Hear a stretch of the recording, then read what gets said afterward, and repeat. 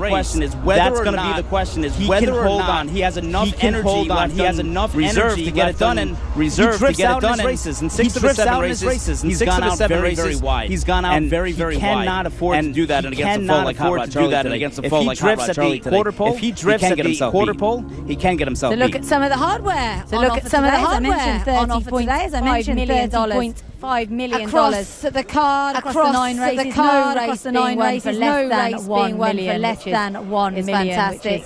It's fantastic. Beautiful seeing them all displayed. Beautiful seeing them all displayed in the winners' enclosure. In the winners' enclosure. She's going to be pretty tightly controlled today. She's going to be pretty tightly controlled today. Many people into the parade ring. Many people into the parade ring. Sometimes those plans don't. Sometimes those plans don't plan. We'll see later on. According to plan, we'll see later on. Pretty quiet in there. Pretty quiet in there. Of life is good. To the subject of life is good. Todd Pletcher trying to build the horse's stamina. Trying to build the horse's stamina with things like this. I mean, I know it's something you did with Mind Your Biscuits when you were preparing for the Met Mile. When you were preparing for the Met Mile, how do you train stamina into a horse? It's long gallops. So instead of going a mile and a quarter in your gallops, you want to go a mile and 3 eighths, a mile you want to go a mile and 3 eighths, a mile and 2 miles. Maybe Hot Rod Charlie 2 miles over here. Hot Rod Charlie, and he's already fit. 3 weeks, and he's already going a mile and a half, alternating going a mile and a half and 2 miles every morning. You see in the morning time we've gotten kind of a treat of being able to watch him train every day. He never wants to stop. He never wants to pull up. He's actually going his fastest. He's actually going his fastest. Assistant trainer exercise has all of her strength and might to get him to just kind of hold back and come back to her. And that's another thing. And that's another thing. A few people were expecting a bit of a gallop this week. A bit of a gallop this week. But Todd said life is good. But Todd said he's been here less enough. is more. Look, Todd Pletcher is a Hall of Fame trainer. Went to the Hall of Fame last year. Went to the Hall of Fame America. He's won almost every race. He's won almost every race over in the States.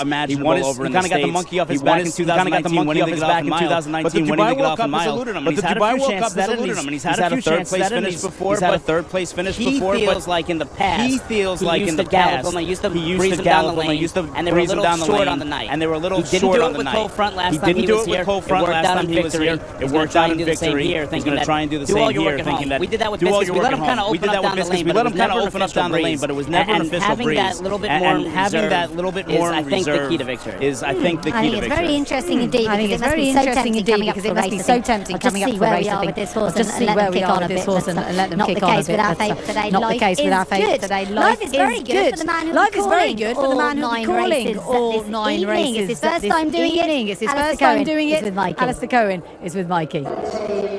Here at Alistair Cohen, race commentator. This is your first World Cup. Tell us how that feels.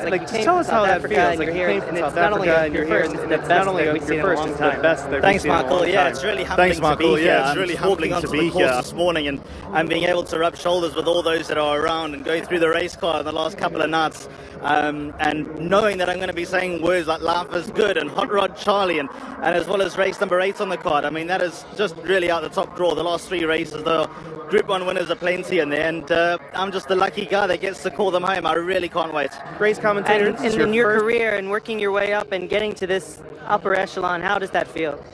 It's been a long way. At the age of 12, winning a commentators competition at the now defunct Clarewood Racecourse, spending 7 years. I mean, I could have become a doctor in that time. Spending 7 years sitting in the grandstand, commentating into a tape recorder, wondering where this is ever going to get me now to the Dubai World Cup. It's been a long haul. My parents made big sacrifices to get me to all the various racecourses in South Africa, just so I could get my eye in, so to speak. And I don't think your commentator's eye is ever in, but it's a confidence-building thing. And having been here all season, and it's probably been the best 6 months of my life.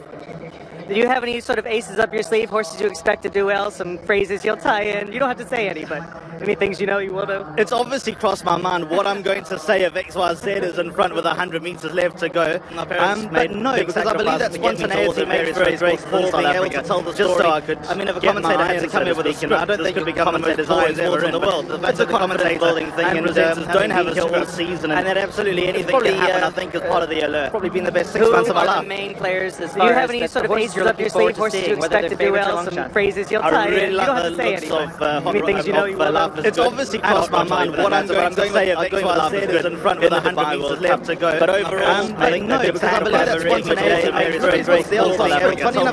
never been a commentator as exhilarating. I don't think it becomes. But I'm looking forward to the Ultra Sprint. It's just commentator dynamic, and don't have a goal this season, and then absolutely anything. Probably dynamic as well. Now, probably been the best 6 months of my life. Dominates. You have any sort of aces up your sleeve horse to expect to be around since crazy outside. I only threw one last time. Things you know, it's obviously crossed my mind what I'm going to say. I think it's time, and that's like the Bible left to go. But overall, I think no, because I believe that's spontaneity. I've never been a commentator as exhilarating. I don't think it becomes. But I'm looking forward to the Ultra Sprint. It's just commentator dynamic, and don't have a goal this season. The trainers, the horses, the judges. You have any sort of aces up your sleeve horse to expect to be around since crazy outside. It's obviously crossed my mind what I'm going to say. I think it's time, and that's like the Bible left to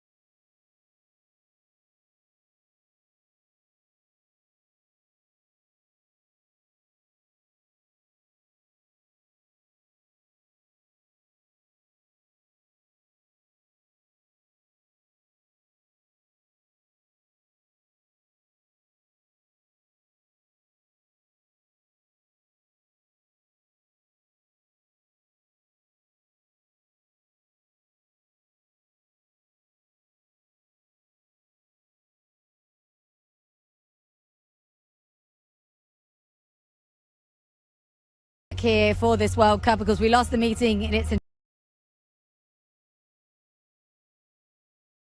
due to COVID. Last year we were sort of invitation only. There were a few people around, but it wasn't fans, and we're going to have a big old crowd here.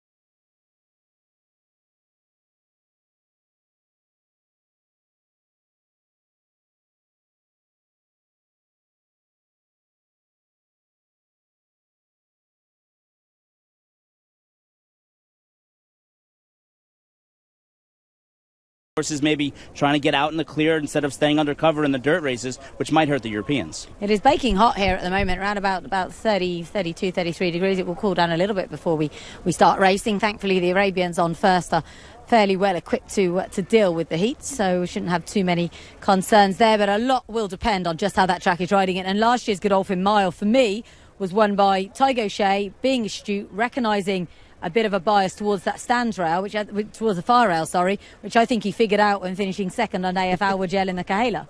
No, it's so imperative that these jockeys pay attention. We saw it here this morning. The Japanese were out here walking the turf course. I know the American jockeys, they do that as well. They did it, I think, on Friday night. The jockey Jose Ortiz, Irad Ortiz, they kind of took a jog around to feel where they think is the best spots to go. But as the day goes on, that's when things will make themselves more clear. Speaking of jockeys, we can hear from one now. Over to Mikey.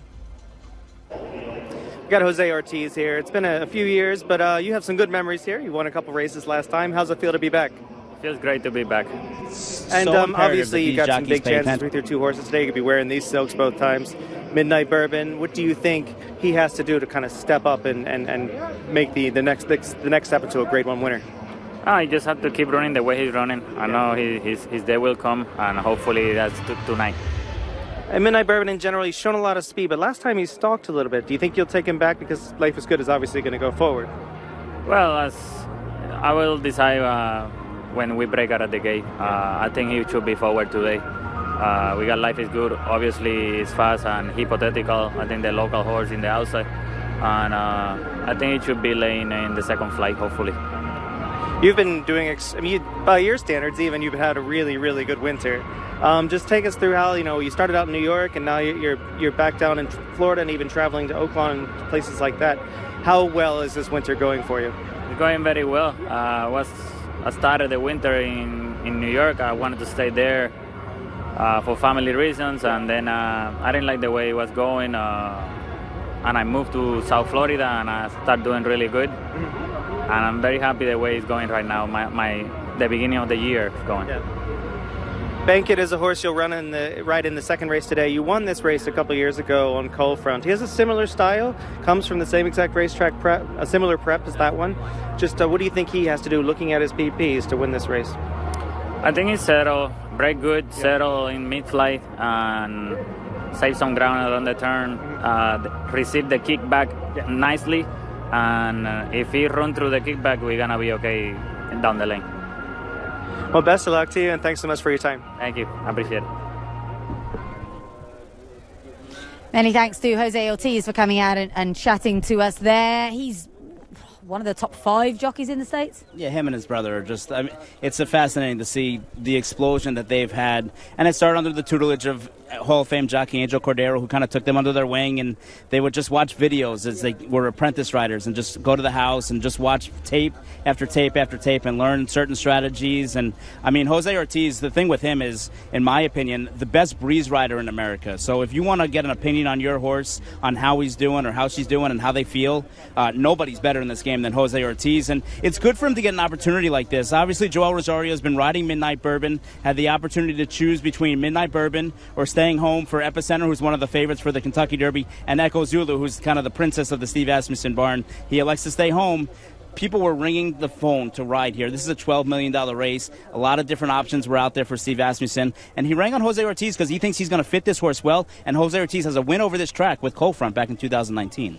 Midnight Bourbon, I think, is 0 from 8 in Grade 1s. What circumstances does he need to win tonight? Does he need the big 2 to underperform, or is there a chance he's naturally progressed from when we saw him last, which was only a month ago? Steve Asmussen's won 9,673 races in his career, okay?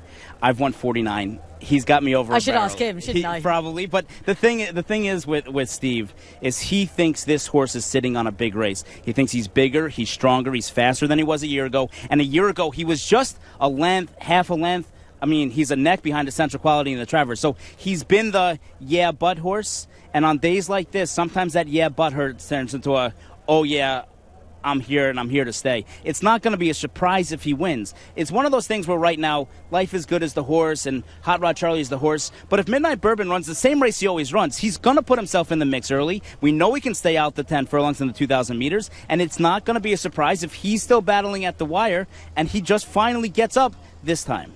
Would be great, wouldn't it? He's been, say, a little bit unfortunate not to have got a Grade 1 win already. Well, one of the talking points of this week's Dubai World Cup build-up has been Saeed bin Saror. Which race will he go to with Real World? Will he go to the Dubai Turf, or will he go to the Dubai World Cup? And he's decided to go for the Dubai World Cup. Why? We can hear from him now.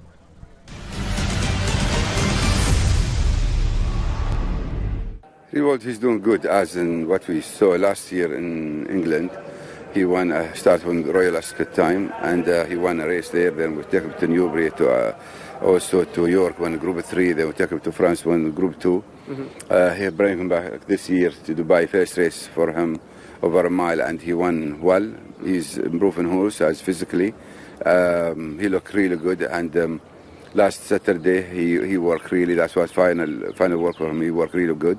I was really happy with him, and he's now spot on for the big race. What made the decision, you obviously it would be very tough in both races. What made you go to the big race? Well, wherever you go, you face good horses. Even if you go the Dubai Turf, you have like another 4 good horses there. And Dubai World Cup is the same. But you give him a chance in the dirt. I know he won before in mile and a quarter in the past. But it's going to be like in dirt. But the good things happening, the draw it can help him. Number 6, and that's make it easy for Christophe. And being 2 turns, a different style race, you think that is better for him? Yeah, but he's tough horse. He can handle the track good, and the good things also Christophe, the track well. Yeah. Then we'll see what happens. But I'm looking forward to see him run big race. It would be a rare World Cup day without a win for Saeed. He's got 8 runners. The Real World thing. I see his rationale. The Dubai Turf is equally strong, but the horse has won on turf here. He won the Seville Mile very, very well. He's 0 from 5 on the dirt.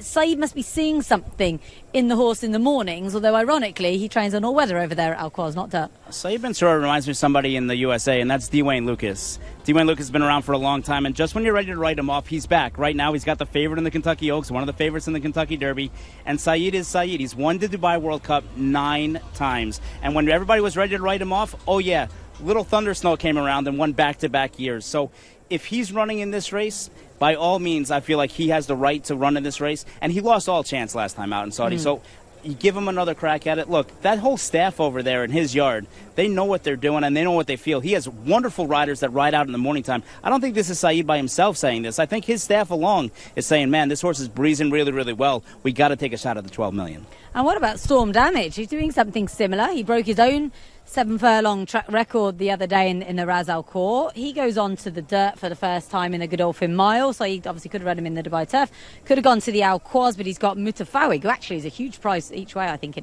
in that race. Storm Damage could do some damage in an open, I think, Godolphin Mile. Well, it's interesting. When they created this race this year of the Ras Al Khor, we weren't sure where was it going, a 7-furlong turf race. Where was this going to lead to on World Cup night? Well, apparently Saeed decided that it leads to the Godolphin Mile, and you're right. Look, that's a wide open race. There's a lot of question marks in there. There's a lot of speed in there, and I would think that Storm Damage would be able to get a stalking trip if he can take the kickback, which is going to be the big question, because normally he's kind of up close, but I don't think he's fast enough on the dirt to lead them out. Yeah, that would be the question. I do think that you're going to need to be away well and have a very handy position early on to win the Godolphin Mile. Indeed, that was what happened last year. And so beyond that, he's got an interesting collection of runners, but Mutafawig will be the one for me I think is interesting in the Al Quoz. He's been running over 7 as well. He's been acquitting himself really well, but it would be a surprise if he can beat Charlie Appleby's big 3 in that.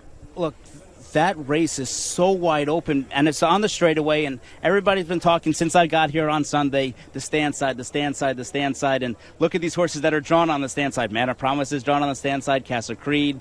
I think, of course, A Case of You is drawn furthest on the stand side. So some of the big favorites are on that stand side. So it's going to be up to the track itself and everybody else to see how the race plays out. But I don't think Saeed's without a chance in there at all, because I think one of any about 10 or 11 horses are certainly live in that race this year. It's interesting, the whole perceived stand size bias in that race, because Justin Byrne, the ERC, who'll actually be joining us a little bit later on to preview the Cahaler and the Godolphin Mile, he said on our breakfast show the other day that it might not necessarily be a bias. It's just that if that's where all the jockeys decide to go, it creates one. It takes a brave jockey to break off from the pack and say, I'm going to go straight. But really, I think you'd equally be foolish if you're drawn in one to try and track across this side. You've just got to go straight. And Storm Damage, I mean, to be fair, Storm Damage ran 1,400 meters earlier on in the carnival, and he was drawn in gate 4 and had no problem. I know it's a little bit longer distance, but he was able to do it. And William Buick came out earlier this week, and he said, look, it didn't matter what gate Man of Promise was drawn. He was going to win, and he was going to win by many. So it might have looked that way because he was drawn so far outside, and he's been drawn outside in his last few starts. But Man of Promise on that day was probably the most impressive winner of the entire carnival, I would think. Oh, absolutely he was, by 4 3/4 lengths, being a Group 1 winner in a Case of You. And we'll hear from William Buick a little bit later on about just how agonising that decision was between Man of Promise and Creative Force. And then you've also got Naval Crown in there as well, who certainly is no forlorn hope for the Charlie Appleby team. Charlie got 5 runners on the card tonight. He's very select with where he puts his horses. Any of them could win, I feel. Yeah, I mean, I think it starts and ends with Bonobo, though, right? This horse, who knows how good he can be. We talk about A Life is Good, and we've hyped up A Life is Good, but Bonobo's the one that's undefeated. Bonobo's 5 for 5. He's done nothing wrong, and every race seems like a thrashing. And at the end of the day, you're sitting there and you're making your notes. You say, this horse is a front runner, this horse is a closer. Bonobo can win from anywhere. It doesn't matter where he breaks. He just seems to always put himself in the race. He's got to be a jockey's dream. Be a real surprise if Bonobo's beaten, but this is the toughest cast he's faced, I'd say. He's got to stay foolish in there. Of course, was a good winner last time in Saudi, and also Baron Samedi, a Group 2 winner for Joseph O'Brien, his only runner on the card. So, yeah, it's certainly not going to be completely a cakewalk, you wouldn't have thought, for Bonobo. So look forward to bringing you the Dubai Gold Cup, which takes place as race 3. We can return, though, for the moment to concentrating on our big race. The Dubai World Cup was born back in 1996, and it's got a pretty interesting history. Here's a bit more.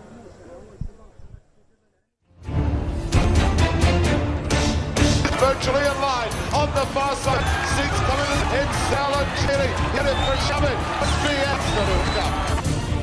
Brigade drawn a gun runner. He is backing absolute paranoid. We see waiting in the war first set. Arrogant, brilliant of the World Cup.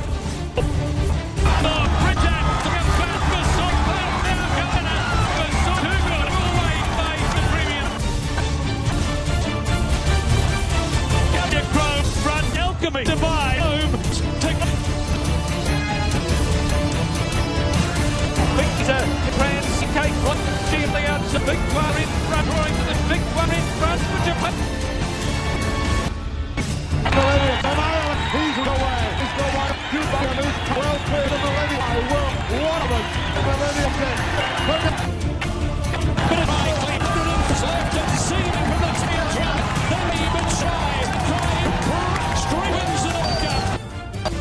fantastic. The way inside the meters, not away by to our wizard, so Magnet. It's going to be a winner. When US, this charges over the bike.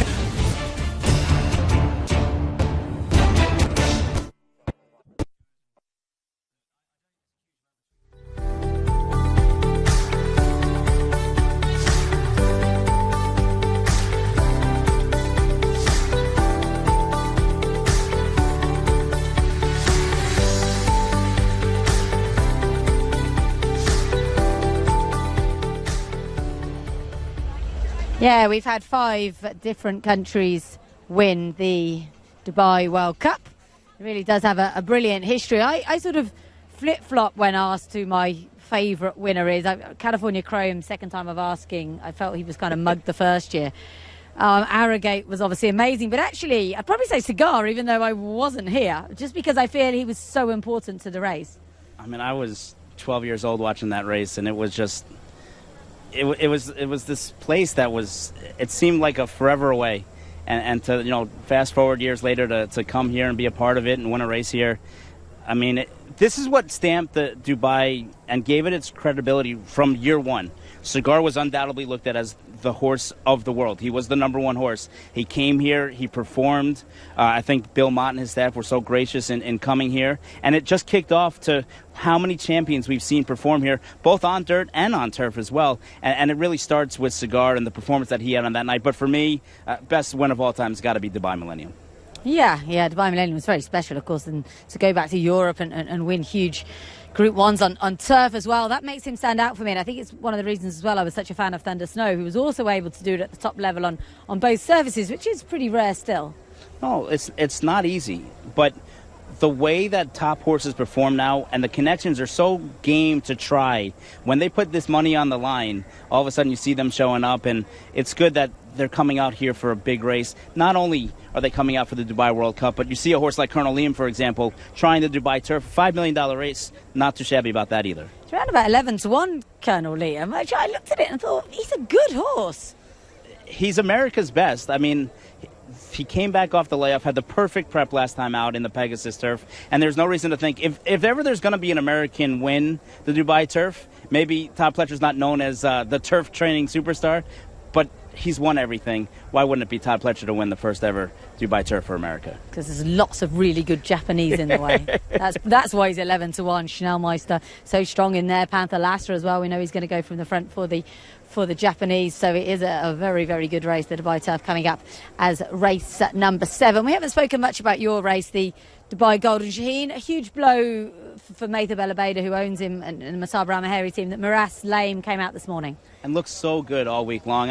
I had kind of racked my brain all week about where I was going to go. I mean, look, the Americans are really, really good, and they're fast, and they have speed, but they haven't done on this track what some of these other horses, some of these other brilliant sprinters have done in the past, where they really take a hold of the track and grab a hold of the track. And watching him train in the morning time, I thought, okay, you know what? His 2 dirt races, and look, it took forever for them to finally move him from turf to dirt, but his 2 dirt races, they looked Americanized. They looked he like went a proper American fast, horse. didn't he? And so I got a chance to speak to the ownership earlier in the week. They said that about maybe bringing them to America for a race or 2. I'd love to see them kind of maybe take that path. But let's talk about the horses that are in here. And you talk about the Americans because they do have that blazing speed. And I think you start with Dr. Scheibel. He was second, beaten just barely a nose in the Breeders' Cup Sprint. I mean, some people thought he won it. Some people thought it was a dead heat. And he came back in the Malibu, which was a race that Minor Biscuits won later on before coming out here, and he was dreadfully bad. And he got beat 17 lengths, and he never looked himself. And trainer Mark Glatt said, listen, he was sick going into the race. I shouldn't have run him. Kind of kicked himself over it, and then designed a plan to get here. This has been their plan all along. It was never to go to Saudi. I thought maybe they should have had a prep race, but they elect to come in here fresh. He's been working really, really fast back home, and had a really fast piece of work here earlier in the week with Antonio Fresu, who basically has breezed every horse in the race that's been here. He breezed something like 7 in one day, did Antonio, on Saturday. He really has been working very hard, helping out in particular the American connections. Well, we can hear a little bit more now about the Golden Shaheen, because Fauzi Nas runs a horse in there called Mabadal, who's pretty much unconsidered, but he's been winning really nicely over in Bahrain. And earlier on this week, Mikey caught up with Fauzi to hear about him and the rest of his squad for tonight.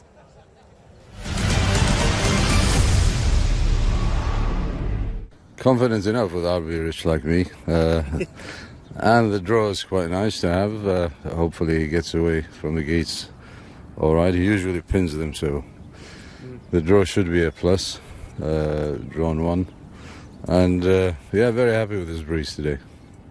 And he's a horse that obviously comes out of a tough race. Has it been a situation where you haven't had to do much since, or have you been steady breezing him? No, I think he's so laid back. It didn't take much out of him, hopefully, to travel.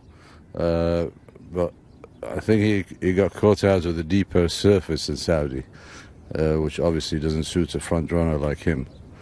And we probably underestimated his fitness going into that deep surface. But here, obviously, it's a surface we know he likes.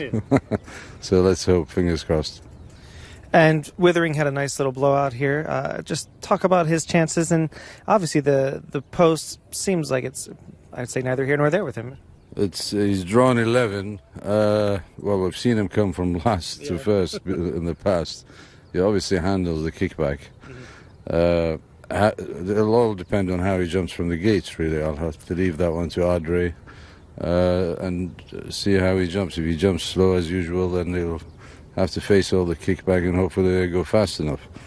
Otherwise, it'll be nice to slot in the mid-pack somewhere. He's been a bit of a revelation. A lot of people didn't expect the Mondialiste to take to the dirt first and then to do it 2 or 3 times here impressively. No, nobody expected that, but for some reason I saw that in him in England when he was with Jamie Osborne. He's got that high knee action, and it sometimes takes to the surface here. And Emperor the Sun is going into the Dubai Gold Cup over 2 miles on turf, and he is one a lot of us haven't seen since November at Bahrain. And just tell us, catch us up on what he's been doing and how he's coming in form-wise. Well, he came in November. He had a hard campaign in Ireland, I think. And there was only the international race for him to run in, which is probably half the distance he wants, over 1.5 miles. So obviously there was nothing else for him to run in, rated 110, wanting a trip of 2 miles or at least 3,000 meters. So we had to wait with him, which is probably a blessing in disguise because he looks a lot better than when he first came. So let's hope, fingers crossed. And Mobato is one that I know you're high on in general. He goes into the Shaheen. It's his first time going against obviously these level sprinters on dirt and a sharp left-handed bend. And how have you approached all these challenges with him? Well, obviously he's been running on turf and beaten everything he had to beat quite easily. Hence why he's rated 113. But we train on the sand track, on a dirt track in Bahrain, and he goes well on it. So let's hope I'm right. Pace-wise, and I know he has no small amount of speed, and you can probably place him where you want at that point. Is he one on this surface, this trained-up surface, that you want him to be a little bit more forward and aggressive? He's usually quite quick out of the gates and gets a good posse. And I'm sure he will be here as well. But obviously it's a different ball game, it's a different class of horses he's tackling, so let's hope. Is he one we could possibly see at the Carnival next year? He looks like one you're positioning to be a future star for you. We'll hopefully change his status to permanent and stay here, especially if he takes to the dirt. He's a spikes down, rated 113, so he probably could be a Carnival horse next year. They really did break the mould when they created Fauzi. He's brilliant fun. He doesn't always actually, in fact, rarely now does he own the horses. He's got a lot of them in partnership, but we don't actually see the Krypton Factor Navy and Gold anymore. Of course, he's already won a Golden Shaheen. His last 2 or 3 seasons here have been very strong. The night could start really well, realistically, with RB Rich Like Me, but he has chances throughout. And that's with the horse that he does own. I mean, obviously in company with Victorious, but how exciting has RB Rich Like Me been? As the first ever Arabian horse that Fauzi ever bought, he decided to go and buy one from America. That was a nice horse in America. Obviously, we don't do a lot of Arabian racing as much as they do here in Bahrain, but I mean, that horse has come here and just sent a statement, right? I think it was in the beginning of the year. The horse won by 15 lengths first time out. And for me, the Arabians are interesting because you never know what you're going to get with them. One day they're good, one day they're bad. RB Rich Like Me has been good every time, and in Saudi, he gave it his all on a track that wasn't really conducive to speed. He gave it until maybe about 200 yards out, gave up the lead, and then still battled back towards the end of the race and comes back to his home track. RB Rich Like Me is going to be tough to beat today. He's going to be very tough to beat. A few people concerned about the distance for him. He drew one, a bit like Life is Good. The favourite draws one. You think, well, maybe that's it. Just speaking of Saudi, 4 weeks between the races. Last year we had 5 weeks. We did see a couple of horses come on from Saudi and do particularly well, notably Derian, who was beaten in the Obey Arabian Classic, came here and of course won the Kahela, and then we also had Chua Wizard, well beaten in Saudi, was second, so it worked out okay last year. The 4 weeks, people I'm sure will have it in the back of their minds. I think 4 weeks better than 3, right? Absolutely. And it's just so tough to come here if you're an international and run a big race, and then you're kind of stuck in no man's land because you only have time for one breeze. At 4 weeks, like the American horses that came over there, they shipped over 2 days later, and they both got 2 works in. That was really, really important for horses like Country Grammar, coming back, making his second start back off the long layoff, and Midnight Bourbon as well. Yeah, it is interesting. As you pointed out, the track is very, very different over in Saudi. It favours the turf horses more. It's got wood chip in it. This is more of a conventional dirt that the Americans would be used to. Yeah, and I think that's why you've seen sometimes in these big races that the Americans have gotten beat in the Saudi Cup the last 2 years. Obviously, it was an absolute shocker this year when Emblem Road came from the clouds and Rigoberto Ramos kind of brought the nation to its feet. But America, they just haven't really performed as well, and that includes horses like Knicks Go 2 years ago and Mandaloon this year. Yeah, it has thrown a few surprises, the Saudi Cup, in its very short history, only 3 years that we've had of it so far. And talk to us about connections. Most of the big names are here from America. Obviously, Todd Pletcher here for the first time in some time. No Steve Asmussen, though. Steve Asmussen staying home. There's something about this filly, Echo Zulu, and obviously in Dubai they get the Breeders' Cup races. I'm able to watch her. She's an undefeated daughter of Gunrunner who's done nothing wrong. She's going to make her 3-year-old debut. This is going to be her only run before the Kentucky Oaks, and he feels so close to her. It really was a surprise because he does love Midnight Bourbon. I mean, all Kentucky Derby week, he schooled him himself. He was on the shank, schooling the horse in the paddock every single day, and he's not that easy of a horse to deal with. Scott Blassie is going to deputize. He got here yesterday, so he also was in Fairgrounds, with Echo Zulu and Epicenter, and it is a surprise because Steve Asmussen does love this place, and he has been here before, but he's well manned with Carlos Rosas, his assistant and exercise rider, and of course Scott Blassie, his longtime assistant. And no Bob Baffert, hasn't done a lot of travelling of late for obvious reasons. Jimmy Barnes, vastly experienced, will obviously be taking care of Country Grammar and Pinehurst. When you talk about Dubai World Cup, it's tough not to talk about Bob Baffert. I mean, his email address starts with Dubai Bob, right? I mean, this means a lot to him, and it started with Captain Steve. It wasn't one of those big fancy horses. It was Captain Steve's that kind of started bringing him over here, and then what Arrogate did in the past. He's won the Golden Shaheen. It's not just this race, the World Cup, that's done well. Country Grammar will be one with the choice, but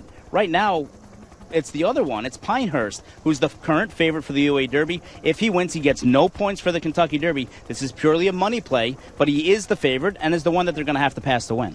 Earlier on in the week, Combustion, the Japanese horse, was favourite for the UAE Derby. I thought he was the worst favourite on the card, personally. I'm just not sure he's going to see out the 1,900 metres, Combustion. Combustion's not built like a horse that wants to go a mile and 3/16. But Combustion's a really talented horse. William Buick was out here this week. They wanted him to get to know the horse. He's never been aboard him before. Obviously, he is the first call rider in Dubai. He's going to ride Magna Cors later on the card as well. So you know that the Blue Silks are there, and he's going to get a chance. So he breezed, and they're like, all right, who is Combustion going to breeze with? We need to get a breeze made for him. He's just a 3-year-old. Oh, here's an idea. Let's breeze him with Chua Wizard, who was second in the World Cup last year. Well, guess what? Combustion beat Chua Wizard in the breeze. He galloped out better than him, and William Buick was skiing on the gallop out as well. He had plenty of horse. Now, look, that was a half mile. It wasn't a mile and 3/16. But, man, can Combustion really, really run? And I do think that he can see out the distance on this track especially because he'll be close enough early, and I think he sits right off of the trip there early on because you know that Bob Baffert's going to go, and Bendu's going to be really, really close. Yeah, I thought Bendu ran a huge race in defeat on Super Saturday in the Abbas Dakir. He's going to probably have improved a lot for that. He's a big horse. He's very interesting indeed. As we take a look from the skies at the iconic Meydan racecourse. And I said to I did a little piece on the radio yesterday, and they said, what makes the Dubai World Cup so special? I said, we've got it all. We've got the stadium, we've got the hospitality, we've got the horses, we've got the prize money. We don't want to get competitive with elsewhere in the world, but a few people, they don't have a fancy stadium like this. This is an amazing racecourse. And it's consistency. I mean, you know what you're going to get, even though it did rain back in 2017. But for the most part, you're going to get a nice day. You're going to get weather. Weather's not going to be a factor when you're training, so you're able to get in and make that walk and enjoy the experience. And the hospitality that they provide over here is above and beyond. You talk about this year we had the post-mission draw at the Dubai Opera House. We were sitting there. We had the first ever Breeze Up sale, which was really unique for all the 2-year-olds that changed hands, 69 of them that were over here. It really is just a full experience. Yeah, it really is an amazing day of racing. Round about 40 minutes now from the first race on the card this evening, the Dubai Kahela Classic. Well, we can find out now a little bit more about what goes on behind the scenes, because a hugely important part of racing anywhere in the world, sadly, is keeping it clean, and the Emirates Racing Authority go to huge lengths to do so, and I found out a little bit more about it a few weeks ago. It's a gorgeous Sunday, sunny afternoon race meeting here at Meydan Racecourse, but I'm here to discover a very different side of the industry, because behind the scenes there's a colossal operation that goes into keeping racing clean. They are testing every horse who will race on that track tonight. So I'm going to go into the bowels of the racecourse and find out a lot more about it.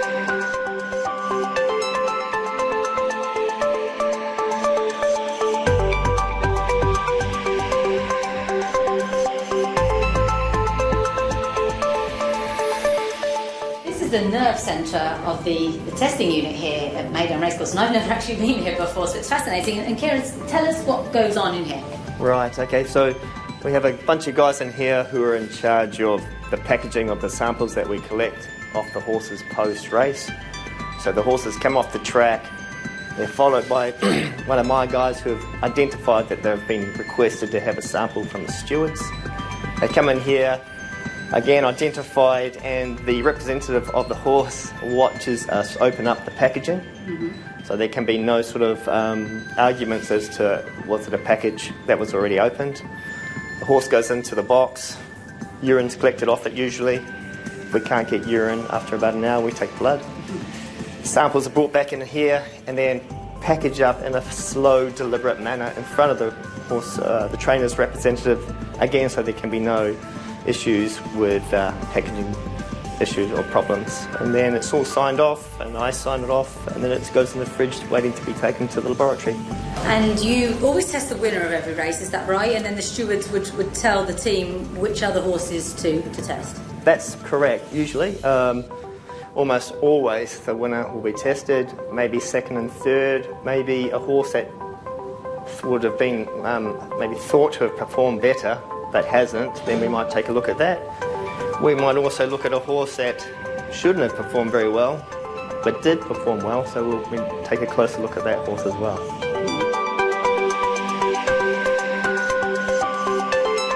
We test for absolutely everything. Therapeutics, banned substances, supplements, the whole lot. All race day samples should be drug-free.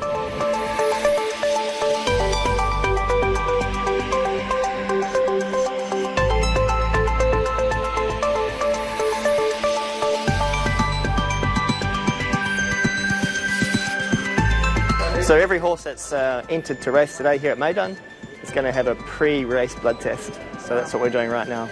So again, every horse is ID'd before we take blood off it. The packaging is opened up in front of the trainer's wraps, and everything's done to a protocol.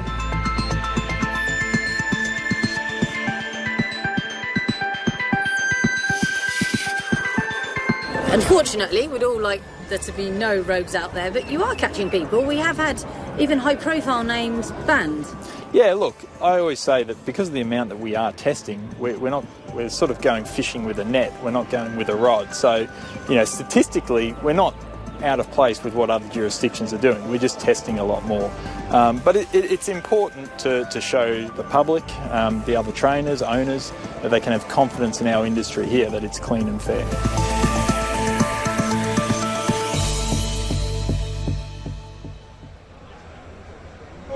It is such a hugely important part of racing. There's 130 runners on the card this afternoon. They'll be testing every single one of them beforehand, after the race, the winners, the place horses, anything that underperform. They really are diligent in making sure we keep our sport clean. Let's head back out to Mikey, who's with Christian De Muro, who's got some nice rides on today's card. He's got a pretty busy day, and you have some live chances, I would say. We're going to start off in the first race, the Kahela. You got Jarif in there. What did you learn about him last time? What are your thoughts on him?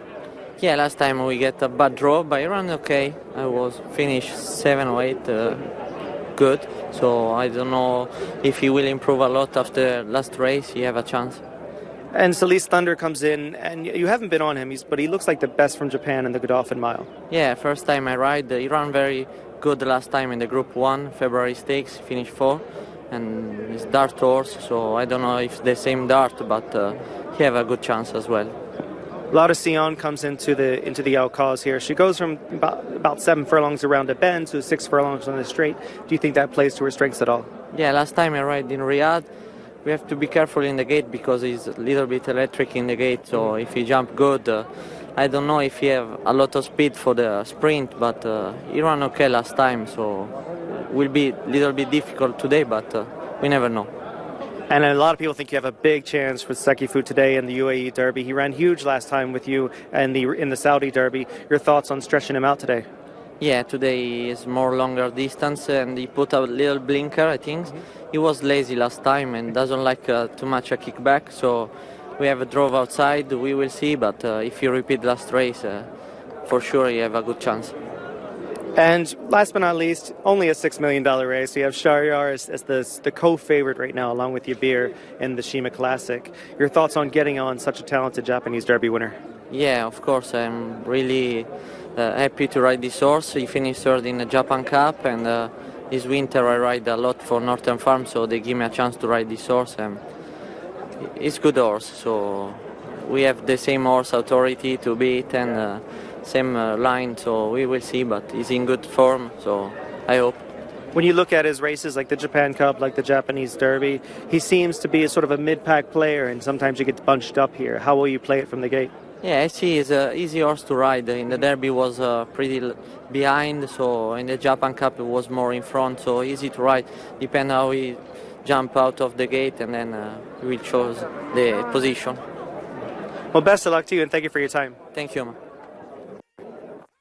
Christian De Muro has ridden, I think, 2 winners in the UAE, and both of them were at Abu Dhabi. He had a little spell here as a local jockey, so yet to really hit the big time, but that could well change this afternoon. Some nice rides as you heard there on today's card. Well, we're joined by Justin Byrne. Great to have you back with us. Many thanks. How many World Cups is this now? You must have done 15, 20? Far too many, yeah. I think my first one was 2002, so I've been 19. I've missed last year like everybody, unfortunately, but yeah, it's one of my favourite days out. This and Super Saturday is what you look forward to. And you were particularly keen to come on and talk about the Kahela. Why? I'm probably one of the weird people that really loves the Arab racing. As you know, I'm involved in the UK with James Owen at his stables, and we've got 7 or 8 horses that we hope to bring out here next year and race out here. We've got a really nice one called Wanassa that we brought off Shadwell, that we got for Gary Alsop, who also has Felix, and hopefully he'll be out here she'll be out here next year running in this race. How strong do you think the Kahela is today? Because I think now we've got Qatar back, we've got the horses from Saudi, Europe, here in the UAE. It's top notch. It's definitely one of the better races for a few years. I actually think it will be a local horse that wins it, a Bahraini-owned horse, but I know Adre was very, very strong on it when the draw came out and they got the one draw. And I think with a shorter running than Saudi, it's going to be hard for them to peg it back if it gets out. But it's a really strong race, and obviously, as you know, I'm good friends with Houses, so if that wins, I'm going to be happy. If not, you wouldn't be upset to see Mr. Nabuda's horse win. You know, he's such a strong supporter of racing here, and worldwide, of course, but I mean, his breeding operation here is next to none, and it would be good for Ernest if that came in, but looking forward to the race. Yeah, me too. AF Alajaj, you mentioned there, that does have a good chance, earned himself a spot in this by winning the Mazra Arawaya last time over, a little bit shorter. The only thing about him, I suppose, Alajaj, he was a non-runner on Super Saturday, which is never what you want, Chad, even if it's a minor thing like a temperature. If your plan is to have a 2-race prep and you miss one, it's not ideal, and it applies later on to Algiers as well in the Godolphin Mile. The only thing I'll say, though, is after he won last time, Ernst wasn't sure if he really wanted to run on Super Saturday. He's been taking him over to Meydan, vanning him over weekly for weekly gallops, and he said that's really helped him, it's really built him up, and he thinks he's going to stay the 2,000 meters, and maybe he just wants to have a little bit more of a fresh horse, and he's not really too upset about scratching, because I know he talked to you last week, and he was very, very confident. He is incredibly confident. Yeah, we put out a little piece on social media, said, how you think you're going to get on? He said, win. He was really, really keen on AF Alajaj. And looking later on the card, Justin, any particular races you're looking forward to once we get to the business end? Yeah, I know it's probably the best race for locals is the Godolphin Mile, but I'm really looking forward to that. You know how much I like Mubaka. I'm a huge fan of the horse. I'd love to see that win. But also, you've got a couple of the sales horses are in it. So I'd love to see Al Nafood run a big race. Secret Ambition has been an absolute superstar. So that race, very, very much looking forward to it. But also the Gold Cup. Manobo looks like an absolute superstar. He is the hottest favourite on the card. He was 1-2 earlier. He's probably shorter than that now, is he? He was 1-2 when I left for hotel. I'm not sure he'll go much shorter because I can't see too much money going on it at that price. It's such a strong race. But his turn of foot, he could even run in the 1.5 mile race with that kind of turn of foot. And, that's definitely the horse I'm looking forward to seeing. Yeah, we'll be hearing from Charlie Appleby more later on about Manobo. But Justin mentioned there the Godolphin Mile. Doug Watson has got a good record in this race. And here he is talking to Mikey about his runners today. We got Doug Watson. I won't go over everything today, just the Godolphin Mile horses, because they're just in about an hour and a half now. We're looking at Mubakar later on. It looks like a horse that is going to be very tough and should move forward. Yeah, I thought, everybody got held out wide in the Burj Nahar, and I thought he ran a great race. I think the track has had him going 20 meters further than the winner, and he beat the rest of them. So he's got a better draw tonight. Speed on his inside, maybe get a nice toe around there, and if he's good enough, he should run very well. And we'll go right on to Golden Goal. He obviously ran huge here last year, got a nice trip up the inside. He's going to have a little trouble getting down there this time. Yeah. Your thoughts on the post and him negotiating that? Well, Pat's good from a bad post. That's what we always say. So, no, he'll do a good job with him. And, he came out of his last race a little tired and had some mucus on the scope, but seems to have come around very nicely. Had a nice work on Sunday, and we're hopeful. All right, well, best of luck to you. Appreciate it. Thanks.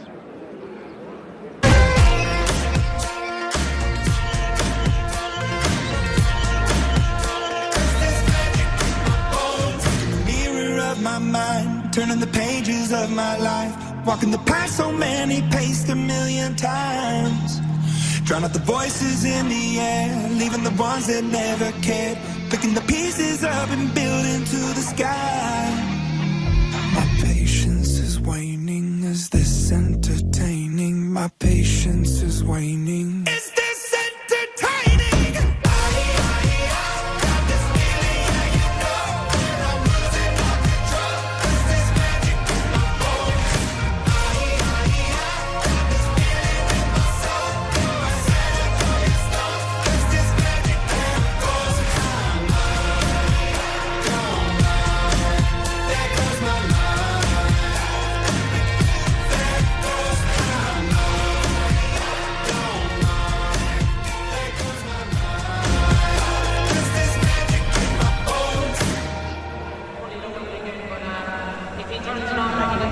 The crowds are well and truly back here at Meydan Racecourse for the 2022 Dubai World Cup. So great to see the frocks, the feathers, the hats. It really is fantastic to have around about 60,000 people with us here at Meydan this afternoon. Before that, we heard from Doug Watson, who, Justin, you're good friends with Doug. He's so helpful with the media, but it wouldn't be his favourite part of the job, and he does get very nervous prior to a big day like this. Well, he gets very nervous before any race meeting. I mean, he's a completely different person from October to the end of March. than he is from April onwards. I mean, you can't get him out.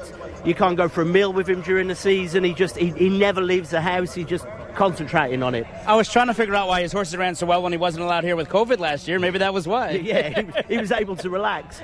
No, I mean, he's very, very nervous before racing, and he is someone that I don't think he particularly likes the media side of things, but he is very, very good at it, and he's very helpful with people. He's incredibly honest as well. If the horse has had an issue or something like that, he's got any concerns, he will generally tell us, which is wonderful. And he's got some nice chances today. I agree with you about Mabaka, but no hot favourite, so no pressure on him, which might be on Bupat Seymour. Of course, there's Al Nafud, who is a pretty hot favourite. Yeah, I mean, I think he'll feel the pressure for Mubaka, because I think on Super Saturday, Mubaka was very unlucky not to win. You know, it was kept 6 wide the whole way. If you actually look at Trackers, I think it did something like 30 metres more than the winner. And the winner almost had the perfect race, was covered the whole way. The doors opened for him in the final furlong and a half, and he was like a fresh horse starting. So I think he'll feel the pressure with Mubaka. And if Mubaka had won on Super Saturday, I wonder whether it would be the favourite today. So he'll kind of feel that. Is it in a way, do you think, Chad, a blessing that he didn't win on Super Saturday? Because we've had in the past horses trained by Doug and other people run massive races on Super Saturday, a big number, as you Americans would say, and then they kind of bounce. They can't produce it 3 weeks later. We've seen it the last 3 years from Doug in the Godolphin Mile. He's won basically the race 3 weeks out, like a good thing, and he's become the kind of the post-line favorite, and they have disappointed. And, you know, you talk about Mubaka, but Golden Goal kind of comes in a little bit under the radar because his last race was so bad. But you know what? His last race last year before the Godolphin Mile was pretty poor, too. Yeah. He was 5th that day, beaten 7.5 lengths, and came back and ran an absolute cracker to run second.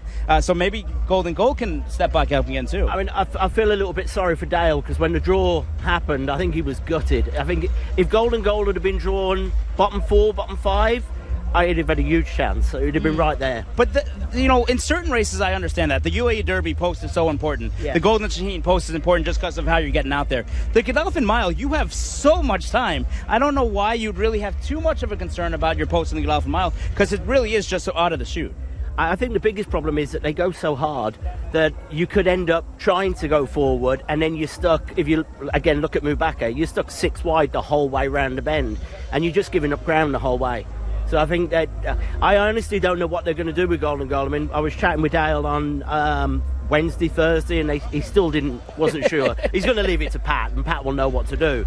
But I think the unlucky horse, strangely, not to be in the race is Everfast. I think if he'd have been in the race, he'd have had a huge chance. It's a very bizarre set of circumstances this year that 105 gets you into the Group 1, but doesn't get you into the Godolphin Mile. But the Godolphin Mile filled up, and years gone by, 100 would get you into the Godolphin Mile. Well, I mean, if you look at some of the horses in the Godolphin Mile, he's finished 10, 12 lengths in front of them. You finished second in round 2, round 3, and he had more chance, strangely, of getting into the World Cup than he did of getting into the Godolphin Mile, which is surreal.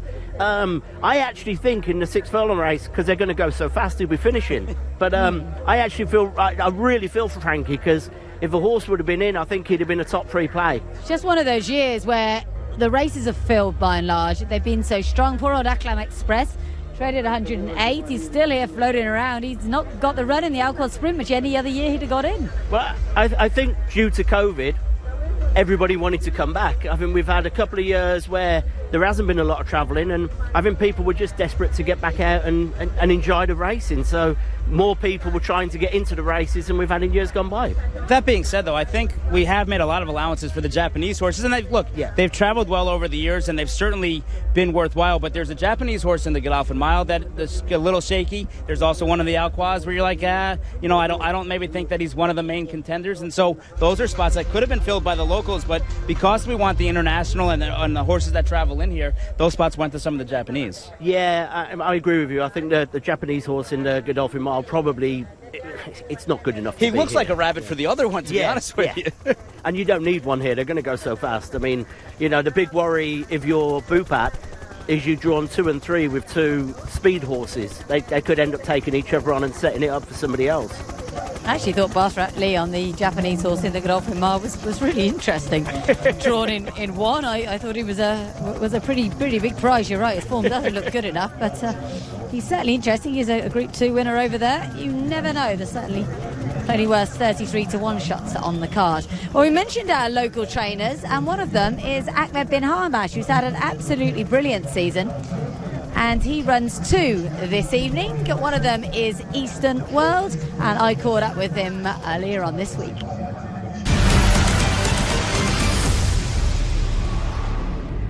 Well, first of all, congratulations on a really good season. Are you pleased? Thank you. Yes, we are pleased about this, and we thanks all the owners. They've been supporting me and supporting the stable with the new horses.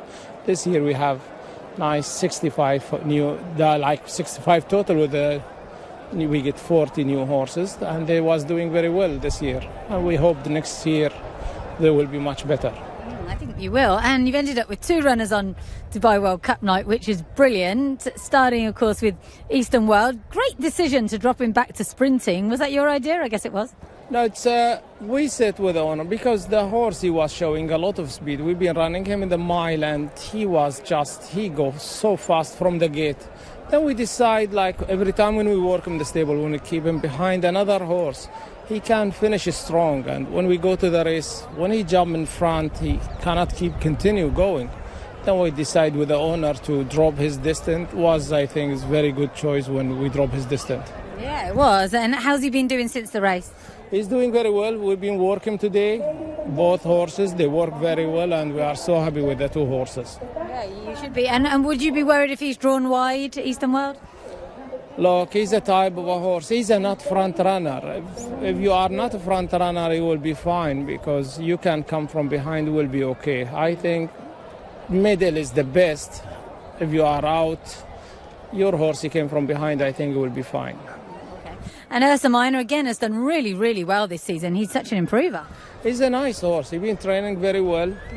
We ran him first time out in the dirt, and the horse, he came back to the yard, he wasn't very well. Like his enzyme in the blood, like he started to be tying up, and we get him very well, like just in the end of the season. And when we ran him first time out, he wasn't fit, just we give him a run when he finished 5th, and then he ran 3rd, then we ran him, he win the race. And we decide with Hamdan, we say, okay, if they give him, if they give him 90, we are going to the Super Saturday, and he ran very well, the horse. Yeah, he ran really, really well. And how do you think he'll get on? I mean, it's obviously a big step up in grade, really. He's a tough horse, I think, in this race. He will be fighting. He will not go lower than top 5. He will be there.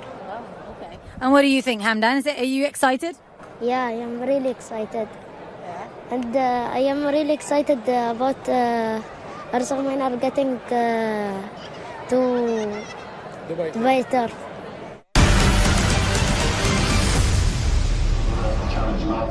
We got Evelyn McDermott here. No one better to talk about fashion at the races and at the biggest race in the world. How is your World Cup going so far? I know you just got here. We've literally just got in the game. I was here a little bit earlier, though. I seen all the pre-arrangements here, and it was absolutely fantastic. The excitement building up to this week, I can't explain. It was just fantastic. Now, you're a world-class milliner, and first of all, did you make what you have on right now? I did. This has been my 24-hour all night. So I have been dressing a lot of people here at Dubai World Cup. Lots of last-minute orders and lots of people getting dressed up and getting tickets last-minute choices. The hype has been amazing, and I think people only realise this week how the World Cup was back and Dubai was back, and we're all here. You've been busy styling and making hats and making people beautiful. Have you looked at the beautiful horses? Who do you think is going to run well? I am with Hot Rod Charlie today. I am a big fan of him, and I just really, really want to see him do well today. Also, local trainer Bhupat Seymour has a few out here today, and always supporting Bhupat. So try not to have favourites because I have a lot of friends around this parade ring today, and I'm supporting them all. And I just want everyone to go out there, have a great day, and all the jockeys' horses come home safely, and that'll be the main thing. Thank you so much. You look beautiful. Have a great day. Thank you. We're heading over to the best dressed lady now for McGettigan's. We've done the finals. So yeah. She looks amazing, does Evelyn McDermott. Always said she's responsible for my hat. She was organised this year. I had it 3 days early. Sometimes I get it the morning of the race. It's great fun. I never know what she's going to create, and I completely trust her because she is brilliant. You're looking very smart, Justin. You're a little bit warm over there, though. Just a tad, yeah. They've put us right in the sun. I can't wait till that goes beyond the grandstand.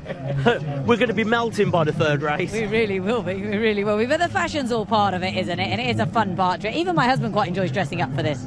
Well, he looked smart last night as well. I bumped into him last night and he told me to go home early because of being on the telly. Did he indeed? Well, we're not too far away from the Kahela Classic, the first of our 9 races this evening, also the first of our 6 Group 1s on the card. A few connections already made it into the parade ring, and this is one of the many races on this evening's programme that is a full field.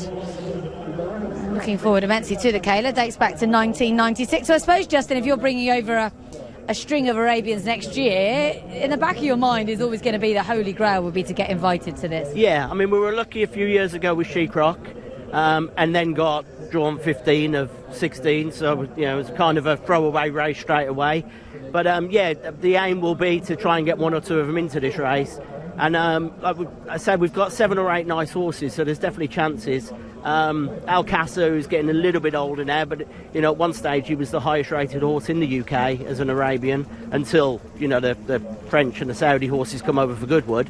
But we're looking forward to bringing a nice few horses over here. James is going to come over and train, hopefully, and if that goes well, it could lead to more possibilities of hopefully 1 or 2 of the owners here sending horses back to the UK and supporting the racing there, like Shadwell have over the years. It's a great idea, it really is. Well, our Arabians are up first. It's the Kahela Classic.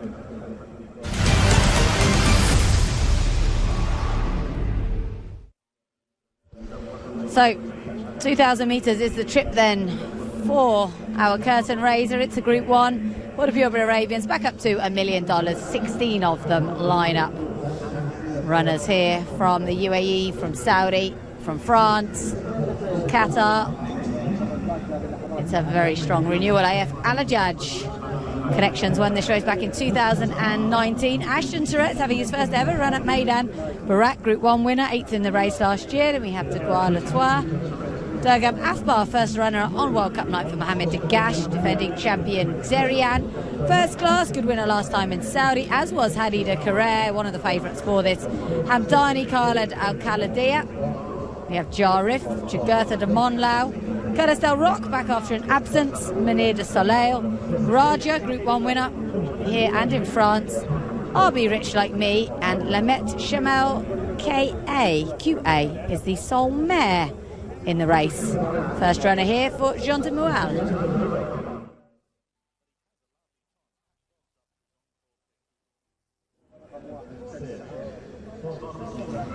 So here's a look at number 1. This is AF Al-Ajaj. Would have a leading chance, Chad, but does have to tackle this distance for the first time. I think he needs to go a little bit further, but he's able to sit kind of in that first tier of the second pack. And there's going to be a lot of speed in here. We know how fast RB Rich Like Me is, but the fact that AF Al-Ajaj can sit, and I mean, you watch that last race, Tig looked like a winner every step of the way. It was just a matter of if, not when. Yeah, no, he was travelling beautifully for the whole race, and I know there was queries whether it would stay the 10, but I don't think there's a problem at all. I think it would be travelling beautifully, and he will be. I think he's the one that could pick up RB Rich Like Me when it comes to it. If you go back to the Saudi race, I think the running was possibly a little bit too long for him, where here I think he's got a huge chance to close on him. Ashton Tourette's is fancied by some shrewd judges. For me, he's got a lot against him. Notably, this is the highest grade he's ever faced. I know he was second in the President's Cup, but this should be tougher. It's on the dirt. It's a good race. I think from the 12 stall it's going to be difficult. I mean, again, I know you've got a little run into the turn, but they go so fast. If you're stuck 3-4 wide, it does make a huge difference, especially on the dirt this time of day. You do find it tends to favour the front runners. So I think he might struggle myself. I know a few judges like him, but not for me. He does have a tendency to miss the break as well, Ashton Tourette's. This is Degois Latois, who's won really well in this sort of race before. He was third in Maximum Challenge Round 2 last year, but he's never really, to me, looked like winning a race of this magnitude. If he places, they'll be delighted. Yeah, I think they're targeting a place. He's one of those horses who's probably in the race, a bit like when we raced She-Croc, that you were hoping to pick up a check. rather than hoping to win. Same applies to Durgam Athbar. We'll look at him in a moment. But this is Barak Chad. He's a Group 1 winner. He was 8th in this race last year. He hasn't looked the same horse this year. Pat Dobbs elects to stay with him, and rather than Ashton Tourette's, he's been riding kind of both of them. So interesting to note that. And the thing with Barak is he missed the jump last time. He kind of spotted the field 2 or 3 lengths, and Fernando Jara was able to kind of slow the pace down and kind of lost all chance. I mean, if Barak can get back to some of his earlier races, his second behind RB Rich Like Me puts him in the mix. Yeah, I think he has to break though. That's the key for him. Durgam Athbar shouldn't be quite good enough, but he did run really well over in the New Manifa Cup in Saudi last time. That was on the turf though. He has won on dirt, but at a much lower level than this. His trainer Mohamed Dagash is having a fantastic season, and with an exceptional run, this horse can maybe finish in the placings. He was second to Raja in a Maximum Challenge Round 2 over 1900 metres, which is what has earned him a spot in this one. We've had several dual and triple winners of this over the years, and Derian is aiming to do that again. He was 5th in Saudi last year. He was 4th in Saudi this year. In theory, that gives him a stronger chance, Justin, but he's been drawn in 16. Yeah, but the draw again. I mean, you look at this race and you think anything drawn above 10 is going to struggle to get into it early. And I do think with the, as I said a little bit earlier, with the dirt riding fast early, it's going to be difficult for all of those drawn from high numbers. The thing that's interesting about that horse, though, is they say in Saudi Arabia he gets really nervous in the paddock. It's a little bit of a different setup in all the different tracks that you go to, and for whatever reason, maybe Derian just can't handle the lead up to the race, and that causes him to run not as well. Where here he looked a picture last year, and right now he's really, really looking good in the post parade in the paddock. It's great. We're looking at his first class, who's won 5 of his 16 starts. He's a Group 3 winner in the US over 1,200 metres, but he won that New Manifa Cup over in Saudi. He's also won on dirt in Doha and at Lone Star and at Delaware. But this is horse they've all got to beat, I think, as much so like Rich Like Me. Hadi de Carrere is a gorgeous little horse. He comes here with a 4 from 7 record, and Thomas Forsey trains him. He's never won this race, but he's the man when it comes to Arabians. Yeah, I mean, I'm quite biased. I mean, obviously, I'm a huge fan of RB Rich Like Me. You've got to look at Hadi de Carrere, and look, there's no better jockey on the Arabians than Olivier Pellier. He's absolutely world class on them. But I think outside of those two, you probably look at Tigers. But I keep, every time I've looked at this race, I just keep going back to RB Rich Like Me.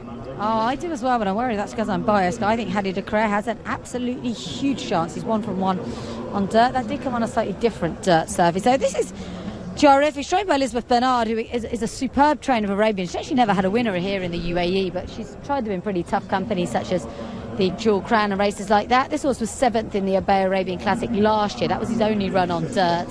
Last time out, he was quite well held behind first class in that New Manifa Cup, so he's probably going to struggle. Together de Monla, though, is interesting. He won the main prep for this. He's quite unexposed on dirt. I think he can pick something up here, Chad. The question with him is, does he need the lead? And if he needs the lead, is he faster than RB Rich Like Me? I don't think he can make the lead over RB Rich Like Me, and if he can't make the lead, Fernando Jara is going to have to put himself in a spot. But we've seen this before. He won on that Doug O'Neill horse earlier in the carnival that was supposed to lead and dropped all the way back and ended up winning. Fernando's been here for a while, and you talk about Dubai World Cups. How fitting would it be if Fernando Jara can get a win on Dubai World Cup night? Yeah, it would be amazing, wouldn't it? He's not particularly busy this evening, Fernando. This is Raja, and I spoke to Masar Brown Maheri's assistant the other day, Azam Ali, and I said, who's your best on the card? This was before Miras came out, and he said Raja. But Justin, Raja was very disappointing on Super Saturday, only managed a lacklustre third. Well, I think he was like everybody's pick. I mean, I think all the lads were on him on Super Saturday, and he just didn't turn up at all. And if you, I mean, without being rude about the Super Saturday race, because of Saudi, it was a lot weaker than this. And if you couldn't win now, I think you're going to struggle here. As a brief look at RB Rich Like Me, we'll come back to him in a moment. This is Lamat Shamel QA, first runner here, as I mentioned, for Jean de Mule, also the first ever runner here for Olivier D'Angin, the jockey. And this one comes here with kind of interesting form, really. Was quite well beaten over 21,000 metres, then won over 1,400. He's probably up against it, would you say, Justin? Yeah, I'm not sure she'd be suited to the trip either. I think she's probably better over slightly shorter. Obviously the weight allowance for the fillies will help, but again, I'm not sure she's quite the standard of some of the others in this. Yeah, so A little while since I feel he won it. Of course, Saigo Shea won it on Mizna back in 2008. But there's others in here with much stronger claims. That's for sure, as Alajaj heads out. We've got it is, I think, quite evenly matched between our local horses and those coming in from abroad. We didn't talk much about Curlis Del Rock, Justin. Interesting horse, looked very, very good at the start of the year. Not seen since December, sold and has suffered a setback. That's why we haven't seen him in a while. Yeah, that worries you. I mean, having not run for a while, you kind of think, will it need the run? Is it 100%? Again, it's another one of those that you look at it and you think on his best day he'd be there, but at the moment I couldn't be sure. Well, the thing with Curlis Del Rock is at the start of the year, the track always seems to play kind of more towards speed, and he made the lead early on and just kind of extended it. He looked really good visually, looked impressive, but did the track kind of help him a little bit? And the fitness level of some of the others might not have been there yet. 100%, but I think it'll play like that today. Like the early heat, the dirt will be fast, and I think it will play like that. But whether he's, having had such a long layoff, whether he'll be good enough to be up there is the question. Yeah, he's an interesting horse. He was kind of mopping up races at a much lower level over at Al Ain. He was owned by Aratmani Racing, and they said last year this is our Kahela Classic horse for next year. Someone came in with their checkbook and they thought, hey, this is their Kahela Classic horse. So I'm glad he's made it to the race. It has been a long range plan, but he's going to struggle, I think, as we said, off since winning that Majani Stakes, beating Harab, who's won a Group 1 since, so that form's strong. But that was back on the 16th of December, so things have not gone according to plan since. I think this is a gorgeous Arabian Chad. I had a good look at him yesterday morning, Hadi de Carrere. He's by Nishan, who was a fantastic horse owned by Ali Haddad, who won, I think, 3 Maktoum Challenge Round 3s here. Olivier Pellier's won this race 3 times. He is going to be very hard to beat, even for RB Rich like me, I think. He sat the perfect trip, though. Everything went his way. And in the Arabian races, that's not something that always happens. So sometimes trip is dependent, and that's why they make such a big deal about the draw early on and stuff like that. He's certainly the class of the race, but, I mean, he didn't beat RB Rich Like Me by much, and RB Rich Like Me is coming back home. Yeah, and this is that race that we're talking about, Hadi de Carrere beating RB Rich Like Me, and it was, I was watching it with a firm eye on Adrian, what he was up to, and they hunted him all the way around, Justin. He was just a sitting duck. Well, and it's such a long run in Saudi, but if you watch the race back, once he's beaten, or once the horse has gone past him, Adre's not tough on RB Rich Like Me, and I think, I like speaking to him on Wednesday, and he was very confident with a shorter run in, he's going to turn in. I think he's going to kick, and he might get 2-3 lengths. And the thing that's interesting, look, this is the first time Fawzi Nas has ever trained an Arabian horse. He's been breezing this horse with thoroughbreds. He came out here earlier last week, and he actually outworked a thoroughbred that was rated 90, so it wasn't like a bad horse. And he did that all winter long because he didn't have another Arabian in the yard to train him with. Well, he actually did, but the other Arabian wasn't very good, and has turned out not to be Hollywood doesn't like to hear that. Yeah. Hollywood doesn't like to hear that. But, strangely, now Fawzi he did train Arabians in Bahrain and did very well with them. Because when I brought Sheikh Rocky, he called me and said, you do know I was champion purebred Arabian trainer in Bahrain. And I said, well, we brought it with Irwin. It would be very cruel to take it off him. This is our best piece of local form, really, because this is a course and distance prep. Jugurtha de Monlau was quite new to dirt racing at this point. He was the exciting one going in here, but we did all, as Justin said, we did all sort of think Raja was the one to catch. It was a nice front-running performance from Fernando Hara on Jugurtha de Monlau, but he's drawn in 10 on this occasion, and as he said himself when I interviewed him earlier on this week, Fernando, he said, there's a lot of quick horses to my inside. I'm just going to have to play the start, and I think really he's in the lap of the gods, see what happens early. It's whether or not he can get the lead from out in 10. When you're 18 years old and you win the Dubai World Cup for the home team like they did with Invaser, it's one of those things where I think Fernando Hara is going to have ice water in his veins, and he's okay like playing the break. It'd be a little bit different than some of these other jockeys that's just their first ride on World Cup night, getting the jitters out of the way. Fernando's an old pro now, even though he's still a relatively young guy. He's not going to have any concerns, and he can play the break and kind of like the American jockey that he used to be, see what develops to his inside, and then decide to make a move. Yeah, I don't think he'll be worried, and he's one of those, he'll get out quickly. If he gets across and is sitting maybe too wide up there with the horses, I think he's got a hell of a chance, though. It's definitely one of the horses that you'd put in as the outside pick to run a big race. Yeah, I think so as well, just because he's so unexposed. And he's trained by Jean-Claude Picou, who also has Barak in here. Jean-Claude has had 16 runners in the UAE, 5 of them have winners, and I'm pretty sure 3 of those wins have come in Group 1. So that is some record. Yeah, he certainly knows how to train the horses to win. I think last year he had something like 4 runs at all 1. It was just a phenomenal achievement out here. Yeah, did very well. Barak, who was a very tricky horse, previously trained by Jean de Rual, and done well with his Jagurtha de Monlau as well. As I said, his only exposed. It's only his 3rd start on dirt this evening, and he won one of them, as we mentioned. What circumstances would Raja need to bounce back here, do you think, Justin?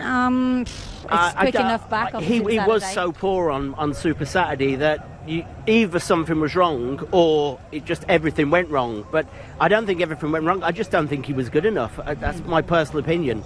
I hope I'm wrong for the owners and the horse and jockey, but I really don't fancy his chances from there. But Raja's done this his whole career. It's not like Raja is the consistency that we've seen from the RB Rich Like Me's of the world, that every time they lay it on the line, Raja runs his race and then he doesn't run his race. So if he's on an on-again, off-again kind of angle, today is on again, and it's the right day to be on again. Well, you'd prefer to be on today, yeah. I mean, this is a race you target and you want to win. And I agree, he is one of those horses that doesn't turn up every time. In all fairness, there's a lot of Arabians are like that. It depends on their mood. They're very clever horses, and it depends if everything goes right for them. And they can, using the old term, they can throw the dummy out and, not want to try. I'm just wondering about RB Rich Like Me, who doesn't have a habit of missing the break, but traditionally why sometimes connections don't like one is if you do miss the break from there, you do find yourself in a difficult position. No, and that's the concern later on the card with Life is Good. Even though he has been so brilliant and has that early first step like RB Rich Like Me, Audrey's a pro, though. He's been here a long time, and he's really good at playing the break, even in these kind of races.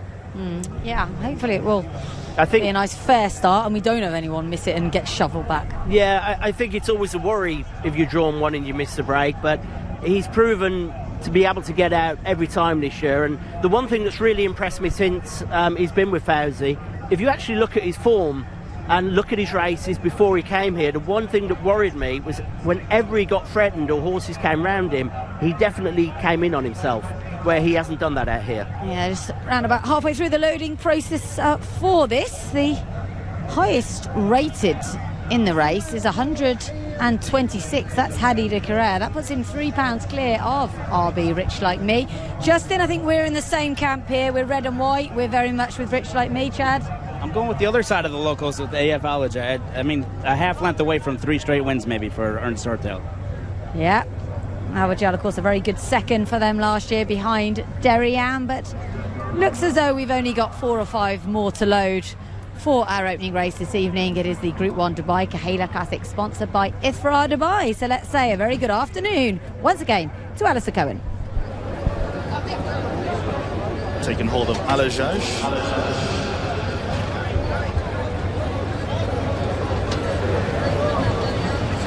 Alajaj now facing forward.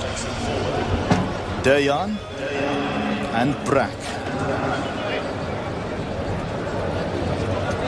Up comes Derryanne. Brack will be the last one. Purebred Arabians for $1 million. Time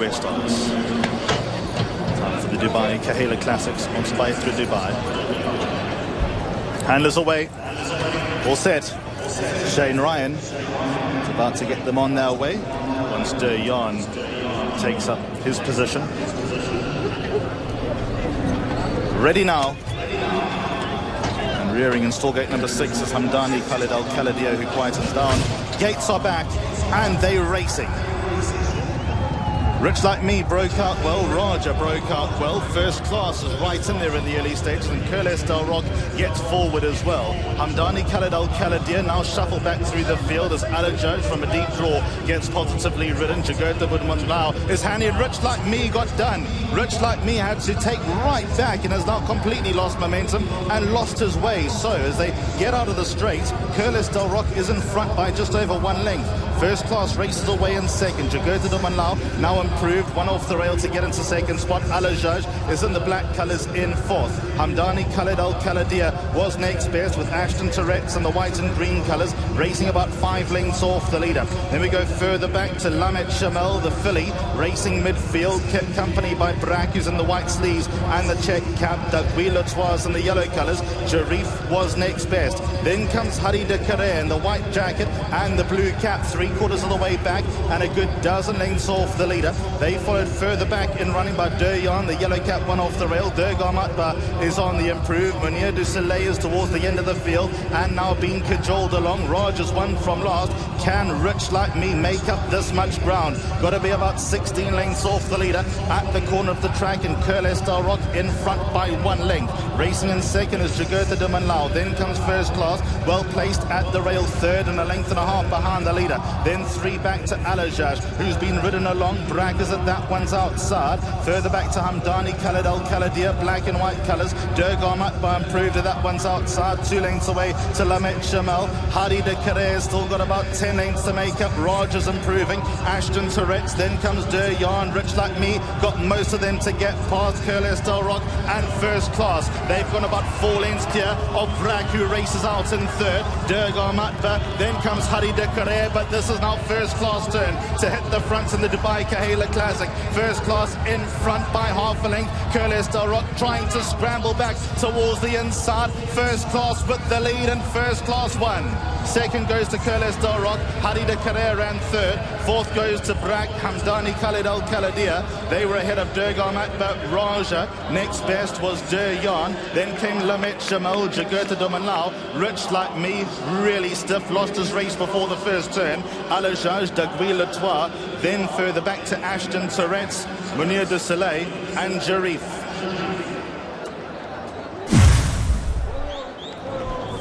Well, a dramatic start to proceedings here this evening. RB Rich Like Me really had his chance completely gone. He was wiped out at an early part of the race, and we had a tremendous battle. First Class, the winner for Alban Jamil, who's been at the top of the tree when it comes to training Arabians for very many years. And Ronan Thomas, his first ride ever here in the UAE, and he wins the biggest Arabian race of them all. So that was, dramatic, Justin, we can say, and heartbreaking for Fauzi and the connection. I mean, that's one of the reasons why people don't want the one draw. I mean, you Absolutely. know, I want to see what happened again, but it looked like he was completely taken out. I actually thought the horse had broken down for a second. I thought he had, I think he's okay. I mean, he did his best to get back into it, Adju, but it was never going to happen. And this is an interesting horse, Chad. He was over in America, as we mentioned. He was a Grade 3 winner over 1,200 metres. Has done very well over in Qatar, and came here after winning the new Manifa Cup in Saudi just 4 weeks ago. Well, you thought it was going to be an American horse who made his last start in Saudi, and it was just the other one. He ran actually on the Friday in Saudi and won kind of the local prep from the horses that were eligible from the Caribbean countries and those kind of foreign countries coming from Qatar. He's never been worse than fourth in 16 lifetime starts, now 17 lifetime starts. He's won on dirt, he's won on turf. The trainer said when he first got him, he was a nice horse, but it was very, very difficult to train, wearing blinkers. He wouldn't go in a straight line. It took time for him to come around, but when he did, he said he's just gotten better and better as time's gone on. And what about a family reunion? Because he also trained his father, De Hess, as well. Yeah, he was an amazing horse, particularly on the turf, if I remember rightly. What about Curles Del Rock, though, Justin? Yeah. You and I, we both rode him off. We knew he'd had an injury. Absolutely superb ride by Patsy Cosgrove. I mean, he's literally got him up there, and he's coming back at the end as well. I mean, he was so unlucky because he starts trying to get his... I mean, if you look how he's trying. He's really trying to get his head back up there. Brilliant ride, though. And to be fair, if you look, we did say Heidi de Carrera was going to struggle to make the ground up, and that was proven to be true, but also huge ride by Barak to finish fourth. Yeah, absolutely. Great run by Barak. I'm sure Jean de Pico would be very happy. Hadi de Carrera third. Hamdan Khalid Al-Kahal was fifth, and Durga Mathbar, first runner on the World Cup card from Hamid Dagash, has finished a very solid sixth, picking up a nice check. But it's all about First Class, the somewhat surprising winner of our opening race this evening for Alban Demure. He's had plenty of success here in the UAE. This is his 15th win here. But Ronan Thomas, based over in Qatar for some time, has got a good association with this horse. He's ridden him on his his most four recent starts anyway. And he gave a lovely celebration. He was absolutely delighted to to win this, but you can't help feeling what might have been for Adrian. You can be the best jockey in the world and that happens to you, Chad. What can you do? There's nothing you can do. I mean, that's why it's funny, because when the draw comes out, people go, life is good, got the one, happy days, life is good as a winner. But you see, anything can happen in horse racing. And even though you have 2,000 meters, you say, oh, you can come back. I mean, I think Alistair got a little excited because he put himself back in the race a little bit towards the end, but it's just so much difficult to pick up as much ground as he lost, and the energy you have to exert to get up there. And then finally, kind of towards the end, Audrey does the right thing and takes care of him. But he's a horse that I think he'll be back hopefully again next year and take another crack at it. Well, I mean, to be fair, he almost stopped. Like, literally before the post the first time, the horse is almost standing still. So to actually get back in the race was some achievement. But I still have to see what happened again. I mean, it was hard to see who came over him. But such heartbreaking for Fauzi and the team. It really is heartbreaking. That's the word for it. We'll take a look back at the race in a moment and see if we can pick up exactly what happened.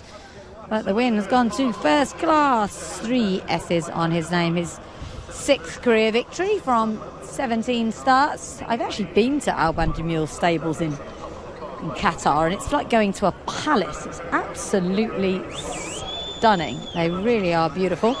This horse owned by Nayef Saad Al-Kabi, his first runner here in the UAE. So he's going to be thinking this game is easy. And a no-show from last year's winner, Derian. I don't know if he was involved in the incident.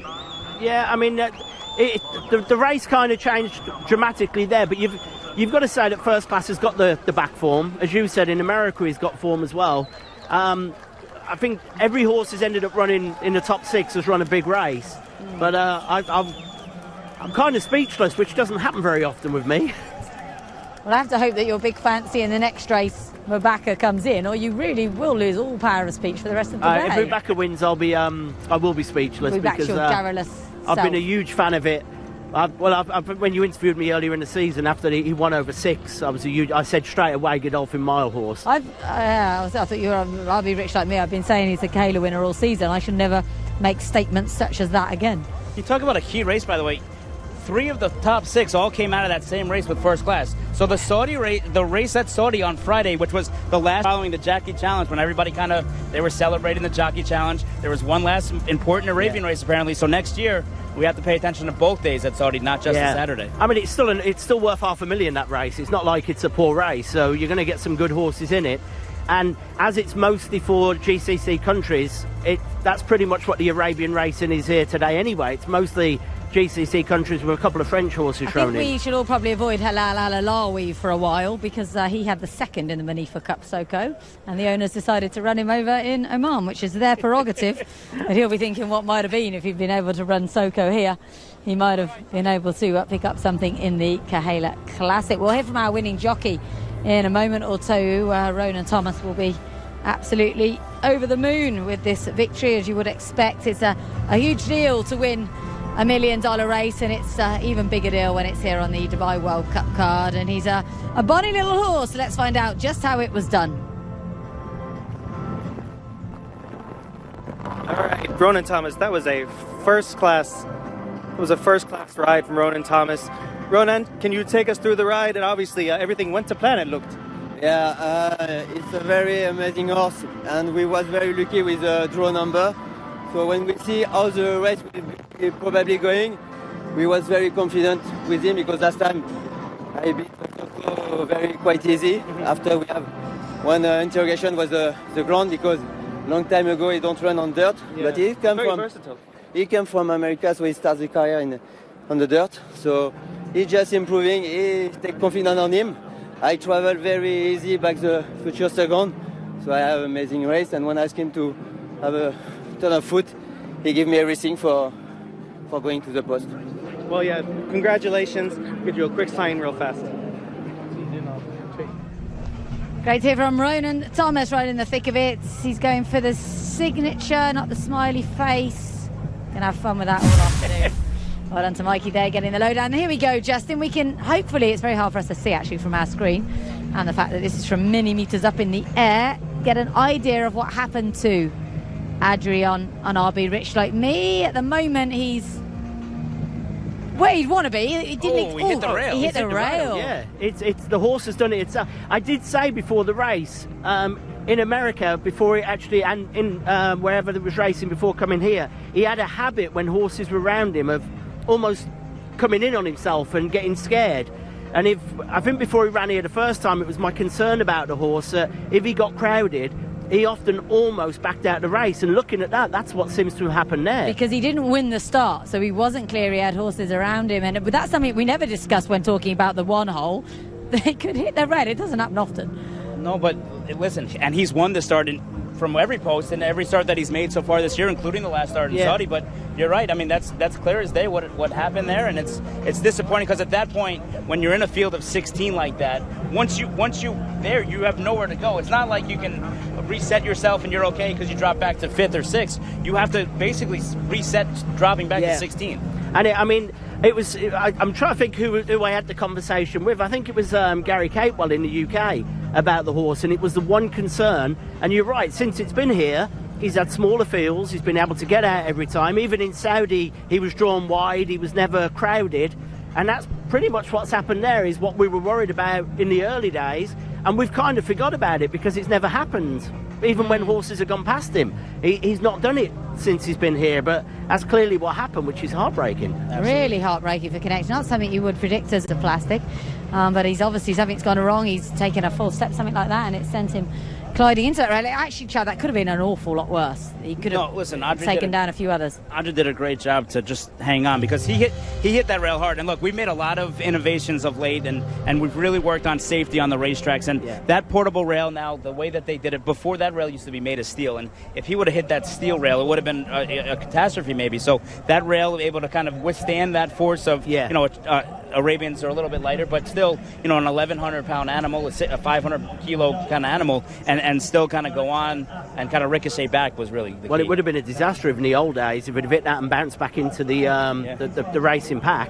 Unfortunately, every horse managed to get round him, and he's gone right in. When you watch it, you've probably gone in a horse into the rail and come back out.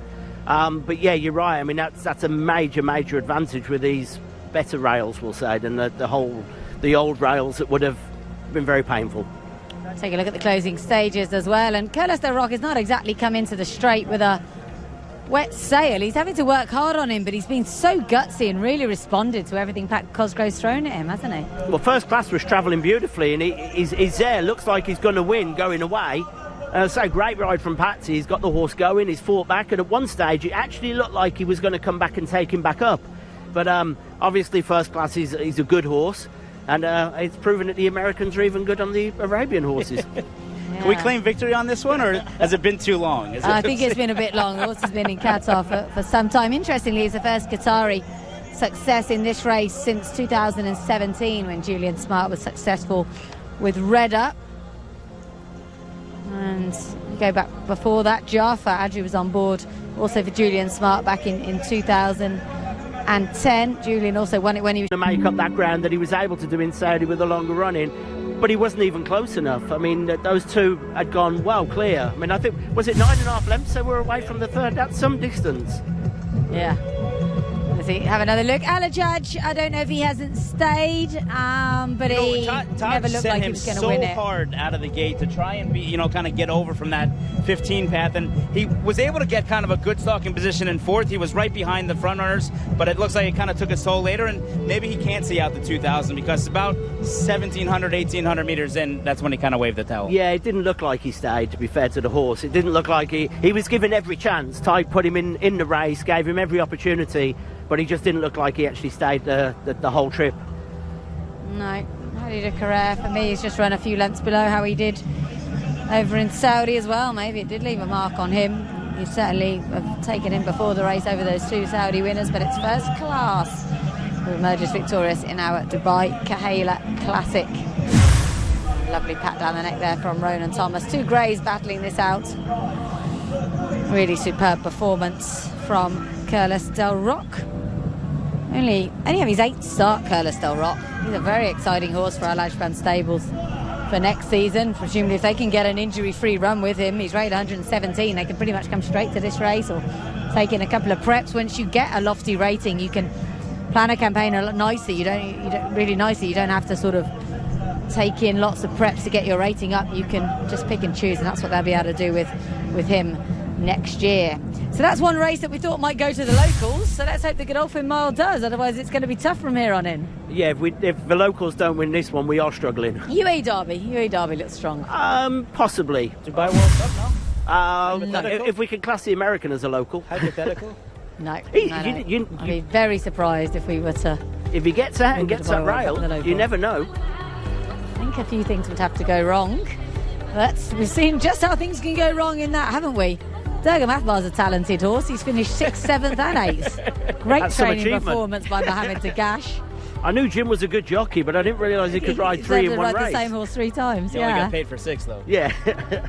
It's just a reminder of the results, sort of, for our opening race. It's cooled down a little bit. The thoroughbreds will be glad of that.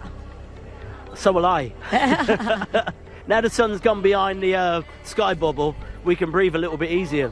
Have you been up to the sky bubble yet? You mentioned you've got some guests up there. No, I'm going to try and pop up a little bit later. We've got some clients up there. We've got everybody mixed all over the place tonight, but which is good. I mean, it's good for. We've got the cigar lounge, 401, which they're calling the paddock view. The cigar lounge is a lounge named after the horse Cigar, not a smoking lounge. No, it's named after the horse. Yeah. This is our trophy presentation for the Dubai Kayla Classic, sponsored by Ithra Dubai. Mr. Lachlan Guy, the Executive Director of Asset Management for new sponsors, Ithra Dubai, doing the honours there. Big congratulations to all involved with First Class, originally American, now Qatari, winning for a Frenchman, Alban de Mule. One of the best trainers of Arabians in the world finally takes this huge race here in Dubai.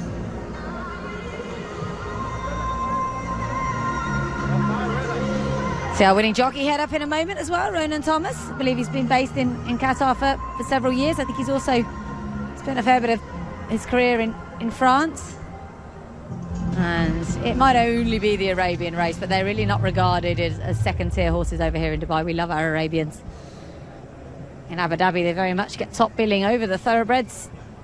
And this race is a hugely important part of the day. It swapped places with the Godolphin Mile for a while, Justin. I couldn't get my head around that when the Godolphin Mile was run as the first race. That was a bit strange. Yeah, I think we had Shamal Nabras in it the year they ran it as the first race, and it was way too hot for them. I actually, if I remember correctly, he ended up with heat stroke. Yeah. So I'm glad they've swapped it back, because the Arabians are more used to the heat than the thoroughbreds. Yeah, the Arabians do just handle the heat a little bit better, of course, being native to the region. Let's recap race 1 on Dubai World Cup Day.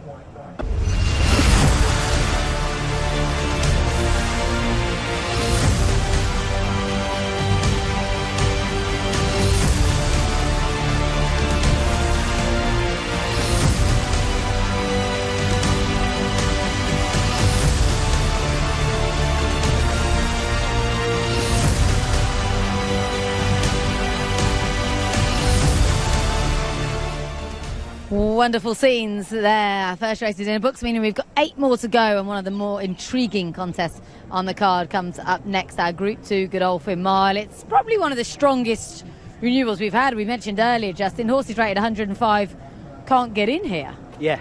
And I mean, the great thing is, I know it only says 3 on the page, but I think there's 4 horses that have come from the Godolphin sale. So, you know, the locals have had a chance to buy horses for this race. You've got horses coming from America, you've got horses from Japan, from Saudi, you've got a proper international race, but this is the one that I think the locals have the best chance in today. Wonderful to have His Highness the Crown Prince Sheikh Hamdan bin Mohammed Al Maktoum with us this evening, as indeed he always is for the Dubai World Cup fixture. He was also front and centre at the Dubai World Cup welcome reception the other day. It was marvellous. People were kind of falling over themselves to try and take photos of him and things like that. He's so popular here, and he's making his way into the Royal Majlis in time to see the action unfold in the Godolphin Mile, in which Godolphin have outside chances, I think it's fair to say. Storm Damage is a hugely exciting horse, but takes on the dirt for the first time, and we have Dubai Icon as well in there for Godolphin. But wonderful to have His Highness Sheikh Hamdan with us as we take a look from the skies once again at Meydan Racecourse, which is shaped like a falcon. as you can see from certain angles from the sky. Chad, why don't we see more Americans in this Godolphin Mile? I know we've got two in the wonderful Snapper, Sinclair and Bankit, but it's not, for me it would be very winnable for them.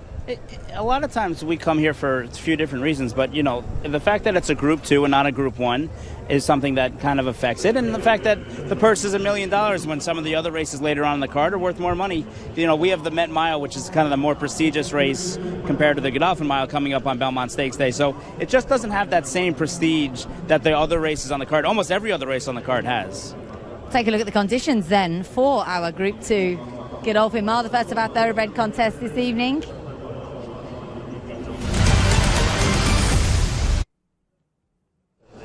Worth $1 million, as you saw there. $580,000 to the winners. You've got to be age 3 and upwards to run in this. 57 kilos is the weight for all of them in here, because we don't have a filly. Alnaford is number 1, rising star here in the UAE. We have Jebel Ali Mile winner Algiers, Bankit, Bathrat Leon, drawn in 1 and a fast horse. Japan only won this once back in 2006 with Utopia. We have Desert Wisdom, winner of the Prep Dubai Icon. Full flat, first run for 676 days. Golden Goal, last year's runner-up.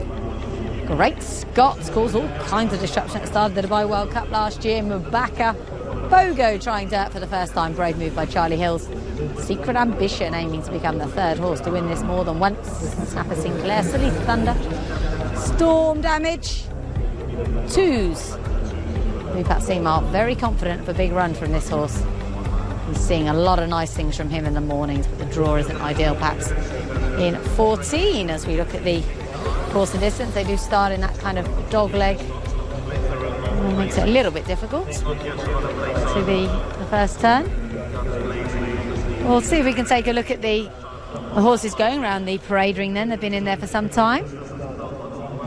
Tyner Sheikh Hamdan taking a keen eye on proceedings, of course. And this is Alnaford, Justin. He's so exciting, isn't he? 2 from 2 over course and distance. Yeah, I actually thought for a while, I actually thought they'd target the World Cup with him. They did originally. Yeah, so I was surprised when he came into this race, but I was speaking to the racing manager of the group, and he said they just thought he was a little bit young, give him one more year before going for the World Cup. But I saw Maria from the Godolphin Sales in Newmarket a couple of weeks back, and they were very excited that he was coming here. She was hoping he was going to run in the World Cup as well for them, because it would be such a good advertisement for the Godolphin Sale. And this race has been won now. Is it once or twice with horses from the Godolphin Sale? Secret Ambition, of course. Golden Goal was second. Both of them came from the Godolphin Sale. So did indeed. Alnaford was actually one of the pricier horses from that racing in Dubai Sales. Graduate from it just in September, cost $425,000, but he's a really gorgeous horse, and they just felt, Bupat Seymour felt mentally maybe it'd be a bit too much for him in the World Cup at this stage. This is Algiers, Chad. Miss Super Saturday, as we mentioned.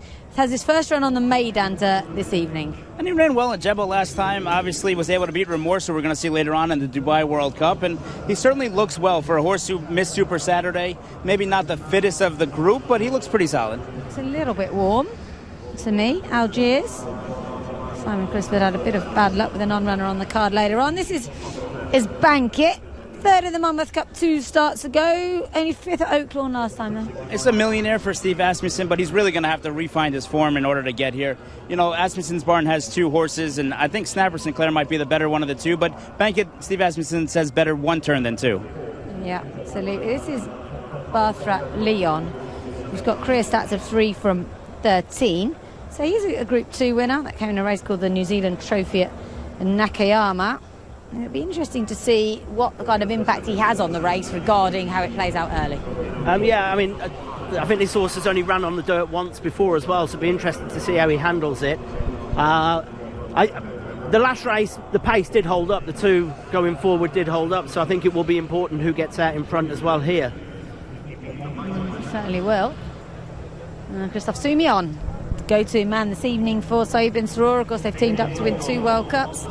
Desert Wisdom, another graduate from the Godolphin Sale, cost just 70,000 dirhams in September. And Ahmed Al-Shamali is an immigration officer by day. This is his first ever runner on this card. This horse should not be written off, Chad, but he kind of has been. He's 14-1. I mean, he won the Prep 4. We're making excuses for everyone that was behind him, but he did win, and he did show a lot of form as Great Scott begins to get very excited going onto the track again, similar to last year.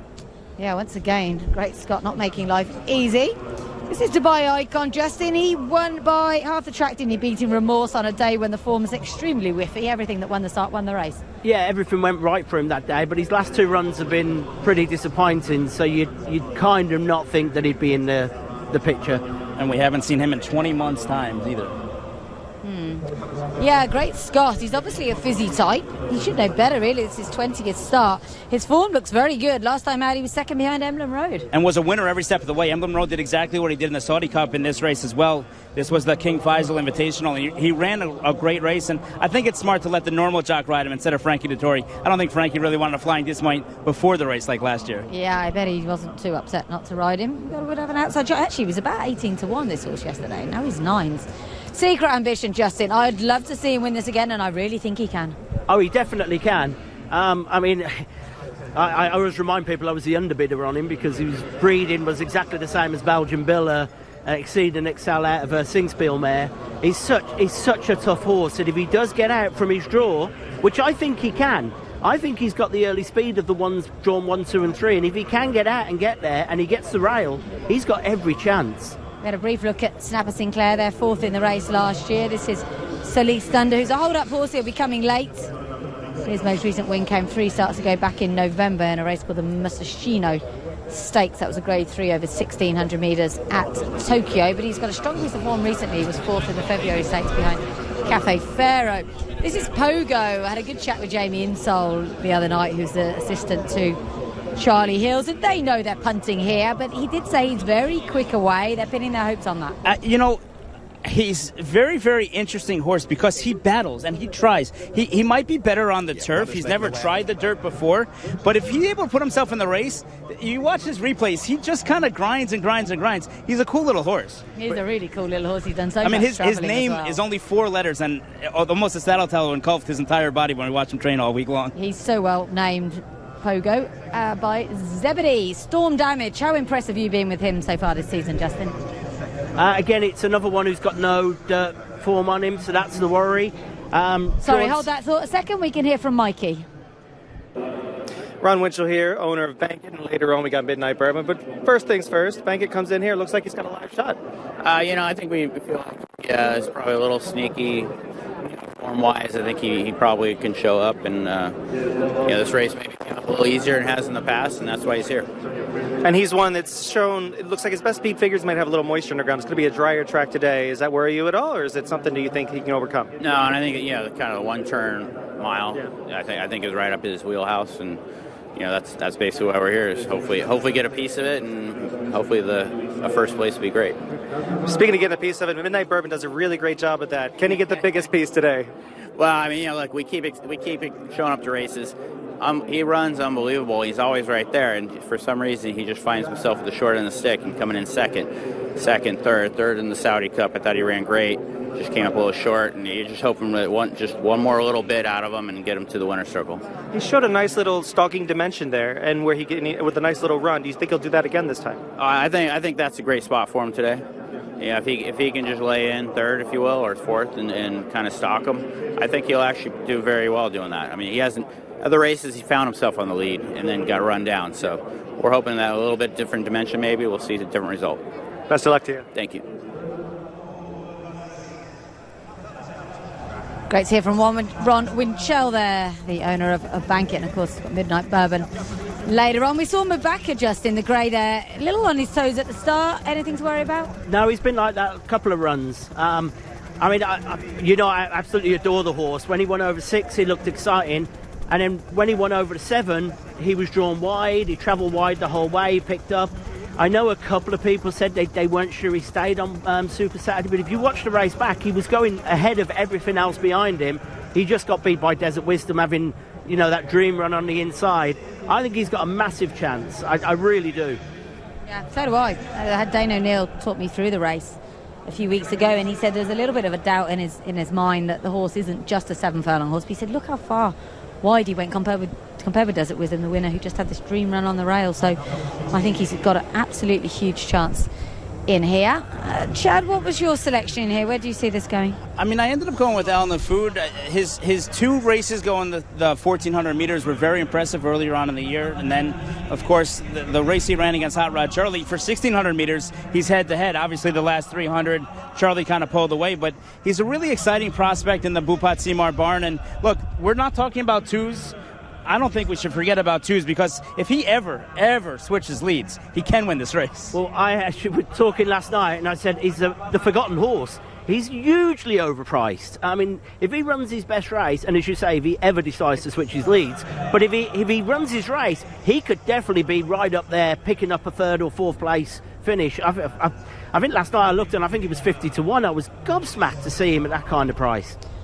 We did a little interview with Bupat Simar a couple of weeks ago, which people will have seen on the winning line, and I put the question to him about 2 switching leads, and he's sick of talking about it. He said the horse isn't going to do it now. He's never done it in the mornings. He's never done it in a race. If he does it, he'll get a length. But do you know what? This horse is training so well right now.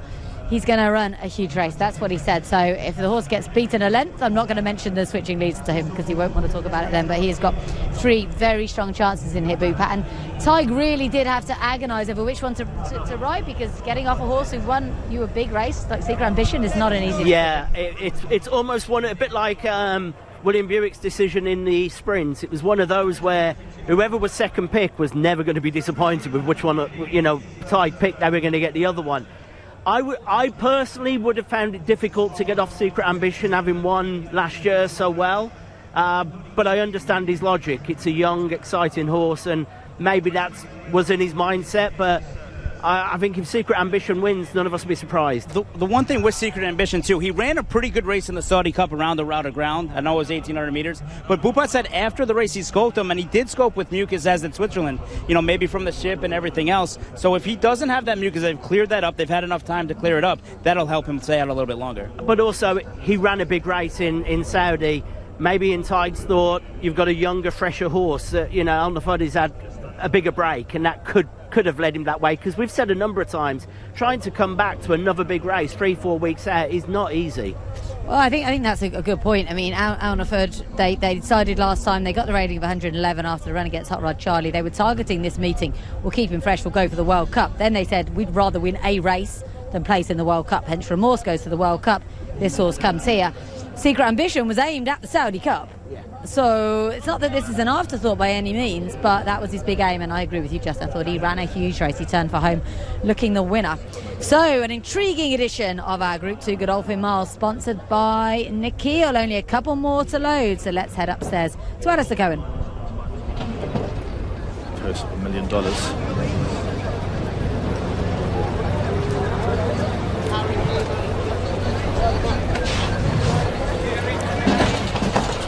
By Icon joins the lineup.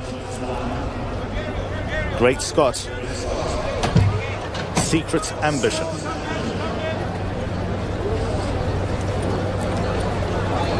Time for the Godolphin Mile.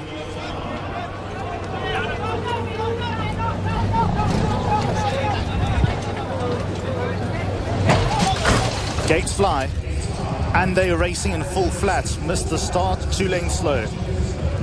It's a mad scramble in the early stages. Bathrat Leon broke out well. Storm Damage, though, goes off to the head of affairs. Bathrat Leon needed a bit of riding, though, to go into the lead.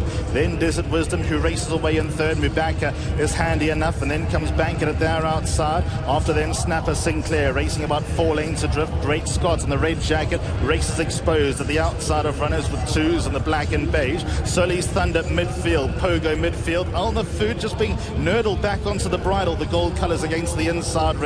Golden Goal keeps him company. Algiers is on the improve. A couple of lengths away to Secret Ambition, who's totally out of his zone. He's 3/4 of the way back. He's about 9 lengths adrift. Then comes the slow starting full flat, and Dubai Icon is at the end of the field, and it's Bathrat Leon in the lead by 1 length. Shows the way of a Storm Damage, who goes well enough in second. Then comes Desert Wisdom sharing third with Bankit. Bankit at the outside is about 2 lengths off the leader. Sully's Thunder in the yellow and blue colours. Mubaka's next best. Great Great Scott, 2's at the outside. LG has been asked for everything. Golden Goal still got about 8 lengths to make up. 308 to Secret Ambition. Then comes Dubai Icon, but they straighten up, and in front is Bathrat Leon. Gave a lovely kick at the top of the straight. Storm Damage. Then comes Desert Wisdom in the 2 shades of green. Bathrat Leon, a 2-length leader. Desert Wisdom wearing down Bathrat Leon. Bathrat Leon still the leader. Holds sway, holds the advantage, and a front-running demolition from Bathrat Leon. Second goes to Desert Wisdom. Third to Storm Damage. Sully's Thunder, Mubaka. They were ahead of Bankers.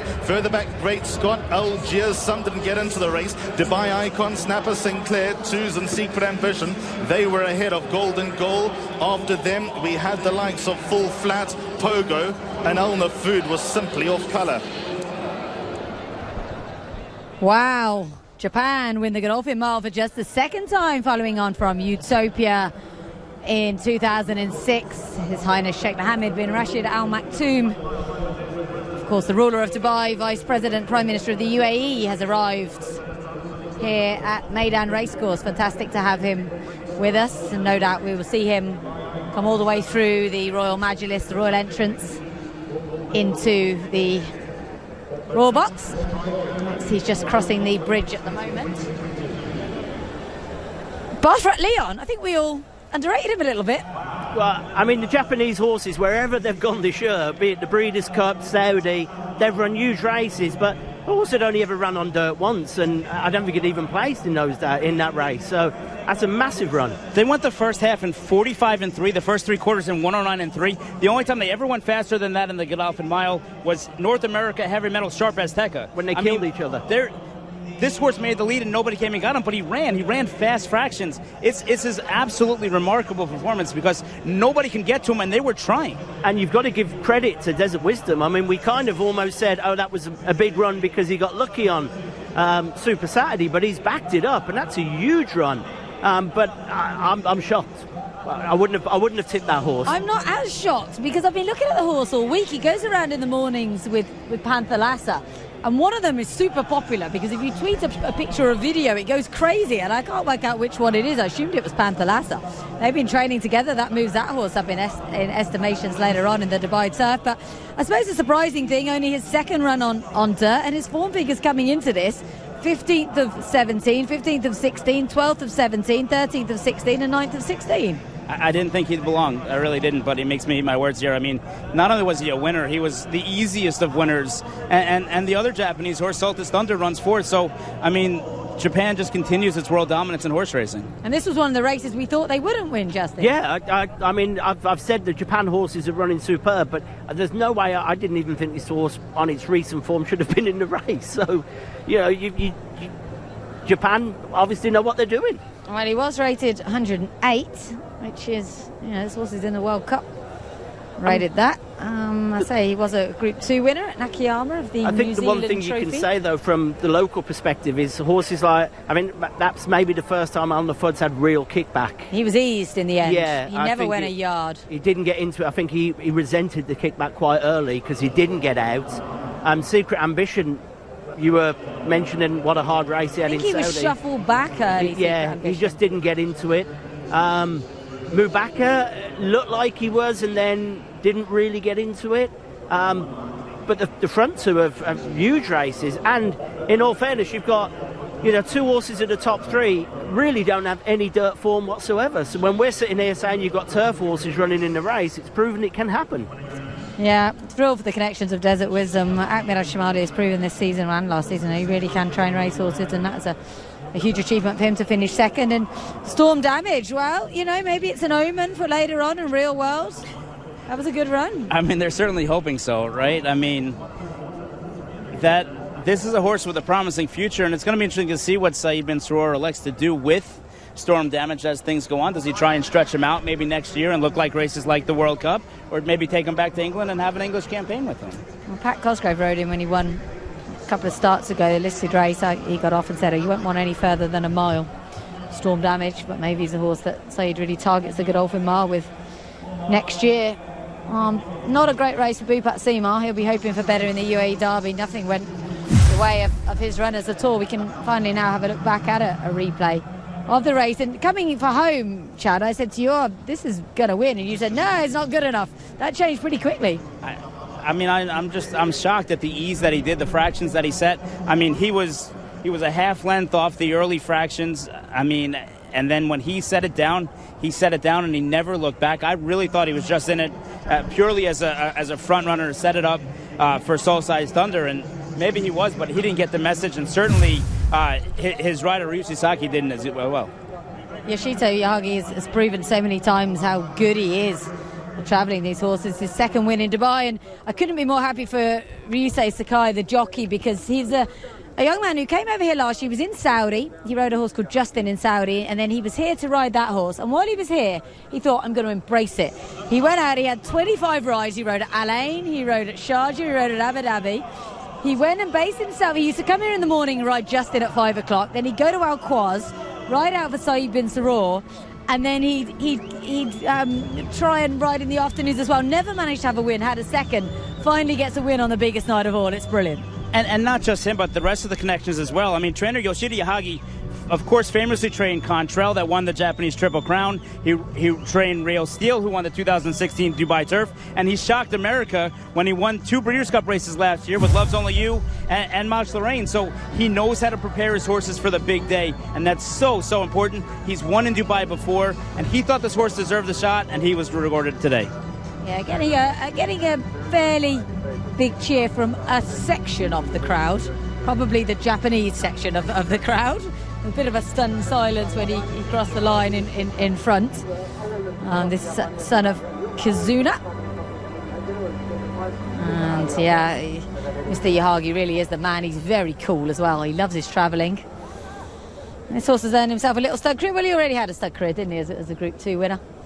And what does this tell us about the track, do we think, Justin? Bearing in mind he's won from 1 and he dominated. Well, we thought he'd go forward, but it does look, I mean, the 2 dirt races so far have been the horses that have gone forward. They haven't been caught. But we do think that when the heat's on it, so as it cools down, we've got a couple of turf races coming up now. The sprints, I think, will be completely different. I think they're just going to go hell for leather. But I think early doors, we've called it right, that if you get towards the front, you've got a huge chance. Well, I think we've also seen today how difficult it is to get to the front. Yeah, I mean, we were all sitting there going, well, Helm the Third, Secret Ambition, they're going to go forward. You know, RB Rich Like Me, they're going to go forward. It's not proven to be the case.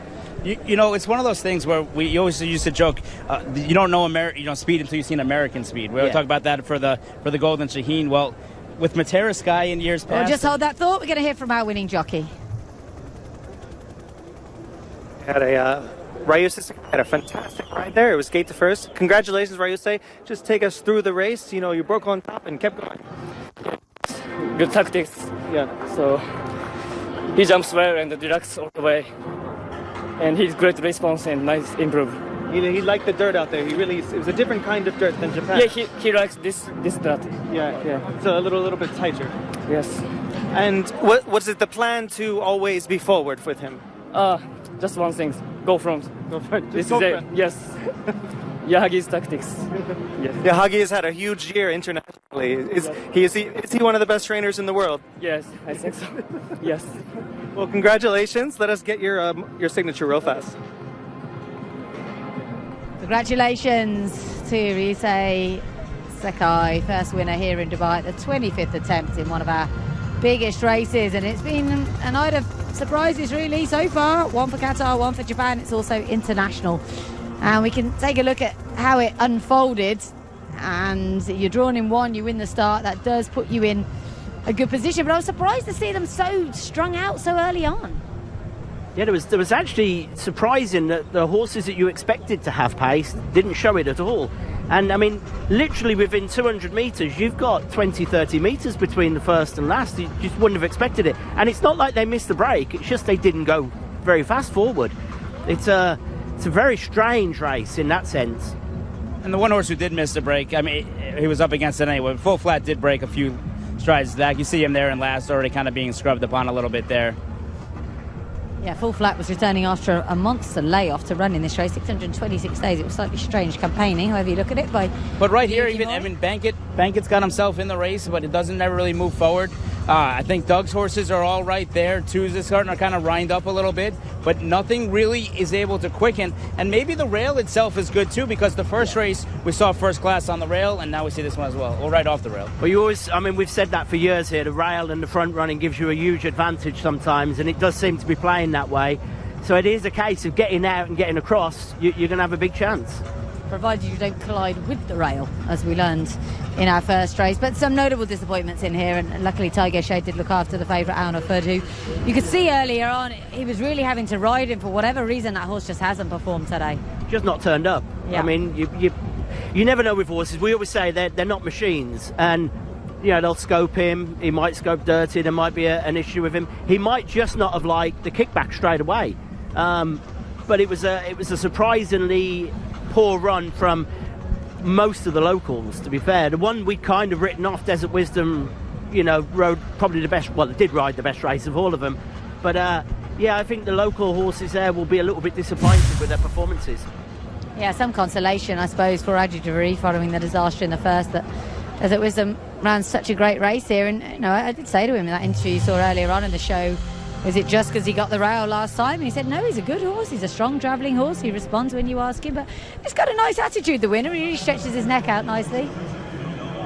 The Japanese horses we keep going back to, they're really top of the game at the moment, aren't they? And just wait till the speed they see when Mind Your Biscuit's 2-year-olds start running later on this year.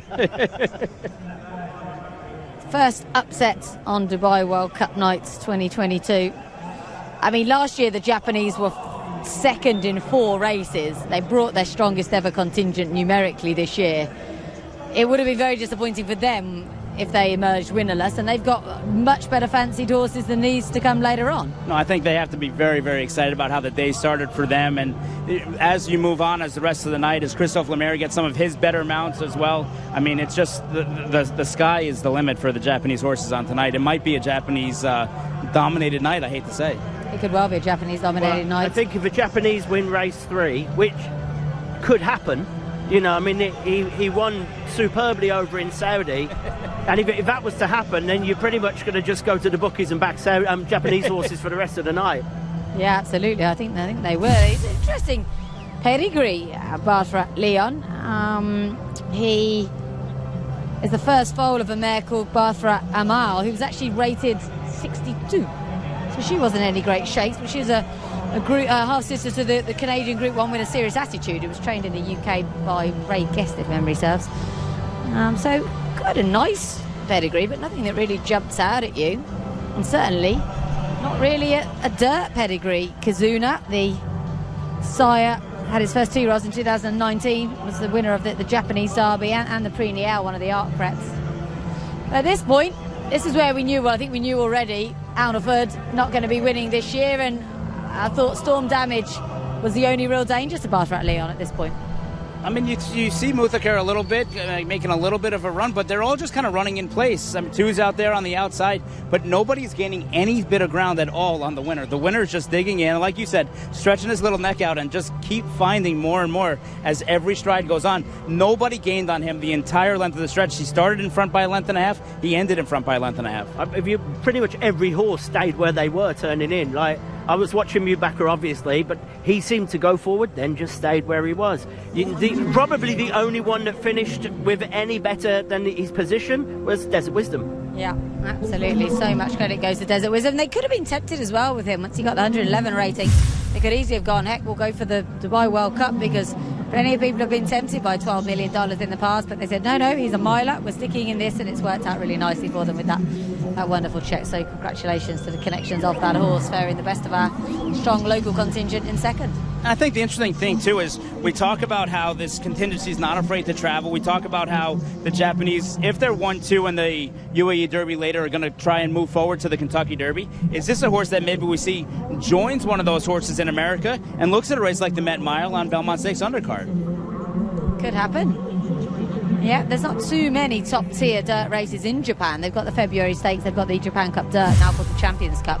They're both over further than this, so it'll be interesting to see exactly what path they do target for our Godolphin Mile winner, Barthra Leon. This is Mr. Omar Khoury, the Chief Assets and Hospitality Officer for Nakheel, doing the honours for our Godolphin Mile presentation, and the winning owners are Hiru Raceco Limited. It's their first ever runner here in the UAE, so congratulations to them. The Kiel been big supporters of racing here at Meydan this season, sponsoring a couple of carnival and local meetings as well, so we thank them. There is Shito Yahagi, rarely seen without a hat. He has had an unbelievable last couple of years. Just his second win in Dubai, as we mentioned. He's also very good with the media, speaks very good English, and is just one of the best trainers in the world, so privileged to have him here. And that young man, Ryusei Sakai, big congratulations to him. He worked so hard when he was here last year, and he just so unlucky not to get a win. He desperately wanted one here, but I think he would have been pretty happy to have saved it until now, so congratulations to him. Everybody back up for a photo. First of our thoroughbred races. The Godolphin Mile is in the books for 2022. Will we be seeing more Japanese connections on that podium later on? I think we might well do. So Justin, you're going to be leaving us in a second, so we'll get your thoughts on the Dubai Gold Cup. Manobo first, the rest nowhere. Well, I've been very strong on Manobo, but I said 2 days ago Stay Foolish was the each way play, and I'm feeling that's quite a strong call now. I mean, I think I am. I was quite confident last night when I said I thought it would be Manobo, Stay Foolish, and I had Rodrigo Diaz to finish third. But that was just confidence late last night. That was my call then, and I'm going to stick with it now. A lot of people like Rodrigo Diaz, I think mainly on sort of the David Simcock training methods. We know he always has a lot to work on, and the horse should improve. It's a horse owned by Australian connections, and likely going to be targeting big races over there later in the season. Charlie Appleby, of course, trains Manobo, and he's got 5 strong chances on the card, Chad. This is the one, though, that if he doesn't go in, they're going to be nervous. Yeah, and it's one of those things when the day starts getting kind of a little bit strange, like the first 2 races. When you have the heavy favorite, you get a little bit extra nervous. And Charlie's one that doesn't get too nervous, and Manobo's one that normally eases your nerves, though. So we'll see what happens here in about 30 minutes.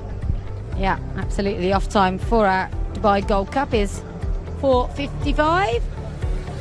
As a reminder of the winner of the Godolphin Mile. Second went to the UAE Desert Wisdom, third UAE Storm Damage, fourth Japan again, Salith Thunder. Mabaka running a creditable race in fifth. Snapper Sinclair 2 spots behind last year.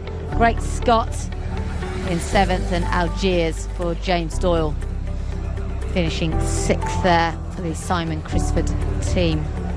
So, big old shock in our Godolphin Mile.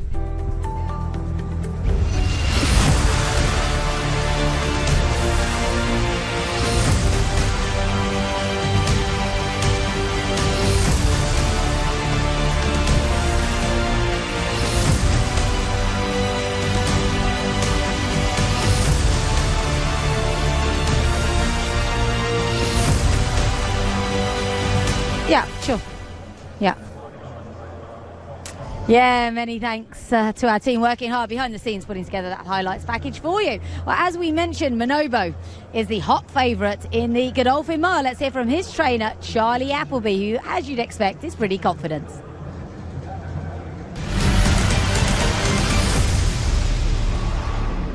You say he comes in an unbeaten son of Sea the Stars, 5 from 5. You know, we couldn't have been any more happy and impressed with his only start here in Dubai there. He's come out of the race well. We're stepping up in trip a bit further there on World Cup night, which I think is well within his compass. I don't think he's a dour stayer. I don't think he's going to be one of these 2.5 mile horses. Because I had toyed with, like I say, dropping him back to the 1.5 mile. But he's in great shape, and he's a worthy favourite, and I think he's the horse they've got to beat. But again, he's the horse they've got to beat. You know, he's stepping up in class, and he's taking on some proper stayers there on Saturday, and so he has got to improve again. But I think it's there for him to be able to do that. Thank you to Charlie Appleby giving us the lowdown on Manobo. I mean, no surprise that he's nominated him as his main chance on the card. And, as we heard there, the horse is so talented. He thought about running him in the Shima, and indeed, had something happen to Yabir with his preparations, that's probably what they would have done. Yeah, and I think it's such a luxury to have the stock that Charlie has, and not only training here in Dubai, but also training in the stables over in Newmarket. So while Manobo's been doing his thing here and Man of Promise has been doing his thing here, he's got Yabir, he's got Creative Plan back in Newmarket. The difficult ones kind of stay in the yard most of the year over there, but they've apparently have been looking really good here the last 10 days they've been here. Yeah, they've been here too long. He did things a bit differently with Yabir, but more on him later because our Gold Cup is up next. Group 2 Gold Cup, one of the newer additions to the Dubai World Cup card. It's a race that's established back in 2012, and it's been a Group 2 since 2014. It's over the 3,200 metres, as you can see there. $1 million, 13 of them line up. Number 1 is Al Madhar, 2 is Alignac, Baron Samedi, Group 2 winner. Good horse. East Asia, quite the fairy tale. He was so sick when he arrived. Bounced back, finished second to Manobo last time out. Emperor of the Sun, Miranaki, Grade 1 winner in Argentina. Passion and Glory, Rodrigo Diaz. And we have Stay Foolish, Volcanic Sky, Saeed bin Saror, the 11th in this race last year. Castle Bar, Manobo, Veloce Oro is the final one, number 13 in here. A very striking chestnut. And won the Ikuka show. Sorry, was 6th in the Ikuka show. The Japanese sent Ledger back in October. Horses coming out already for this event. It's a really popular race, the Gold Cup. Charlie Appleby, of course, won it with Cross Counter a couple of years ago. But this is Al Madhar, who's been a real improver and deserves his shot in here, but it's his first run at 2 miles. He just kind of stays. He stays one pace. He's a grinder, but I think in a 2-mile race, that's kind of what you need. You don't need a horse that's going to just blitz off and run really fast. You're just going to go and go and go. But at the end of the day, he couldn't quicken with Hokum. I don't think he's going to be able to quicken with Manobo. No, he's up against it, it's fair to say. Won here over 2,000 metres. Also, he's won twice here over 2,000 metres, just in domestic races. See if we can have a look at Alignac. He's a smashing horse. We were lucky enough to have his jockey, Safi Osborne, on the winning line the other day. And she said this is his horse's first run over this trip for some time. He did run over it at Newcastle in December. He's crying out for it. Every race he's run here, he's been closing. I mean, he's so far back early that he leaves himself with too much to do, and he has been flying late, but Safi said that they've been taking the horse to the stalls, putting a rug on him behind, and hoping that he's going to break a little bit better. He doesn't have to lead, but he needs to be just a little bit closer. He's so far behind early on in the race that he leaves himself tough to do, but, I mean, certainly a horse that can pick up the bottom pieces. Baron Samedi, trained by James Febbrand, I believe he hasn't made the journey over this time. James Doyle rides him for the first time, which is a bit strange. Why not bring over Dylan Brown McMonagle or someone like that? He's ridden the horse before, but James obviously world class, but I thought it was a little bit strange they weren't going to one of his normal jockeys. Anyway, it's a Grade 3 winner, won the Vintage Crop and went over to see you in New York and won the Belmont Gold And was Cup. much best. I mean, he was better than any American horse that he faced on that day. The thing that's shocking to me, Joseph O'Brien said 4 Dubai starters, none of them have hit the board yet. That's going to change soon. Yeah, that's very true. It was a real shame they did have State of Rest sort of in the likely runners for the Dubai Turf for some time. I don't think he was ever actually going to come, but we got excited thinking he might. Let's spin on to East Asia. It's probably the smallest horse in the field. This is a real fairy tale. He was picked up by Sayed Ashish for just 30,000 dirhams. What's that, about $5,000, $6,000? The April 19 horses in training sale, having done diddly squat. He kept running well here. He thought, you know what, I'm going to send him home with some of my daughter's show jumpers and retired horses to the UK. We'll send him to Ian Williams, see what happens. Horse wins 3 in a row, rockets up the handicap, wins another race after that, and comes back here, runs a super race after being sick, and ends up on World Cup Day. A fairy tale. Can it continue this evening? And this is Miranaki, and now I can't wait to see what his trainer Maria Munoz is wearing, because she's a style queen. This horse is up against it, though. He's up against it. The interesting thing with him is in the morning trainings, he's been training on the turf, and he's been training very, very fast piece of track work. I wonder if they're going to try and send him and try and get him involved early on in the pace, which could affect the chance to stay foolish. Ricardo Corona there, keeping a close eye on Passion and Glory for Saeed bin Saror. Japanese collections, Veloce Oro, same silks we saw in the last race with full flat. It's just Rodrigo Diaz. A lot of people quite fancy this horse, but if you do, you really are hoping he's going to progress a lot from that last start. Yeah, and he's a syndicate-owned horse, and though I think most of the syndicates here to support them. It's very difficult for syndicate horses to make it to this level. They don't spend a lot of money for them at the sale. So just being here is a prize as it is, but he needs to really improve to make up the 7 lengths that Manobo beat him by, because Manobo probably could have beat him by double digits. Yeah, Manobo did win so impressively. Stay Foolish, good winner last time. Resi Tough handicap, that's a kind of a crucial point, but he did carry 60 kilos. That was in Saudi. That was over 3,000 metres, it's over 3,200. That won't make much difference. He kind of dominated from the front. Beat a Group 1 winner in Sonny Boy Liston. He probably second best here, Stay Foolish. Volcanic Sky, not good enough. 11th last year. May improve on that, but won't win, I would say. Don't like to be too dismissive of Sabian Sarour's horses, but Castle Bar for Halal Al-Alawi has been a real nice improver this year. Won over 1,900 metres here and was an excellent third in the Dubai Millennium behind Royal Fleet last time, but this is a big step up in trip and class and everything else. But he does put himself in these races. I know obviously this is the toughest face he's ever faced, but he does put himself in these races early. Rodrigo Diaz, incidentally, just going around behind us, has got incredibly warm. This is Manobo. He's a gorgeous horse. He's 5 from 5. This is the best field he's ever faced, though. It's the best face he's ever faced, but man, I mean, you look at him here, there's just not a pimple on him, not an ounce of fat. He is getting a little bit warm, though. I don't know if that's a normal thing for him, Laura. He's getting a little warm, and you want to conserve a little energy at 3,200, but, I mean, he has the prototypical body type of a horse that'll stay out 2 miles. Veloce Oro, everyone's been getting excited about this horse just because of how he looks. We're very shallow. Flaxen mane, he's beautiful. Son of Gold Ship. Last time we saw him, he ran in the Grade 3 Diamond Stakes over at Tokyo, finished 4th. Beaten that far, beaten 4 lengths. Said he was 6 in the Japanese St. Ledger.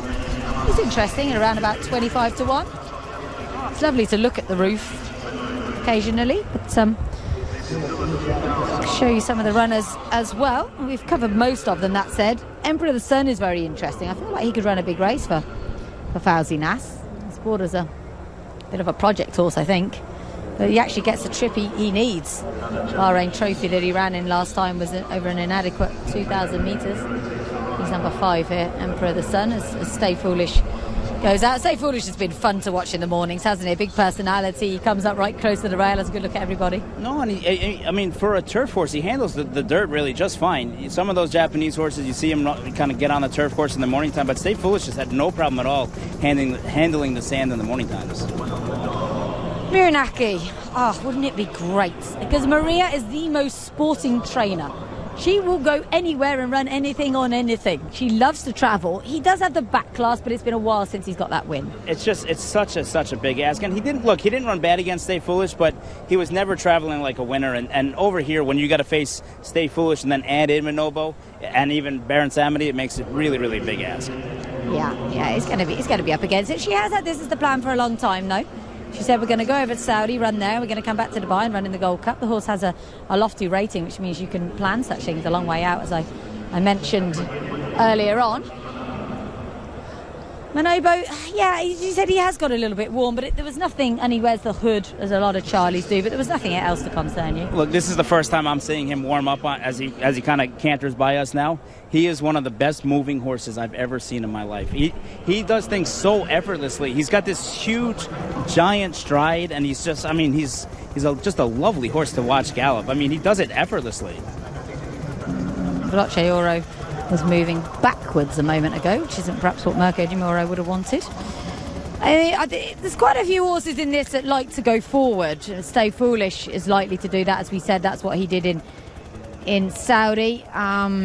We could also see Volcanic Sky in the past as one from the front, though not for some time. I imagine Williams just going to want to sit in sort of second or third position. Yeah, I think the thing is, when you have a horse like Manobo and you feel like you're on the best horse in what's a 3,200 meter race, it's just ride him like he's the best horse. Don't worry about what's going on in front of you. Just hold that thought a second. Let's hear from Mikey. Ian Williams with East Asia. He's obviously coming out of a big run in the local prep here in the Natal Sheba turf. Now, the trophy rather. How does he translate that into a big run today? He has to run of a similar fashion, but it was a huge run for him that night. I think it was far above what we expected, but you know, the hold-up tactics really prevailed that evening, and I hope they go hard today, and one or two of these horses maybe just don't quite stay as well as they could do, and Richie Mullen said he'll count them down from the turn and see how we get on. Listen, we've had a wonderful experience getting him here. He joined us last year, and to think that we'd be back here for tonight is quite amazing. So we've had a great experience, and this is just the icing on the cake, just to be back. How sort of rewarding is it to get him work through whatever kinks he had and to get him to this level and get an invite to one of the top staying races in the world? Well, he's owned by Said, who's a local, and when he arrived in England, he was rated 70 as a 6-year-old, never won a maiden, so or still a maiden. So he surprised me in the UK, and his one run out here was above, as I say, what we were expecting. So he's only a little horse. He's achieved far more than I would have expected him to so far, and you know, I hope he continues to do that. Well, hopefully, you'll hear Laura cheering in the background for him. Best of luck to you. Thank you very much. Thank you. Ian Williams, huge personality. He's such good fun, and he's a very, very good trainer. He's trained a winner, I believe, at every racecourse in the UK. I think there's 58 racecourses now. There were 60 at one point. And he said to me, I went to see him on, I think it was Christmas Eve. He said, I do hope Sayed's not going to be disappointed when we take East Asia back to Dubai, because it's a high level of competition. Sayed Ashish is the most enthusiastic owner. He is wonderful. And he is so, so happy to have a runner on this card, and I can see the horse running a big race. After all, he was second to Manobo last time out. And he ran hard, didn't he? And I got a chance to hang out with the ownership over at the Dubai Breeze Up sale, and they said just being here is a blessing. The expectations are low. Richie Mullins was hanging out with them, and look, Richie only has a few mounts on the card today, so he's going to make everyone count. And he said, look, we know we'll see out the distance. We'll go out the back, and we'll give it a crack there at the end. Absolutely. He's drawn in 3, go the shortest way around. Let's hope they go hard. He could just land a check. It would be fantastic. I'm not brave enough to take on Manobo in this, though. I looked at it because last year, you know, we had a hot favourite in the race, and it went to Subjectivist, who won it from the front. That could happen again, and this is the horse who will go forward, Stay Foolish. And this was a very good win in the Red Sea, beating, as I said, a Group 1 winner in Sonny Boy Liston. No, look, he's done everything the right way since he's been here. The Japanese have done everything the right way. But, I mean, Manobo, he just breathes a different air, doesn't he, so far? I mean, he's got to be so impressive. Every time you've seen him here so far this year, he just kind of, he takes your breath away, doesn't he? Yeah, by the ease in which he does things, definitely. If you put him next to East Asia, he's probably about 4 hands taller. He's actually a really nicely bred horse, Manobo. He's Tennessee the Stars, and he's out of a mare called Tassaday, who was trained by Sobin Straw, and she won the 2014 Dubai Millennium Stakes here in Group 3, beating the Colts. He's also a half-brother to Turgenev, who's a pretty smart sort. We've had 2 upsets so far, though. It could happen. It could just be one of those nights. I mean, if the upset comes, could it be from the number 2, Alignac? I mean, maybe crying out for the 2-mile distance. I mean, you talk about an opportunity of a lifetime. Young apprentice Safi Osborne getting a chance to ride out for her father. I know she's looking forward to it. She sounded so excited when she did the Winning Line show on Thursday night. And the horse has been closing in each and every one of his starts. You know he's going to be coming. So if you bet him each way, it's one of those things where he's going to give you a run for your money. Yeah, I definitely have him better as a 28-1 chance. It's probably going to be Manobo, and then Baron Samedi, Stay Foolish maybe are the ones for the Quinella. But, say, we've had a massive upset in our last race.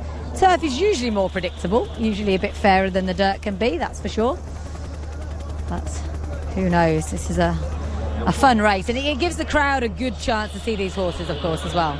No, it's a proper 3-minute race, and it gives you a chance to really kind of take everything in. And this is really a stayer's race, and it becomes a jockey's race because strategies involve this too, when you set your horse down and when you ask him for more. So not too many more to go forward. Will it be Godolphin on the score sheet in our Group 2 Dubai Gold Cup? Tyre Motors. 3,200 metres to race. And away they go.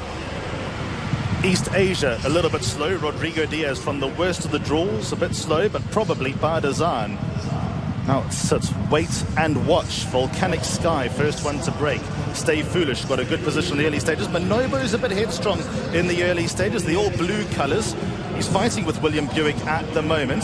Miranak also goes handy as well. Almadar's a little bit closer than usual. Veloce Oro is at the outside. Now that Manobo's latched onto somebody, he's settled well. Castlebar's at the outside. Then comes Baron Samedi. The cheap piece is one off the rail. Almadar next. A length away to Aliniak the Grey. Also a lot closer. They're walking in the early stages. East Asia next best, joined by Passion and Glory. Couple of lengths away to Emperor of the Sun, who races towards the end of the field with Rodrigo Diaz. And there's one lap left in the Dubai Gold Cap. And the leader is Volcanic Sky. Got it by about half a length. Veloce Oro wants to try and get up, but races now 3 parts of a length away in second. Castlebar exposed, had to make a move. Races out deep, but now third. Stay Foolish ends up with a good position against the rail. Then comes Miranak, who's in the white and red colours. Manobo about 4 lengths off the leader. Kept company by Almadar. Baron Samedi next best. They followed further back by East Asia. Emperor of the Sun just went dead straight.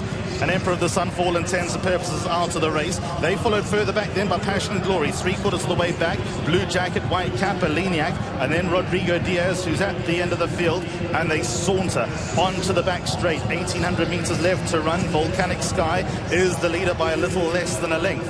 Castlebar's one horse that's ready to challenge. Veloce Oro races in between them in third. Then comes Stay Foolish in fourth, 3 lengths from the leader. Miranak is next best in a good rhythm, a length and a half away to Manobo, also in a good rhythm. Now the first 200 metres weren't memorable. Since then he's been going a dream. Then comes Almadar against the inside. East Asia was next best, a few lengths away to Passion and Glory. Then comes Aliniak and Rodrigo Diaz, happy to race at the end of the field. Down the back straight, they went past the 1,200 metres mark.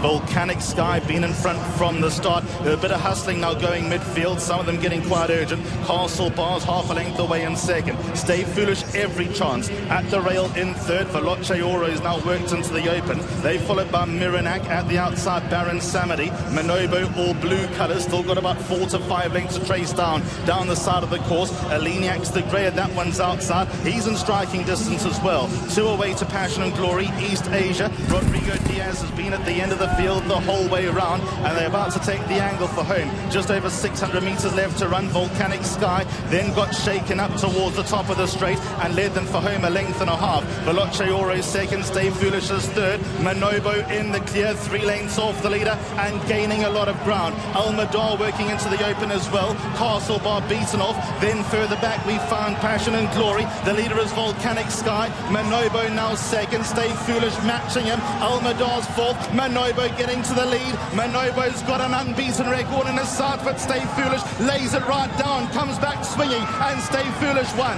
Stay Foolish toppled over Manobo. Third goes to Almadar. What a run. Aliniak fourth. Then came Passion and Glory. They were ahead of Veloce Oro, Volcanic Sky, Rodrigo Diaz, and then came Castlebar. A few lengths away to East Asia, Miranak. Then came Baron Samedi. As for Emperor of the Sun, he went about 800 metres and then continued to run straight up towards the hotel. What a thriller that was. Stay Foolish really did dig deep to beat Manobo. The hot favourite down again. Another one for Japan, and I don't think they're done yet.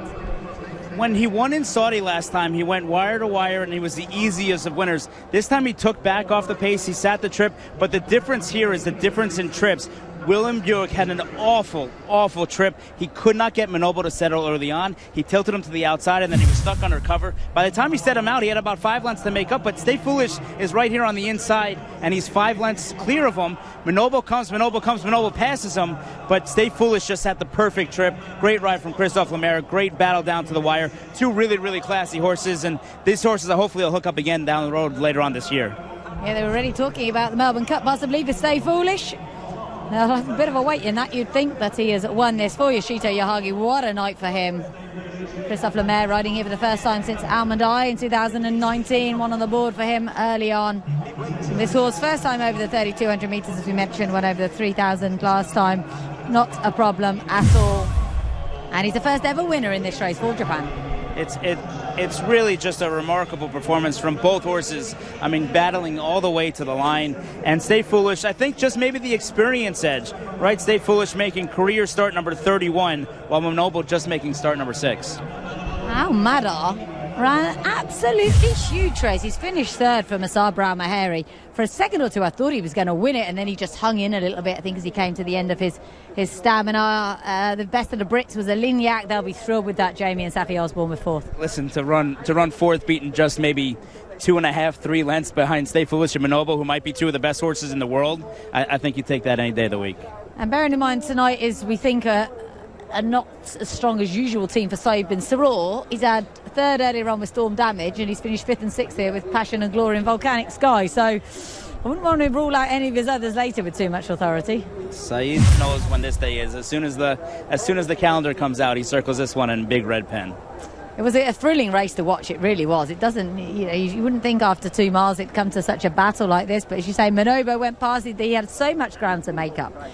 We all thought he was going to do it. He goes past, but he's never really had to battle like this. Every race he's won on the bridle prize. He's never had a battle. He's never gone this far, and this was a big test for him. And this is a horse that, look, if you're the Charlie Appleby barn, you're not going to be happy. He was a huge favorite and the barn favorite, but at the end of the day, I think Manobo's going to come on spades from here. And I think at the end of the day, Manobo's the horse I want moving forward as what I think will be the best horse in the world when everything's said and done. I imagine they'll target the Gold Cup at Ascot, maybe, with Manobo, whether it's over even further than this.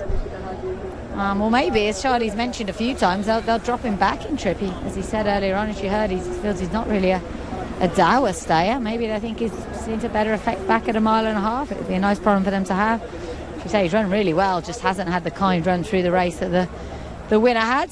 Stay Foolish. I mean, he is a classy horse. He was 5th behind Glory Vase and Pile Driver and the like in the Hong Kong Vase in December, so that gives a bit of a boost for their form for later on. Hard to believe that the Japanese might have more success the rest of the day, but I mean, this has just been the MO over the last year, kind of starting here. Loves Only You ran so well in the Shima last year, I think it was the Dubai Turf, but ran so well they're on second behind Mischief, and then they just continued on form, and here they go, they're 2 for 2 in their 2 races. Yeah, thank heavens they don't have Arabians. They might have won them all so far. They're probably going to struggle to win the Alquoise, I think. They've got Entscheiden in there, and I'm not quite sure what he's doing there. He doesn't really have the best form. They do have Lauda Sion, though, who's a Group 1 winner.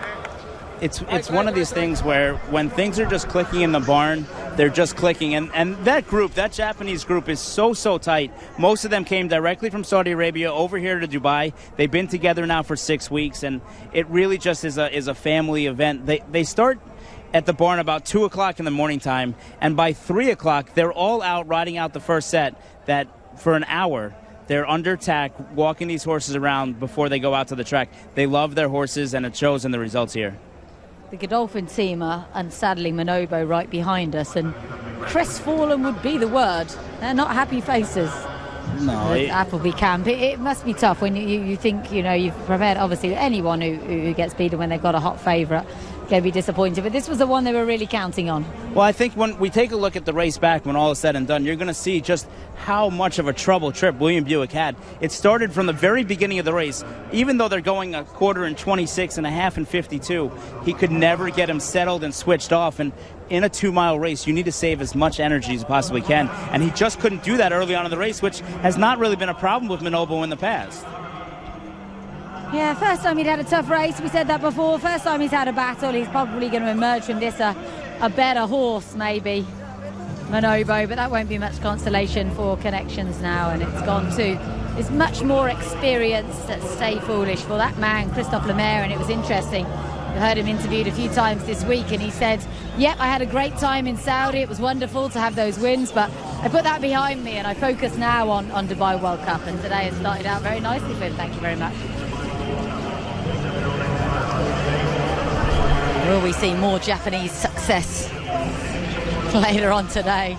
Bearing in mind they've got Shahryar. Chanel Meister was one of the warmest favourites on the card at around about 6-4, I think he is in that Dubai Turf. So could just be a huge day for them. It's not often really outside of Godolphin that we see trainers with doubles on this card. I suppose John Gosden managed it last year with Mishrif and Lord North, but it's a tough thing to achieve, isn't it?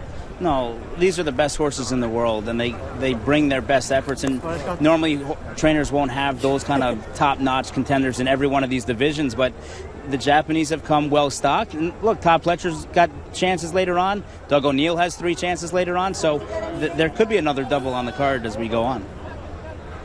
Fairly confident the Japanese won't win the World Cup itself. I don't know anymore. But who knows? We can get a debrief now from our winner, because Christophe Lemaire is with Mikey. Lemaire has once again won one of the big races on the world stage as he weighs out here. Christophe, if you can, take us through it. It looks like, this horse had a dream trip out there. Yes, definitely. Lucky to be on the inside. Very relaxed. Was slow pace early on, but then we quickened from last turn. My horse was responded very well. As I said before, he doesn't have a big turn of foot, but he's got stamina, and today he had to fight very well. He had to fight, and he did it very well. Before Saudi, he hadn't. Before Saudi, he hadn't won in about 3 years. Now he wins 2 big races in a row. What do you think is the difference? Yeah, but I think the trip. Now he can run on longer trip. He get tough, and to be honest, when he came to Middle East last time, the horse get really stronger, and he likes it here. he likes the heat, and more than me. But over distance, I think he's going to become one of the best in the world. Well, let's hope so. Hopefully we see you. Thank you. Thank you. Christophe Lemaire, such a nice guy. I remember thinking many years ago, this is the best jockey in France. And then he went over to Japan, which is an attractive thing to do because there's so much money. But they don't make it easy for you. I think they give you a translator for a bit, and then you have to learn Japanese and pass a test in order to stay there and become part of their jockey colony. His Japanese is fantastic. I mean, the Japanese media absolutely adore him. They flock to him anytime he comes out for morning track work. And I remember seeing him breeze Amanai a few days before she ran. And, I mean, just give you goosebumps when he's aboard them. They were in unison. And that's what won the race here for Stay Foolish, is just being in unison to the wire and having enough horse left, knowing that you got to go 3,200 meters. And that was the key here, to hold off Manobo, because I think the whole crowd thought when Manobo got clear and he kind of ranged up and took the lead for half a second, that Manobo was gone, but Stay Foolish had something left in reserve. So far, this Saudi form is working out extremely well. The winner of the Kahila, of course, was the winner in Saudi, and this horse as well. So take us through the race from Manobo's perspective. So you see here, I mean, Manobo, one of us, you see him kind of trying to get over to the inside, but the horse just won't relax. And finally, at some point in the race, he's just going to get him outside, and he's going to go 3 wide, even though he's got nowhere to go, just because it gives him the opportunity to just shut off a little bit, because he just would not settle early on. And look, Charlie Appleby might be the best trainer in the world. This is the first time we've seen it from him. I got a feeling it'll be the last time we see it from him. He'll get this corrected. This is a concern later for Yabir, though. A horse that we know can over-race. He did it in the Breeders' Cup Turf, and he's coming here off a layoff. This horse had the prep, which should have taken the fizziness out of him. Yeah, no, Yabir, Charlie's kind of funny when you ask him about him. He says, I don't know what he's going to do in the race. If he's too fresh, he might be gone, and William Buick's going to be tired after this ride. But, look, he's a consummate pro, and you got to kind of have short memory and move on to the next one. And the next one is going to be a fun one, hopefully, for William Buick, although an agonizing decision it was. Well, it won't be so fun if James Law sails past him on Creative Force. Although they are great mates, which will definitely help. I quite like our helicopter, but I'm not sure that it necessarily shows us quite what's happening, sort of, in terms of... You see Sophie out the back here. She's still second to last, and she's going to end up passing a bunch to run fourth, though. That's, just a never give up attitude. You're riding for your family, and they have to be proud with the fourth place finish. Yeah, Safi Osborne. It was fantastic. At one point, I was like, "Come on, Safi, you're going to get there." Around about now, she's coming with a little bit of a run, and here again, still Nobo's just crying out for room. He's completely boxed in with nowhere to go. If he's able to tilt out and get out any bit earlier in the race, I think he can win. But he just has nowhere to go. And finally, when the hole opens up, William's going to let him go, and he does kind of just smash on through it. But it took so long, and that's so much energy that you have to use. Turn on, turn off, turn on, turn off, and it's just going to get him on the wire. This is where the crowd really responded when the horse came out, started really eating up the ground with his giant strides. But Stay Foolish was never going to give in. He's a dour stayer, and he gets in front, as you said, and we thought that'll be it, but nope, the Japanese horse was not going to lie down. He still looks like a winner, though, doesn't he? Just here at the end, just the last 2 jumps that Stay Foolish just really showed a lot of heart today in pulling up the upset victory. Yeah, he's a really, really likeable horse, Stay Foolish. He's not a youngster either. He's 7 years old. Still an entire. Raced by, of course, Shaddai Racehorse Co. And they are so good at what they do. Many different ownership groups under their umbrella. And he's a son of Stay Gold. He's having his 31st start this evening, Stay Foolish, and this is just his 4th win. And this is a horse that's owned by Mr. Yoshida, Teruga Yoshida of Shaddai Farm, who obviously now stands behind your biscuits, as well as so many other top stallions. And with the loss of Deep Impact, they're looking for that replacement. Stay Foolish, I'm sure, will join that yard next year now as another stallion in the Shaddai Stallion Station. They got something like 30, 35 stallions, haven't they? Yeah, it's an amazing facility, and they just take such unbelievable care of their horses over there. It's a pleasure to go over there. I'm not sure how much demand there is for 2-mile Group 2 winners in Japan. They do have jump racing. Nakayama Grand Jump would be the only one I can name. So I guess he'd be a jump sire. I think the thing about Japan, why they run so well over here too, is this long walk from the international quarantine barn that some horses have a problem with. It's old hat for the Japanese. They're used to just walking miles and miles and miles, and we see them in the morning time. They're always the first ones on the track at that 5 o'clock slot, and they don't seem to ever turn over a hair, other than maybe Lani. Yeah, Lani was good fun, winner of the UAE Derby a few years ago. In fact, Japan's only winner of the UAE Derby. Maybe that will change as well this evening. They have won 2 of the 3 races we've had so far at Dubai World Cup 2022. But our Alcor Sprint is a different proposition altogether, and that is the race that's coming up next at 5:35, so around about 20 minutes to go. Look at Almada, he's such a tricky horse, but he is so talented in the yellow sleeves there. And he has run a mighty race. It'll be interesting to see what they do with him next season regarding the campaigning, because there aren't too many races here for the staying types, and there aren't even really any turf races until January. So fun times though for Masaba, unless indeed they choose to be very brave and campaign overseas, which is something UAE trainers don't often do. But a pat down the neck for Stay Foolish, winner of our Dubai Gold Cup, for Christophe Lemaire. It's cooled down quite a lot, hasn't it? And the crowd seem to have kind of come closer to us, more up to the fence, or maybe it's just that they've taken their time to arrive and get in. It feels a lot busier now than it did before the Kahela. Perhaps they were just hiding in the shade. I think it's just one of those things, and we see it year in and year out here on World Cup night. The masses just continue to pour in. Even though the Kahela is such a great race, and every race on the card is such a great race, this place will be jam-packed by the time Dubai World Cup goes off tonight. So our trophy presentation for the Dubai Gold Cup, sponsored by Altair Motors, and this is Mr. Humaid Tariq Altair himself presenting the prize to the owners of Stay Foolish, Shaddai Racehorse Co. Limited. And Yoshito Yahagi, the trainer, came into tonight just 1 win from 8 runners here in Dubai. Now improved that to 3 from 10. That is pretty good going. He's a real character, as we mentioned. Very, very popular over there.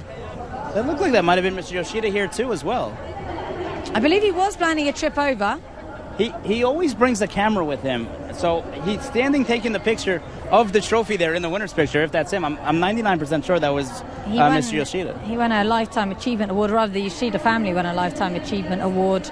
Recent His Highness Sheikh Mohammed Racing Awards that we had here on Super Saturday, and they sadly weren't able to attend on that occasion, but they did say we'll be here for Dubai World Cup, probably because they knew they were going to have a winner or two.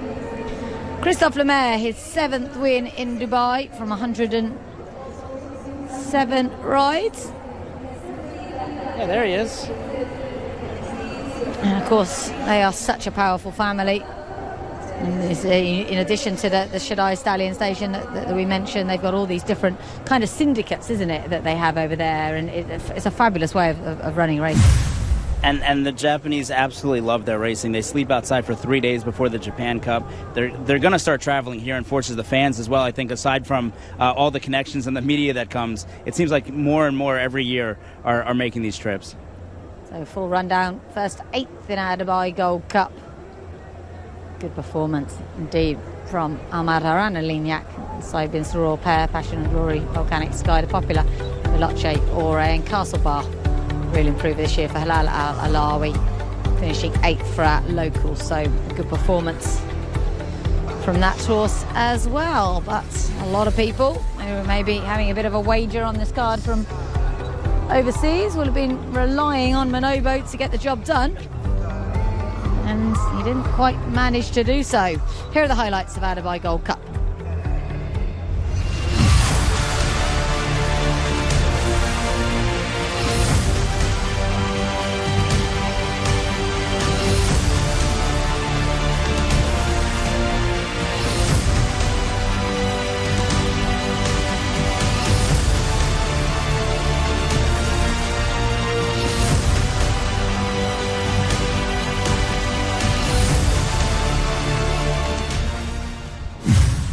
Actually went over to Saudi, Chris, obviously had that amazing day and then caught COVID.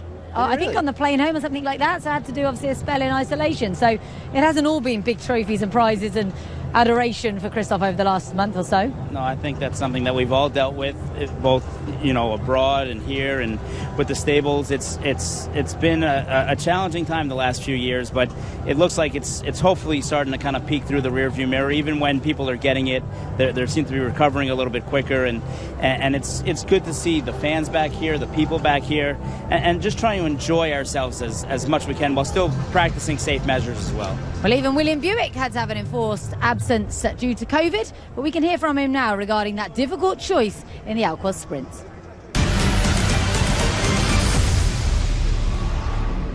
It wasn't an easy choice, and these choices are, they're a privilege to have, for sure, but they're also take a bit of thinking through. Look, obviously we also made a promise on Super Saturday, and he was very impressive, and he backed that up. He's done that twice this season now, so everyone's very happy with him at home. So Creative Force, he's a Group 1 winner. So, but look, I sort of went with the horse who's got the track experience and race fitness. I mean, I wouldn't necessarily be saying there's too much between them. I wouldn't let, if you like Creative Force, I wouldn't let my choice sway you, because it's not an easy choice. They're two great horses.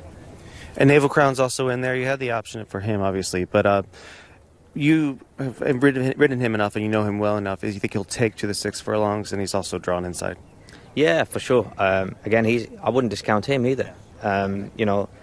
He's got a lot of pace. Obviously, he won the Al Fahidi over 7, and then in Saudi he was drawn 2 wide. So just put a line through that.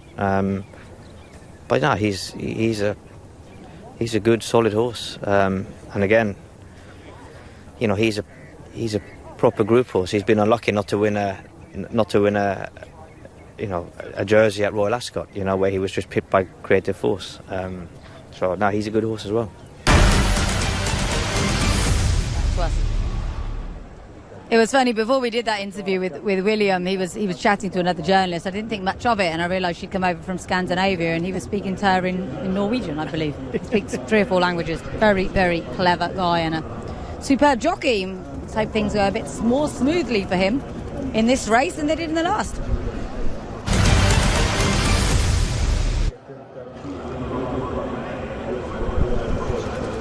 Alquoz Sprint.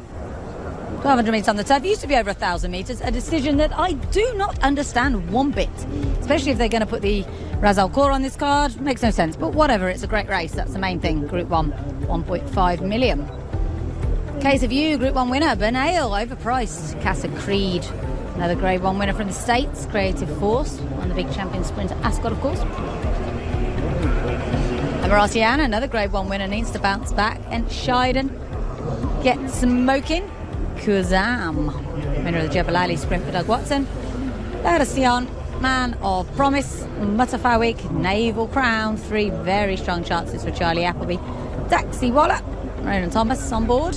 Air de Val's very smart mare from the French. Happy Romance and Suessa, of course, all the fillies getting a bit of a weight allowance. The one that's just taken out a bit of the railing behind us is number 7, Get Smoking. Is he normally fizzy, Chad, do you know? No, he's not. And he's been noticeably away from the main track here. He came here just the first 2 days, got a little warm one day, and they've kept him in the training track. So, they've been trying to keep him very quiet, and he seems like he's certainly excited about being here today. The other American horse in here, Casa Creed, also noticeably getting very, very warm in the paddock.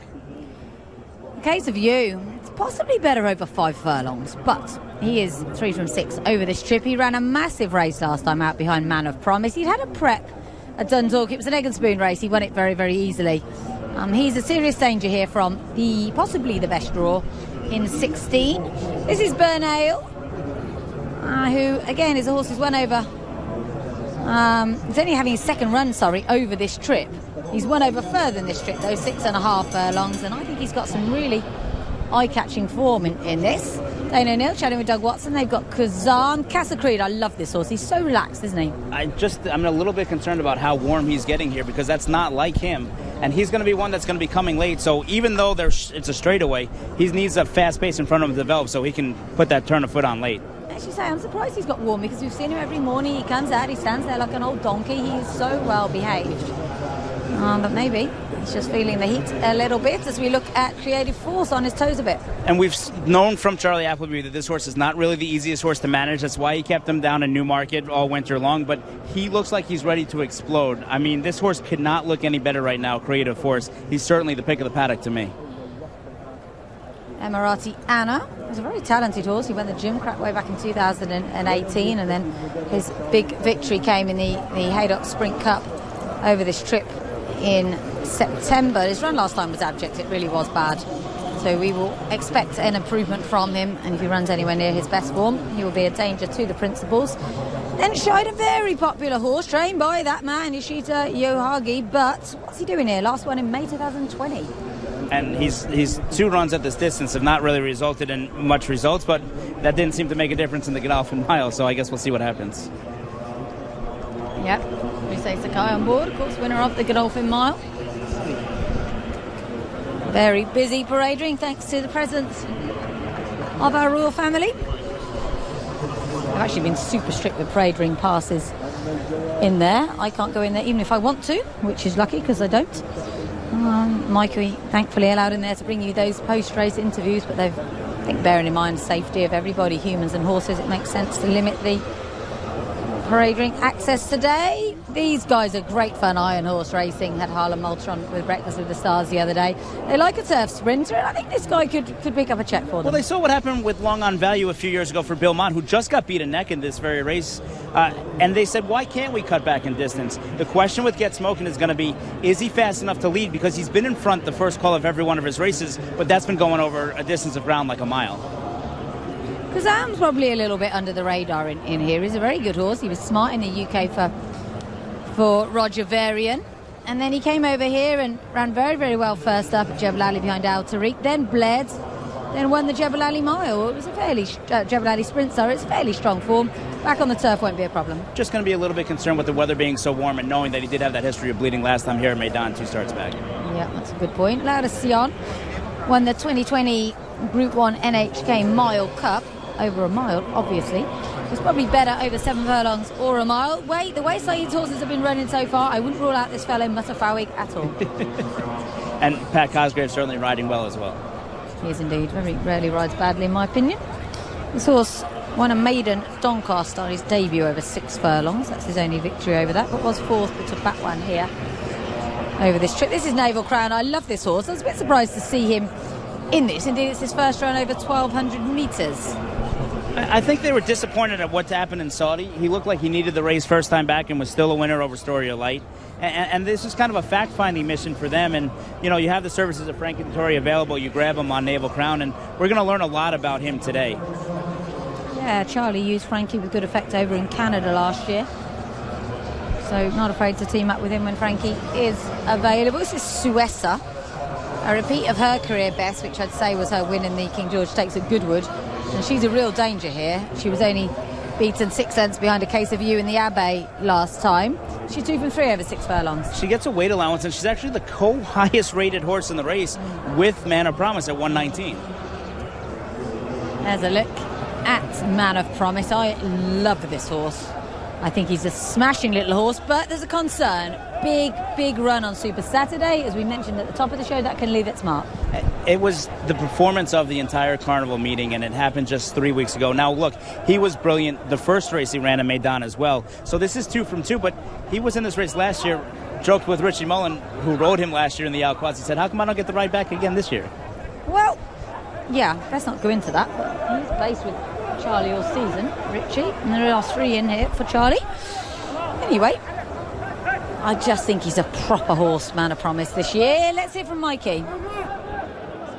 All right, we got Harlan Walter here, Get Smokin', comes in here as one of the bit of the outsiders there, but an outsider won this race last year. Do you think he can emulate Extravagant Kid? Well, I think that the cutback milers coming from the States have had quite a bit of success, and that was really the thought we had bringing him over here. He has a ton of speed, going 2 turns, and it's going to be a real mystery to see how he reacts to the cutback. It's the last time he ran this distance was in his debut. So we're experimenting, but we feel like he has the quality to be there today. To give you a little confidence having Mark Cassidy in your corner, considering he does have international success at the top level. Absolutely. Obviously, Tepin was a super horse. Hopefully we can keep up to that standard today, but Mark has a ton of confidence. He didn't even bat an eye. We had some great partners who all wanted to be part of this type of international experience, and we wanted to get him over here and give him a shot. All right, well, best of luck to you. Great. I can tell you the Albasiaca World best turned out has gone to horse number 12, Naval Crown. So congratulations to the groom of that one, as we look at Emirati Anna, who's a sweet little horse heading down to the start. And I spoke to Andrea Zini about him a while ago, and I said, is this what he wants? Fast ground, 6 furlongs? He was like, absolutely. So can't have the ground fast enough, he's going to love it. So we'll just put a line through that last run behind Man of Promise. He's a good deal better than that. Maybe he just really needed it. Kevin Ryan is here. Yet to have a winner in Dubai, Kevin, but a very, very good trainer. This is Creative Force. Now, I thought the reason he stayed in Newmarket was just that Yabir had someone to talk to on the plane, frankly. But this form, Group 1, yes, dodgy. Soft ground, Ascot, Glen Shield won the race the year before. There's a lot of horses in here who had a hard season. It's not a strong Group 1 for me. I just like the way that he finishes up. And I know it's on soft ground, and most of his races have come on good to soft ground, but he just finishes really, really well. And I just have all the belief in Charlie. Look, if you would have asked the beginning of the year, Creative Force was his best chance. After the first run, it might have been Naval Force, and then after the last 2, it'd be Man of Promise. I'm just going with what the original plan was. Creative Force was put away specifically with this race in mind, and normally when Charlie makes a plan, Charlie follows through on the plan. Yeah, he really does, and that is why he's such a good trainer for me, Charlie Appleby. He either does it himself or he has someone in that yard that goes through every condition book in the world. He's looking at France, he's looking at Canada, he's looking at America, and he says, right, that's the target for this horse. He hits the target, the horse more often than not wins. If you chuck a horse into a race at the last minute, it just doesn't work out for you. By and large, it can obviously, but it's rare. This straight course is something you don't really do in the States. No, we've never done it, and so that's why it was good to see last year Extravagant Kid getting the first ever win for America in this kind of race on the straightaway. And then we've had a couple of close seconds. Belvoir Bay, the filly, led all the way just to the end. Long on Value was a good second. So the Americans wouldn't be without a chance here. Casa Creed's kind of found this really quick turn of foot. We saw it really at Saudi. One more jump, he probably was going to win the 15-32 Sprint Turf Cup. So can Casa Creed improve one better off that last start? And really, it's a mystery what Get Smokin's going to do. But Harlan Malter, who's the managing partner, Mikey obviously interviewed him there. He famously owned Bucero, who went to Royal Ascot as a 50-1 outsider that everybody said was crazy, and he almost won. He ran 5th, just beaten a nose for 4th. Can we see maybe this horse do one better? We didn't talk too much about Happy Romance. So you mentioned that great run in Saudi by Casa Creed. She was just behind him. Richard Hannon, his trainer, one of the bigger personalities in UK racing, he's a hoot. He said that last week this filly did her best ever work off the back of that good run in Saudi. And reunites with jockey Sean Levy, who wasn't able to ride last time out. Certainly she would not be a surprise, and I think she would handle the straightaway course really, really well because she's right there, puts herself in the race, puts herself in a good position early on. And that's really what it's going to come down to is the stand side really, really good? Where are they going to separate? Where's the break going to be? And who's going to lead early? He's brave enough to go far side. I mean, you're mad, really, if you're drawn in one and you try and track over, I would say. So we are going to see a split, as Chad mentioned. We haven't spoken much about Air de Vals either, trained by Kareem Brand-Barb, who's had 2 runners in Dubai. Both of them were Sirius to Zeg. He won one Shima and was second in another. That is decent form. She's a good trainer, and this Air de Vals is a smart filly.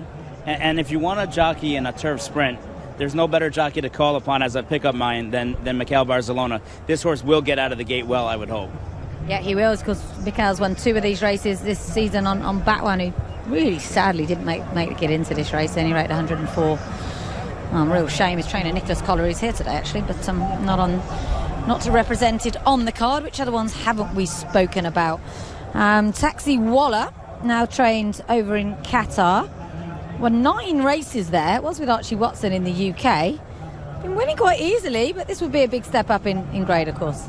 Ronan Thompson 1 for 1. He's never lost over here in Meydan Racecourse after winning the first race on the card. So he's going to be riding really, really high and just have all the confidence in the world. Lovely look there at the start for our Alquoz Sprint. As I mentioned, they changed the distance of this a while back in 2017 for reasons that nobody really knows. It was a very good race before. It's still a very good race. It's actually a race that's relatively new to the programme, was only founded in 2007. It's been on by World Cup cards since 2010. So when we opened up here at Meydan, they thought we'll celebrate the new race and move this onto the card. And it's been a fabulously international race down the years. You mentioned Extravagant Kid won it last year. We had Mike de Cox won it a couple of times. We had Hortensia buffering from Australia. That's one of the great things about it. It's not a race that often stays in the UAE. That said, Charlie Appleby's won it twice with Jungle Cat and Blue Point. And I think he's really in prime position to make it number 3. All 3 contenders. Really, you can't even sell Naval Crown short, but I'm going to settle on Creative Force over here. I do think that this was the plan. I do like what I really saw from him in the post-parade, and I just think Man of Promise might just kind of regress a little bit. Now, he can regress and still win. That last race was so powerful, but, I mean, this is a really, really proper Group 1. Yeah, it's a bit like Manobo earlier. We said, he hadn't really been tested. This is a big test, as Charlie said himself, as you heard when you saw the interview we put out on the winning line. He couldn't really split them himself. He said William felt that he needed to be on Man of Promise. He worked the horse on Tuesday. The horse worked just as well as he had. Identical was Charlie's word. Worked identical to how he had before Super Saturday, so he felt he had to be on him, but he's not proven at the top table, which of course Creative Force is. So it really is a fascinating battle just between the Charlie Appleby runners, but the way things are going tonight, we could just see an upset. So I'm going to go with Man of Promise. Chaz with Creative Force. Who is going to win our Alquoz Sprint of 2022? They're nearly all in. Winton. Creative Force is also set. Air de Vals. Vals wins in and out. Casa Creed, Happy Romance, Mutafawa. There comes Taxi Wala.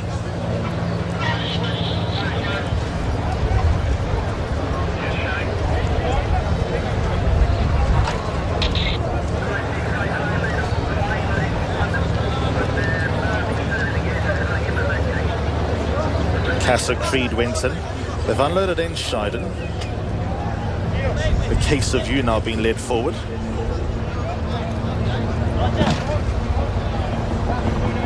Emirati Anna and Happy Romance. Emirati Anna moves in. Happy Romance. Here comes Mutafawa. Still got Burn Oil to bring up. Case of You, another one still to come forward. Kuzan. We're checking out in Scheiden here.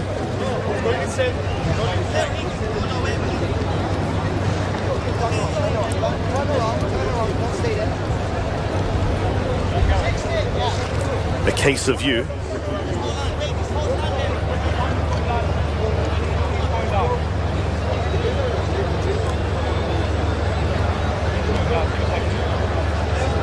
Laura Sion is ready. Quite stop-start behind the stalls here.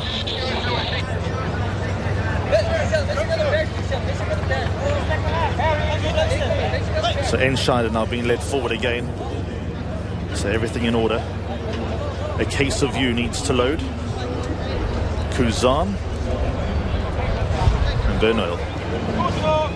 Here's Kuzan.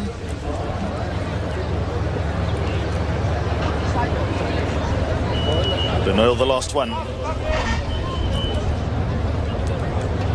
Yelkos. Set for a start. Gates are back and they sprinting away. Get Smokin' jumped inwards but propelled itself to the early lead. Suez's in the white colours directly behind. Enschede in the greys towards the far side, followed by Mutafawak in the blue jacket and the red cap, joined by Naval Crown. Kuzan's up the far side. Bernal's in the yellow and green colours. Emiratiana got just ahead. Laura Sion, then comes Happy Romance. They race in the middle of the course. Hard up on the outside. Man of Promise in the all blue, kept company by Creative Force, Taxiwala. Now they all in a bunch. They follow by Air de Vals, who's next best. A Case of You under the outside rail, banging contention. The pink colours of Casa Creed is towards the end of the field. They're halfway through the Elkos sprint, and Kuzan towards the far side. I'd say he's just about the leader. Mutafawak, Man of Promise. Then comes A Case of You, who's getting into the hunt as well. Happy Romance, a chance in between runners. Further back then to Emiratiana and Taxiwala past the 200. A Case of You lays it down to Man of Promise. Man of Promise trying to get on terms. A Case of You got him on the ropes. Then comes Happy Romance. A Case of You, though, comes home to win the Elkos. A Case of You won it. Happy Romance second. Man of Promise third. Fourth close, Naval Crown, Casa Creed involved. Taxiwala. Then came Kuzan. They were ahead of Mutafawak. Bernal was next to finish Sueza. Laura Sion in Scheiden. They were ahead further back of Creative Force, Emiratiana, Air de Vals and Get Smokin'. An Irish winner. Fantastic. A Case of You. He's a classy colt. He won the Prix de l'Abbé. He chased a Man of Promise here last time. That form has been emphatically reversed. William was never able to get there. A Case of You has won that very, very nicely. No, just follow the stand side all the way through. And, I mean, as soon as the front runner started backing up a little bit, you saw Ronan just kind of start asking them and picking it up. And when they passed us word about the furlong pole, maybe a little bit further out, and I mean, Case of You was going to go right by and go right to the winner's circle. And I mean, so happy for trainer Adam McGuinness. He really wanted this one really, really bad. He thought he was live in the Breeders' Cup last year, thought the distance was a little too short for him, and this has been his goal. He got enough out of that prep race. I mean, he flew at the end of the race last time. Everyone was just looking at Man of Promise, but he was flying to get up for second. And, man, just congratulations to all the connections there on A Case of You. Yeah, owned by Gary Devlin. Adam McGuinness, as you mentioned, been a big supporter of the Dubai Carnival. He brought over two, Pierre Lapin and Harry's Bar, and neither really did a great deal, if we're honest. Harry's Bar did go home and win since, though, which was good. And then this was the big one, and they always had a plan. He said, we're coming to the Alquoz. We're going to prep for the prep, which is what they did with that little race he won at Dundalk. And that was a very, very good performance. I don't want to take any shine off it, but the rail was undoubtedly a help. It certainly looked that way, but, I mean, credit, by the way, to Happy Romance getting up for second there, passing Man of Promise in the last 50 yards to get up for second. Yeah, she's such a good filly, isn't she? That's the second time that she's landed a big check, but sadly not been able to win. Happy Romance, obviously third, as we mentioned, the 13.51 in Saudi, and gone one better than that here. And no show from Creative Force, but Naval Crown finished fourth for Charlie Appleby, just ahead of the US Raider Casa Creed. And those are the horses that had the form. Those are the horses that had been running. It just seemed like it was a little too tough coming off the layoff. I thought the horse would be kind of more ready to fire a big one. So great story. A Case of You was a buyback by Connections, I think for just €3,000. And he has now won them two big races, and he's already confirmed as a stallion. You know, he won, as I said, that Prix de l'Abbé, which is probably the best sprint, certainly the best 5 furlong sprint in Europe. And now he's come over here, vastly different circumstances, and won this.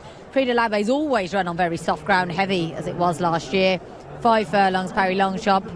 comes here, fast ground, 6 furlongs. What a versatile horse. I think it really fits him. I mean, his turn of foot really takes off on that hard, firm ground. He's not really slipping and sliding. He was just cruising, running right by us. Ronan Whelan had a little spell over here a few years ago. Managed to get 3 winners during that time. Well, this will be one of the biggest wins of his career, up there with the Prix de l'Abbé victory, of course.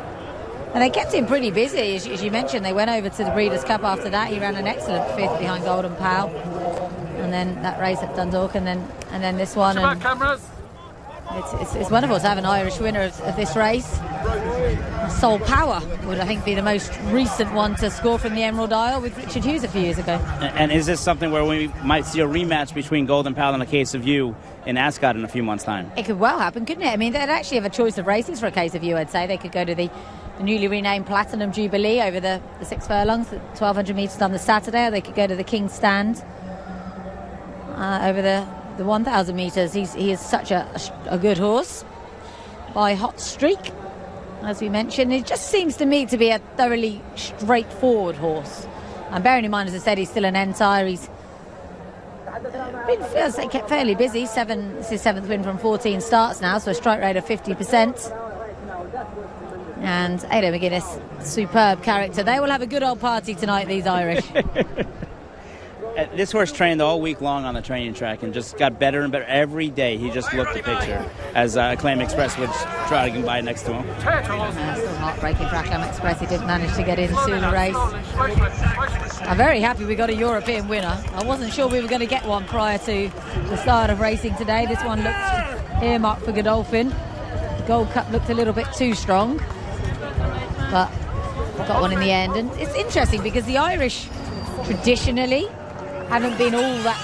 Well, they have been strong at sprinting, but they, up until very recently, when the Flying Five at the Curragh was upgraded, they never actually had their own Group 1 sprint. It's been only the last couple of years that they've had that race, so they've always had to go over to England with their better sprinters. This is just such a It's an emotional winner circle. There's Ado on the right. He is brilliant fun. And say he was they were probably a little bit down after bringing over Harry's Bar and Pierre Lapin and really failing to do much at the carnival with those 2 horses. But this one is a really, really special horse. And a lot of people here to cheer him on as well. I hope the hospitality area is primed for later. It's going to get badly hit.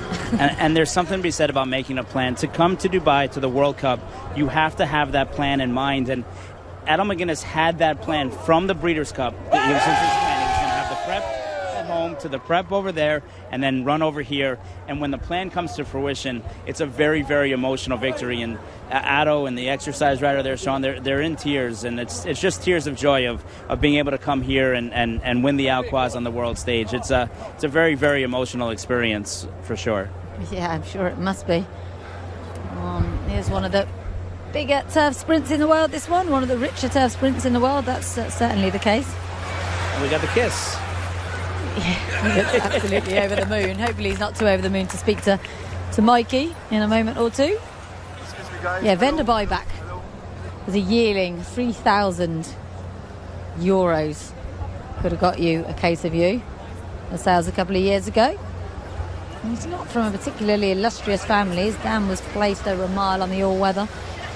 She's a sister to a listed winner.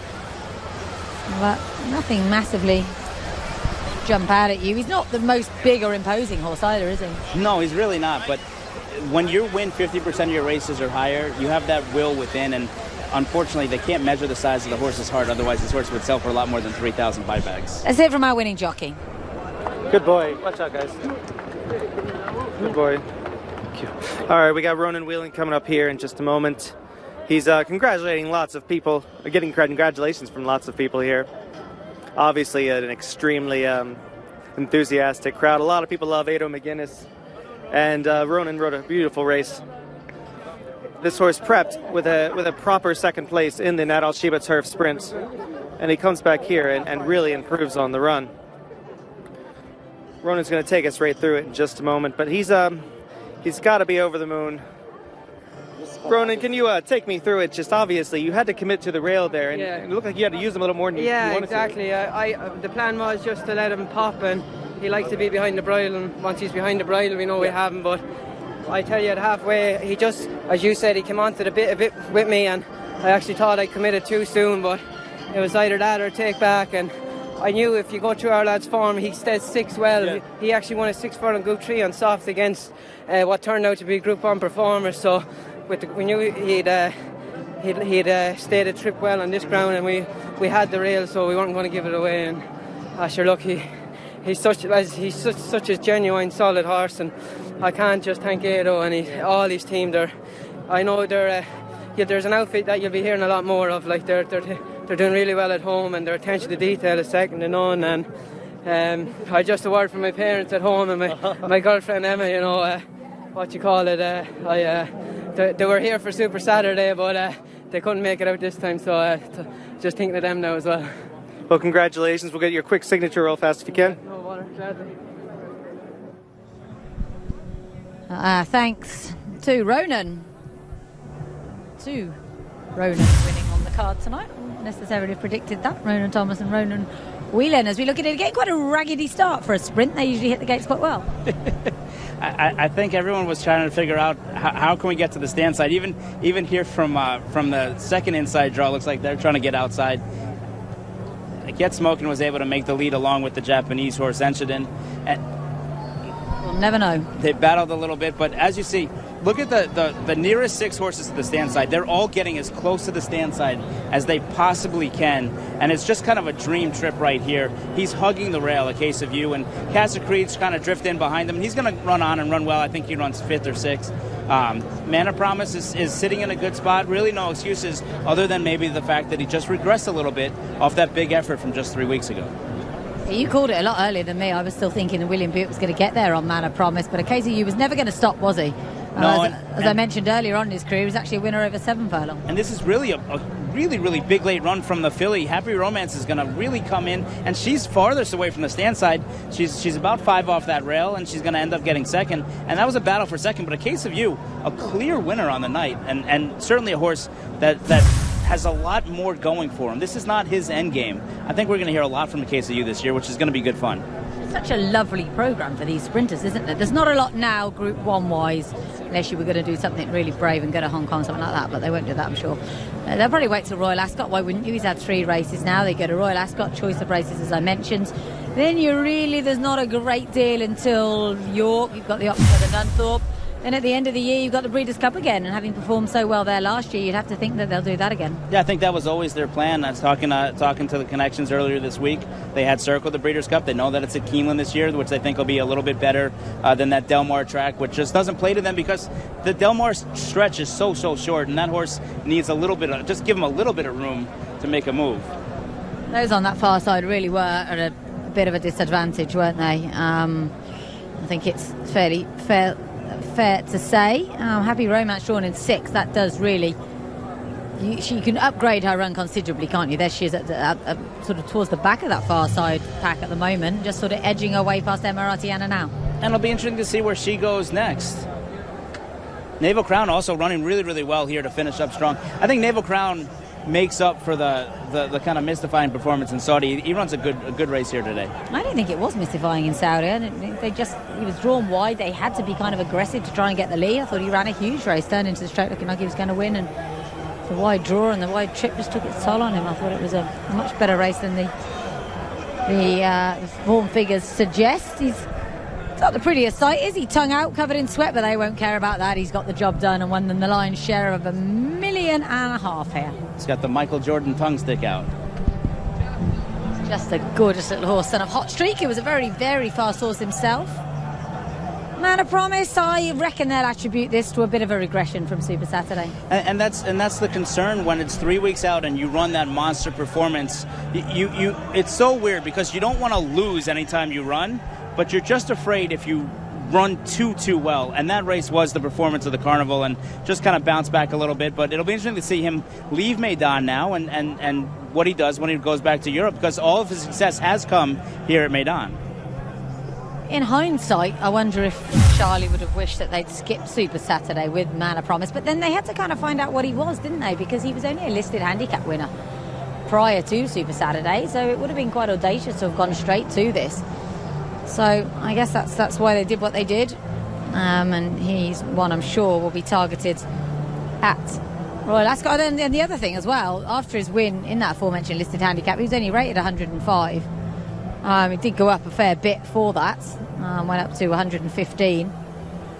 But yeah, he's come a long way in a short time. Man of Promise now finds himself Group 1 place, so not the end of the world, but frustrating night so far for Charlie Appleby, that's for sure. And yeah, again, I don't know if it is that there's a quicker bit of grass over here, or it's just that's where the better horses were. We're never going to know. No. So there's no point to.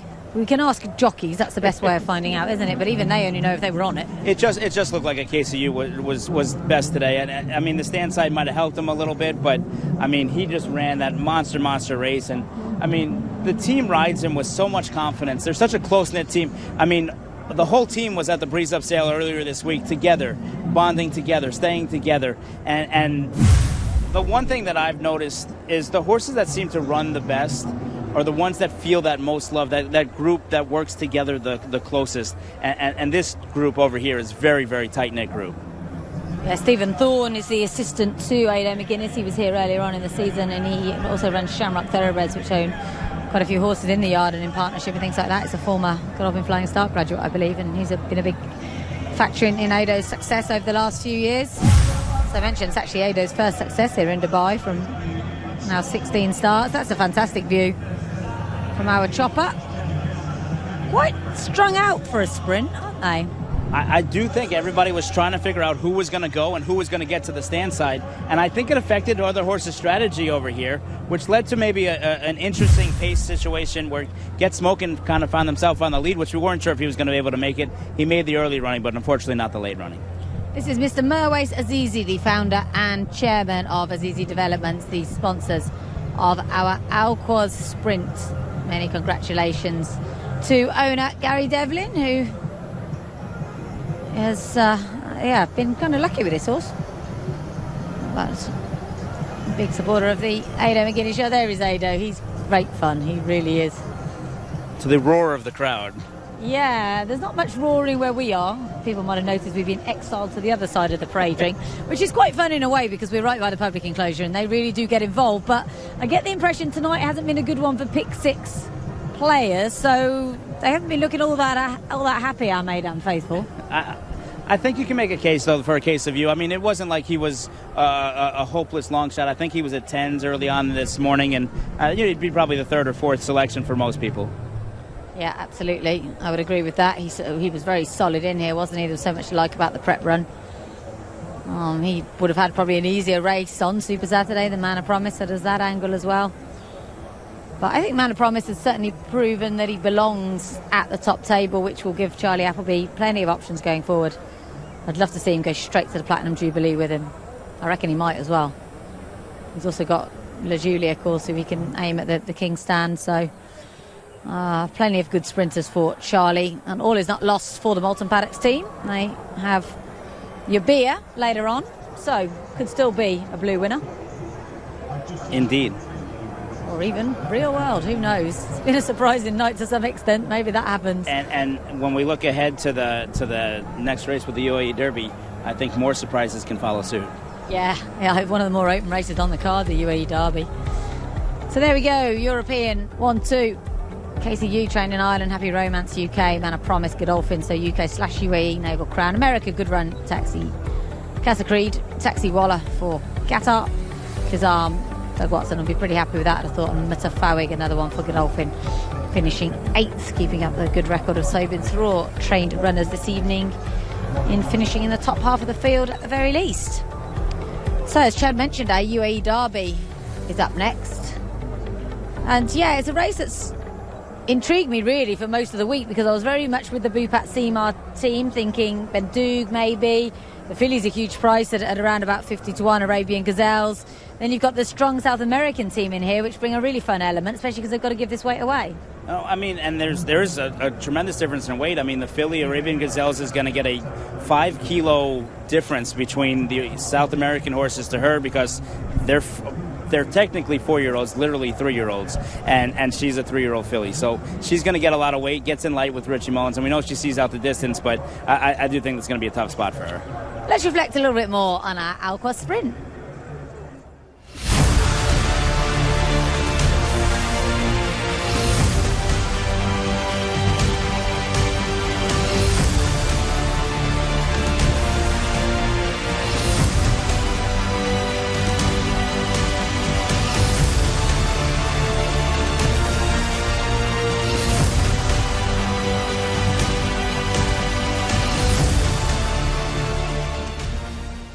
You always get good scenes when you get an Irish winner. They really do know how to enjoy life. Congratulations to the Connections of a Case of You.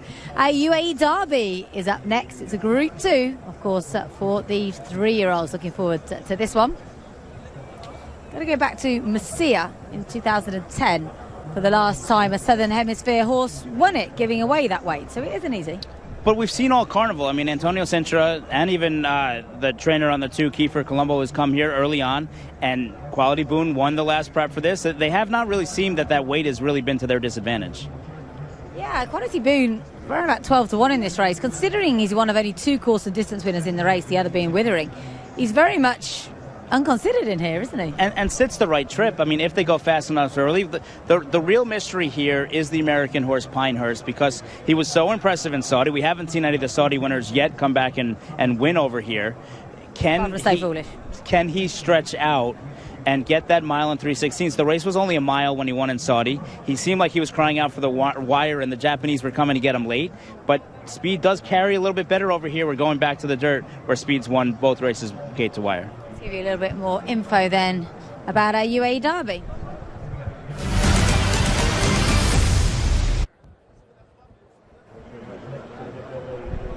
Yep, sponsored by Mubadala. 1,900 metres on the dirt. 3-year-olds, of course. $1 million and 100 Kentucky Derby points, right? For most. For the winner. For most. Unless you're Pinehurst, yes. Bob Baffert and the 3 South American horses are not eligible for the points. Yes, that's something probably needs addressing, I'd say. Irvin, supposed to say it apparently. Leandro Gonzalez Rise for Antonio Sintra. Kiefer, so much ability. Quality Boone as your coast, unbeaten. UAE 2000 Guineas winner. Bendu Combustion for Godolphin, the first ever runner here for Godolphin Japan, which is interesting. Crown Pride, I thought, was potentially interesting. Get Back Goldie, Gilded Age. Island Falcon, Pinehurst. Was he impressive in Saudi? Was he just hanging on? Hanging on for me. Rival Mary, I think, is very live as well. And one of the outsiders, but for Japan, I think he's got a big old chance. Sikafu, I think, will reverse with Pinehurst. Summer is tomorrow. Expect him to go from the front. He's a very fast horse. Whether he'll still be there at the end is doubtful. Withering will be closing, and Arabian Gazelles likewise. Incidentally, our graphics are based on the owner of the horse. That's where the flags are from. It's a ridiculous way of doing it, because obviously owners, you can have several owners based in different countries. For me, it should always be on the trainer, but that's what we do here in the UAE for some stupid reason, so that's what that is. Owen trained in Uruguay. It's actually his first run for Antonio Sintra. He used to be with Javier Frere over in Argentina, where he won the Derby. And he got a little sick coming over here, so as opposed to Quality Boone, who's been here since October, he's been in quarantine, but he has looked better and better each and every day. Friday was the best day he's had since he's been here. There's a gorgeous horse, Quality Boone, he really is. He won here right back in December and did very little wrong since. He was second to Rory on a totally speed-biased track at the end of January. Then ran third behind Azure Coast in the Guineas. And over the further trip, beat Withering in the prep for this. So very interested to see how Quality Boone gets on. Azure Coast, Mikey's busy trying to get an interview, but he will tell us this horse will win. First time over this trip, though, they might not come back to him like they do over the mile. And he's needs to not be so far back. He loves to give himself too much to do, and then he's been brilliant so far and was able to run them down. But it was a weird run race from Kiefer Jadaki, Hector Lazo last time out. This way in this big field, Zurkos can't come from last, I don't think. Come from last and make this big swooping move. Antonio Frezzo is going to have to break him out of the gate a little bit sharper. There's quite a few that are going to be closing. You know, Kiefer, I would say, has been a little bit too far back in a couple of his starts. Quality Boone as well has been one who's been closing. There's a lot that are reliant on them going a good pace, and I think they will go a good pace. This is Crown Pride, one of the outsiders for Japan. Last time out finished 3 lengths behind Combustion, but I thought he was quite interesting on pedigree. Thought he'd be all right over a little bit further. He was winning quite easily his first 2 starts. Get Back Goldie. Interesting horse, really, isn't he? Won here over 1,200 metres. But they were very keen to run in this race. I think they saw that he was able to win the 1,200, and to qualify for the Carnival, you need to have 2 runs. They weren't sure where that second run was going to be. They'd enter him right back 7 days later. They ended up settling on the 1,900-meter race, and it was kind of a weirdly thing where he ended up just jogging into the race. He's had proper gallops going into there, and they're really excited to get Irad Ortiz Jr. aboard. What about Gilded Age then? Represents Bill Mott, and last time out, quite well held in a Grade 3 Aqueduct. He's the best looking horse in the race. I mean, I hope he gets best turned out because he deserves it. But he's a $600,000 yearling purchase. He's a son of Medaglia d'Oro out of a Group 1 winning mare. And he looks like he wants every bit of the mile and 3/16. After he ran third last time out in New York at Aqueduct, Bill Mott called up Steve Nagler, the U.S. representative, and said, get me into the UAE Derby. I want to be here. And it took a little while for the invitation to come, but it did come. This is the race they've been pointing Gilded Age to for a long time. While there's 100 Derby preps back home, this is the one they wanted. Do like a target. Island Falcon represents Sayyid bin Saror, who's won this race 8 times. He's well beaten in the Saudi Derby, has 11.25 lengths to find on. This horse, Pinehurst. Bob Baffett never won this race. He won the Del Mar Futurity. Jimmy Barnes, assistant trainer, said the track was not playing to front runners. He was one of the rare ones that went gate to wire, and they think over here his speed is going to carry him on. But I think in order for him to get the mile and 3/16 distance, he needs to get clear. I don't want to see him battling head to head. Pinehurst's best shot is to make the lead and then clear off. He's very warm, Pinehurst. Rowa Hamari, I think, is very live in here. He was ahead behind Seikafu last time over 1,400 metres on pedigree. I think this step up in trip is really what he wants. He's a son of a Japanese Derby winner, Deep Brillianti, which name always made me laugh. It sounds like a pizza.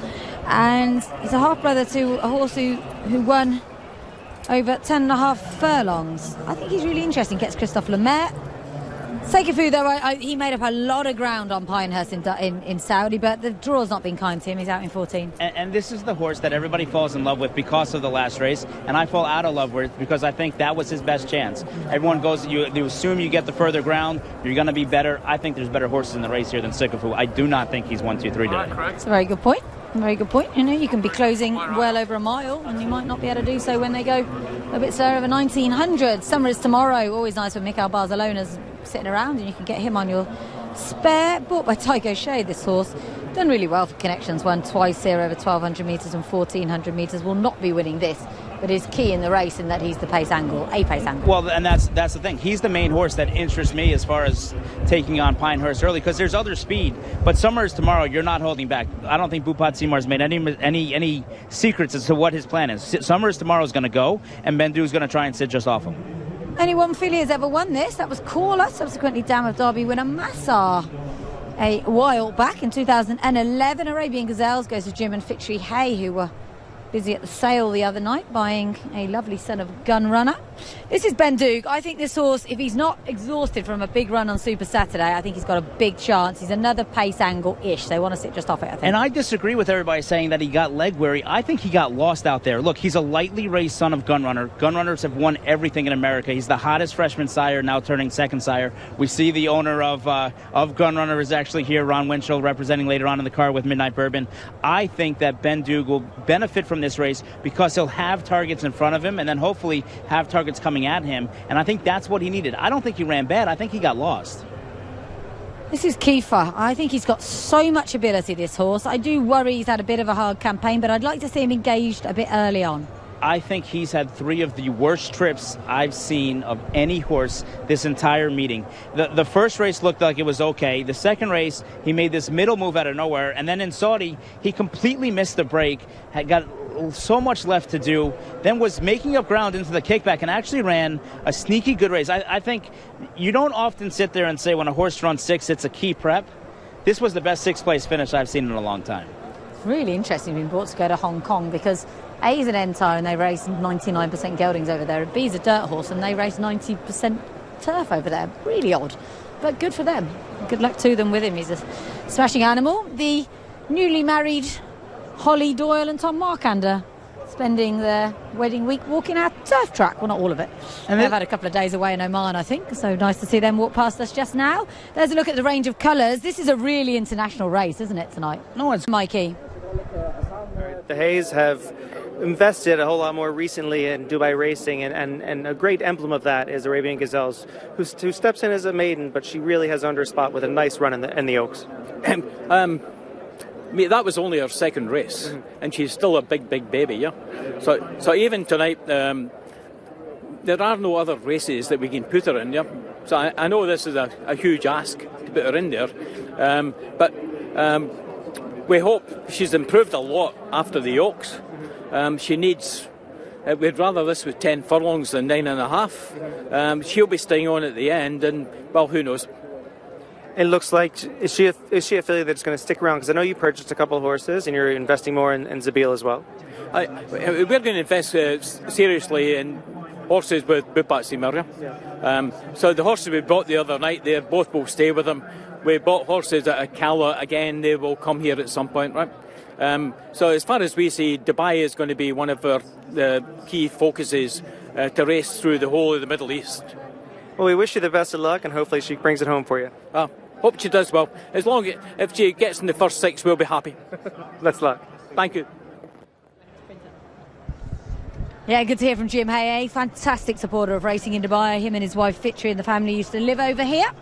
They now don't, but they come back a lot. And Arabian Gazelles, if people don't know the story, there was a documentary on Dubai a few weeks ago in the UK, and the Arabian Gazelles were featured in it, and they're a bunch of rather wealthy ladies who drive supercars around. What fun. So I think the theory is that they'll go get into racing and buy lots of horses, which would be great. But that's why she's called Arabian Gazelles with an S, which had been annoying me for months, so I'm glad we ironed it out. Let's have a look at that Saudi Derby form then. And Pinehurst beating Sekifu. You've put me off Sekifu now, so thanks for that. Look at the way he comes. He comes from a long way back. No, he does, but I just have a feeling that this is going to be a very, very differently run race. Pinehurst was in front here. He was able to clear, and he's able to hold on. And he did actually gallop out. The better of the two was Sekifu. He actually does re-engage after that. The interesting thing to me right now is Pinehurst stayed with the pony the entire post parade. The fact that you want him to kind of break well and lead away from there. Normally what you'll see is the jockey, Flavian Pratt, will take him away from the pony and give him a good warm-up, and he stayed with the pony the entire time, and he hasn't been a horse in the morning time that we've seen is really anxious or aggressive, that you'd want to stay with the pony. So very interesting strategy from Flavian Pratt and Bob Baffert to keep him calm and quiet and stay with the pony this whole time. Interesting indeed. We can also hopefully show you the Albaster Kia, which was won by Quality Boone, beating Withering and Ben Doog. They're actually lining up right in front of us here in our new exile position towards the golf club. Get quite a nice view of this. We'll have a good view of the World Cup start as well, won't we? I'm surprised the temperatures dropped considerably. How many of these horses are still getting warm? No, it's very much a surprise, but a lot of it comes with preparation. A lot of it comes with just the crowd is here and the noise and the excitement of, especially here, you're talking about young 3-year-olds that haven't really experienced a scene like this before. These horses might be the future of racing, but this is the first time really that they've run into crowds like this before. It's interesting. Some of these horses are actually very experienced for, as you mentioned, 3-year-olds. Sekifu has had 7 starts already and be the more experienced in the field. I'm going to stick with my rival Mary of a horse who could just shock a few, I'd say. Drawn in 1 as well, you never know. Not a horse I expect to see up there early on though. And what do we expect from Irvin? As Antonio said himself, he doesn't know quite how that illness would have left a mark, but interesting how they ride him, bearing in mind he's won over 2,500. He's a horse that's not really Americanized to the way, or Dubai, like the Dubai style of training. He very much trained, as you went to Uruguay, you know how they ride over there with no saddle. So when he came here, leaving quarantine late, he hasn't gotten used to this way of training necessarily. Like I said, it's taken a little while. He did look best on Friday, but I just think it's too much too soon with what happened once he came from Argentina. Yeah, I don't think they even knew for sure that they were going to make the race up until few weeks ago, and then he sort of suddenly turned a corner and started really impressing them in the morning, so they went for it. I wish them well, the Antonio Sintra team. They've added a huge amount to our carnival, and they of course also have a live chance in the World Cup later on as well. loading. Final thoughts? I'm going to go with Kiefer here to pull the upset. I just feel like he's got a load of ability. He's got a world of talent. He just needs to one time just get that trip. If he finally gets that trip, and he's supposed to get it today with enough speed in the race early on, and now with the change of silks with the new owners from Hong Kong, you're going to see him all the way around there with those black silks and the pink circles. They're blue and white, Kiefer. No, not anymore. They just changed? Oh, okay, fair enough. Intriguing race. Will it go to America? Will it go to the UAE? Will it go to Japan? Will it go to Uruguay? I don't know. I'm going to sit on the fence. I've got nothing right so far. I'm going to sit on the fence. So, nearly all in then. Pick Get a the country. Call from Alistair.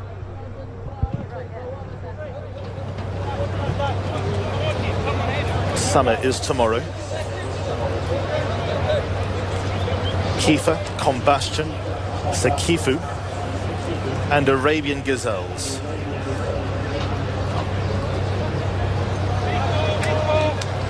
Sekifu moving into line.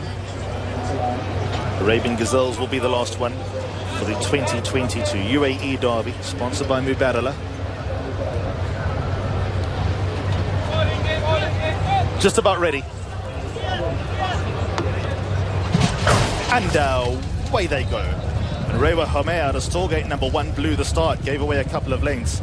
Pinehurst ridden early to get up handy. Summer is tomorrow, has natural gate speed and is right there. Combustion, the blue colours, is third. Now fourth is Sekifu, commits to a prominent place. Crown Pride, Get Back Goldie, Irwin's very deep. Ben Dukes against the inside rail and only racing about 4 to 5 lengths off the leader. They're going a good pace. Island Falcon, the all blue colours, hugs the rail, a couple of lengths away to Arabian Gazelles. Azure Coast is not in a hopeless position at the moment. One off the rail, the white cap at the outside of Quality Boon. Withering it there outside, Rewa Homer. They followed by Gilded Age in the orange colours towards the end of the field, and Kiefer from a bad draw took his medicine, races at the end of the field, and there's got to be about 14 lengths in it, and they're going a cracking pace. Summer is tomorrow, 1 length in front. It'll be Headlands if he can sustain this. Pinehurst though on his back is second. Then comes Sekifu, races in third, the white sleeves and the white cap. Then comes Combustion, who just tracks the leaders. Ben Doog against the inside. Combustion being nursed back onto the bit. Crown Pride is in the red sleeves and the red cap.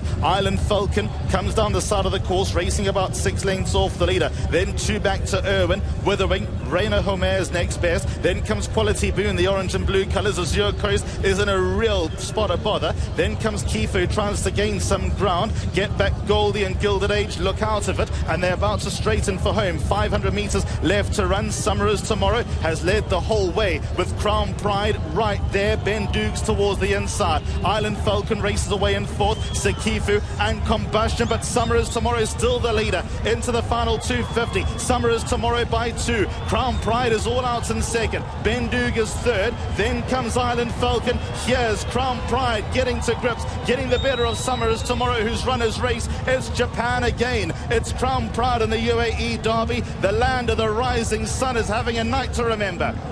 Crown Pride beats Summer is tomorrow. Island Falcon third, Ben Doog, Quality Boon. Rewa Homer was next. Then came towards the inside Sekifu.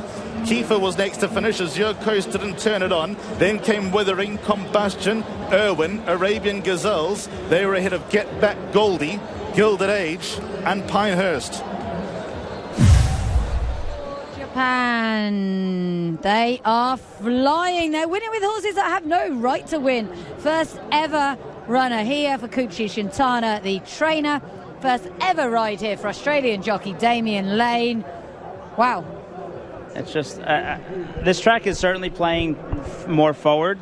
You have to be early on. You got to be up close to the pace.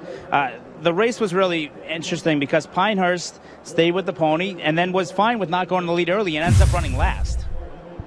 Who'd have thought that, hey? And this Crown Pride, I mean, we said before, his first 2 starts he run really, really easily, then came up against Combustion in a listed race, was beaten 3 lengths. I thought he would like the step up in trip. He's out of a mare who's a fair bit of stamina on her pedigree. She was a sister to a mare a horse who'd won over 1 mile and won. But I didn't really think he was going to be capable of winning it. What a night for them, though. Damien Lane, 2 rides on tonight's card. Yuba Laban later on would not be without a chance either, Japanese Oaks winner. But it was a bit of a slow motion final furlong, wasn't it? And having said categorically Summer is tomorrow cannot win, I was starting to sweat. I think, look, first of all, so happy for Mr. Yoshida.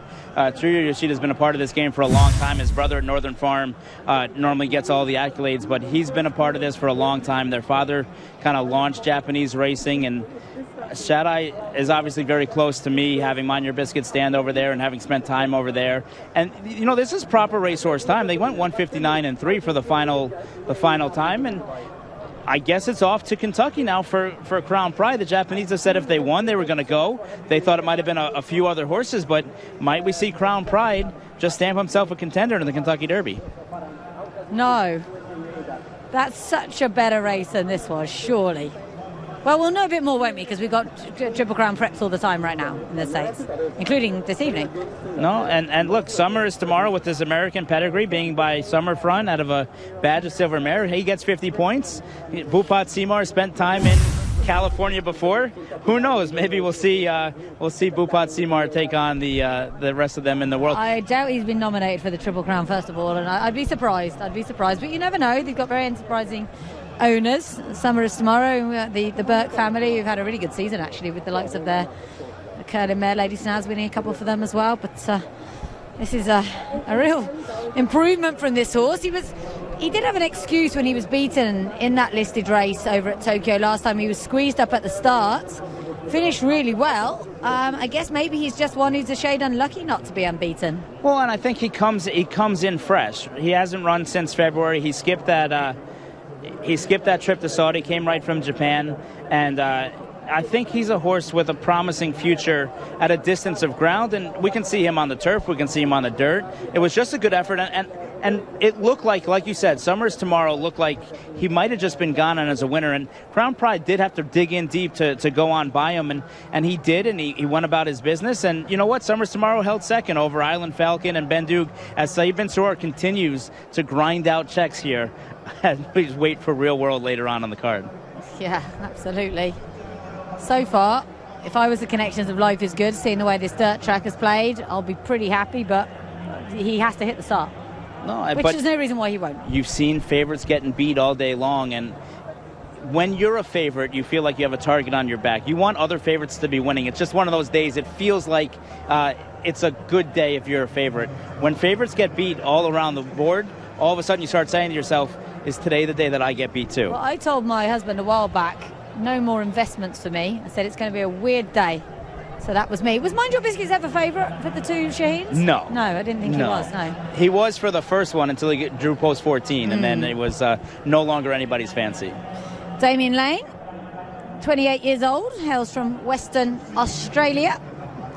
He's actually got quite the association with the Japanese. He had a spell over there in April 2019. And he memorably teamed up with that extremely good Japanese horse, Liz Gracheur, who won the Cox Plate. So he goes back a long way with the Japanese, and they've obviously decided why not sign him up for these couple of rides this evening. No, and it's good to see that there's so many different Japanese jockeys. In Saudi, it was a Japanese-dominated day, but it was the Christophe Lemire day, right? He won all 4 races for the Japanese. Now we've had 3 Japanese winners and 3 Japanese jockeys. Well, 1 Japanese jockey and 1 Frenchman and 1 Australian. Yeah, 3 different jockeys. Yeah, absolutely. It's a great, thing to get if you can get a contract to ride in Japan, but kind of everybody wants one. They're also quite strict on the rules over there, aren't they? The jockeys kind of have to be not in isolation as such, but I think they go into sort of a jockey's hostel and the phones are taken off them, and they're very, very strict on obviously governing gambling over there, which is such a huge source of revenue. The day before, jockeys have to leave their families and leave their phones at the door and just spend the day with each other, and no technology allowed, and they're very old school idea, but it works for them, and obviously we're seeing it in the results. Yeah, it means they nothing else to do really than concentrate on their races. It means they can't be, affected by people trying to influence the results of races, should we say? So, it's, did you go racing when you went over to Japan? No, I was up at Shadai Station with Mr. Yoshida, and I watched the pre-training. In the farms over there, they have more than 300 horses training at one time as they're being broken, getting ready to go down to the lower part of Japan, because the farms are very much up high in the northern part of Japan. And at the training center, they have a poly track, they have a wood chip track, they have an uphill track, they have a regular track, they have a treadmill, they have everything is clocked and charted. And it looked like something out of the movie Rocky III, where you're sitting there and just kind of see everything.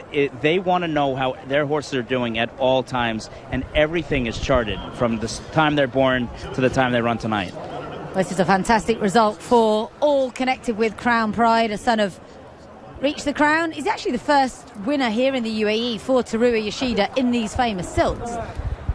He's got many different ownership, as we said, ownership divisions. But it really is a brilliant result for them. And they possibly would have been a bit disappointed with that reverse last time. And this is obviously a very, very talented colt.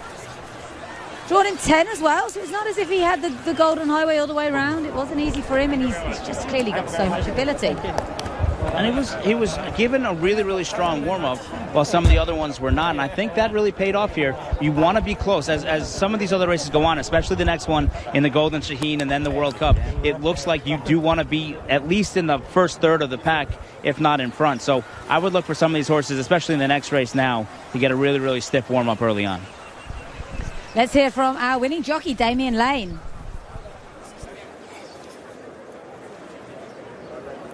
Okay, we got Damien Lane here. He's going to weigh out in just a moment. He definitely had to work for that Crown Pride wins. So, Damien Lane. Was it okay? Okay, Damien, just take us through it. It looks like he definitely made you work for it throughout. We can walk. Yeah, he stepped okay, but then travelled well thereafter. Being a green horse, he wanted to run off on the bottom corner a little bit. Just took a little bit to get him in a rhythm and get him going well, and I was confident a long way out. And like you said, he did make hard work of it in the straight, but he was ultimately the toughest out there.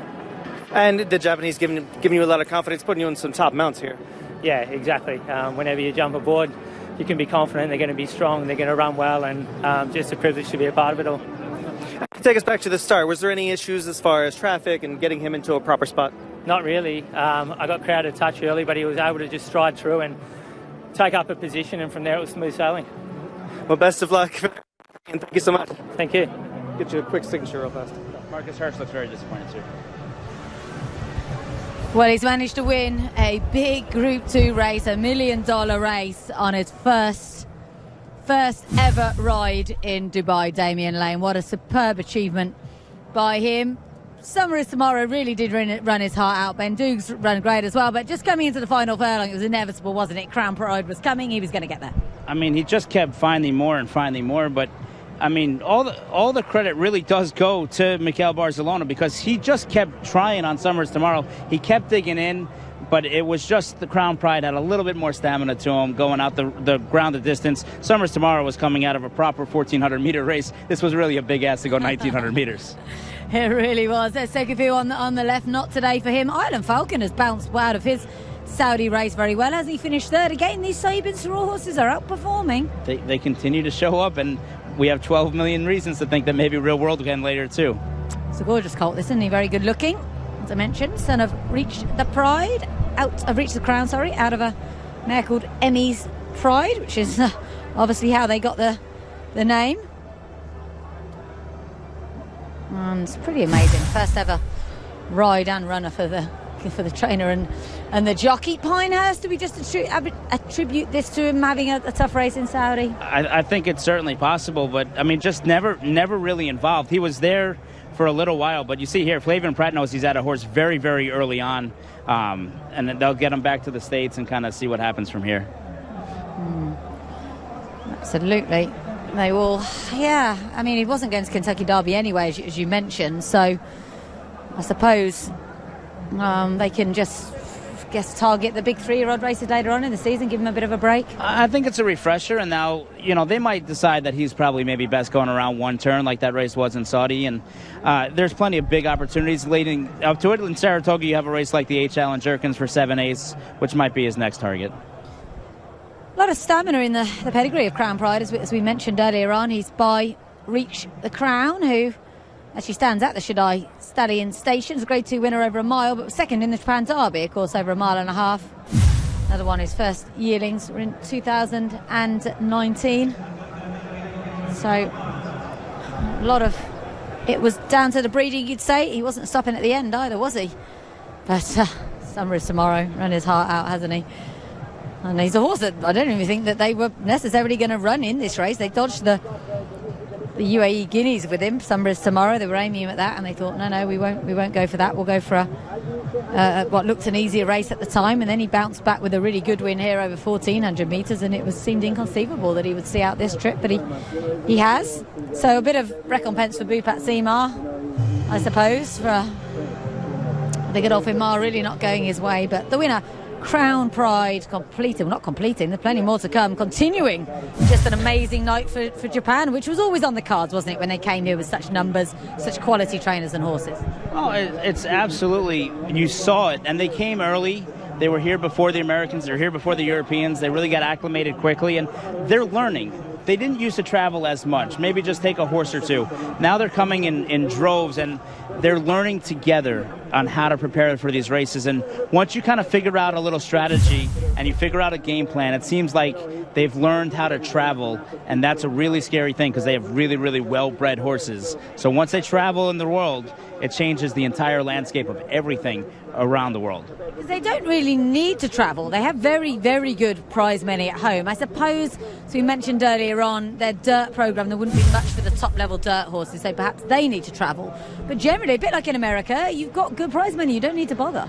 There's something to say about the pride that's involved in it, and the Yoshida family has had this immense pride in wanting to show the world that the Japan breeding program that they've really helped found with their father can go international, and the one race that they're still looking for, that they want to go back for, is still the Arc de Triomphe. Yeah, they really want to win the Arc de Triomphe. It would be brilliant when they do, and it is a case of when, not if. This is Mr. Ahmed Saeed Al-Khalili, the Chief Strategy and Risk Officer at Mubadala, who's doing the honours for our UAE Derby. Mubadala, sovereign investor based in Abu Dhabi. And indeed, the owners of Crown Pride have said a trip to the USA is on the cards. I want to go to Kentucky Derby, says winning owner Koichi Shintani. So, brilliant stuff. She's the winning trainer, rather. I was reading you a Duff quote there, winning trainer. Great for them. And we know Kate Hunter, based here with the Japanese horses. She always packs for a good few months away from home, doesn't she? No, and look, the Japanese have traveled to America before, and they've run well. They would love nothing more than to be competitive in the Kentucky Derby. And what it does now stateside as we begin for our last final preparations is, listen, there's one less spot available, so you better make sure that you show up in your first or second in your final prep, because now there's only 19 spots left. This one is in. Still the race everybody wants to win, everybody wants to be in, isn't it, the Kentucky Derby? It's just such an amazing, amazing atmosphere for Saturday in May. You can compare it to the Guineas that takes place in Newmarket the same weekend. You can't compare it to the Guineas that takes place in Newmarket the same weekend because there'll be a few people there, it's freezing cold. Kentucky Derby is absolutely amazing. I can totally understand why the connections of Crown Pride would want to give it a go, and good luck to them. They've got a talented horse. He's now 3 from 4 career. So, a good look back at the 1 to 8s in our UAE Derby. Ben Doog, good run from him in 4th. Quality Boone, they'll be a little disappointed. They were confident, the Antonio Sintra team. At least he's picked up a check. Roha Mary from Japan as well. Key for your selection, Not Disgraced in 7th, and Sikafu in 8th.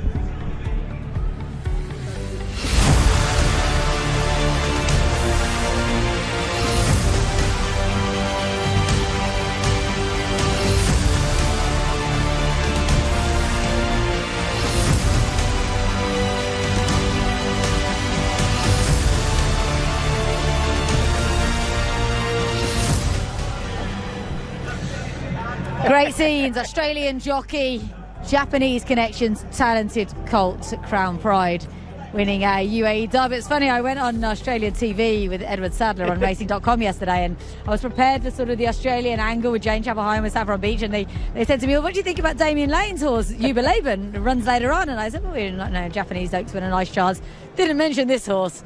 So one of those things, isn't it? The ones you don't mention come out with the win. But so far, a huge night for the Land of the Rising Sun, and it could just get better because they've got the favourites to come. I mean, and even in here, as we look ahead to the Golden Shaheen, I mean, Red Lizelle certainly would not be without a chance. Ran a really good second last year. Mikey Adolphson likes to kind of twist it to me, saying he was the second fastest horse of all time, running second behind Zenden. Well, that's the point, isn't it? He was second behind Zenden, who was just electric, and he broke the track record in finishing second. A repeat of that, surely he wins.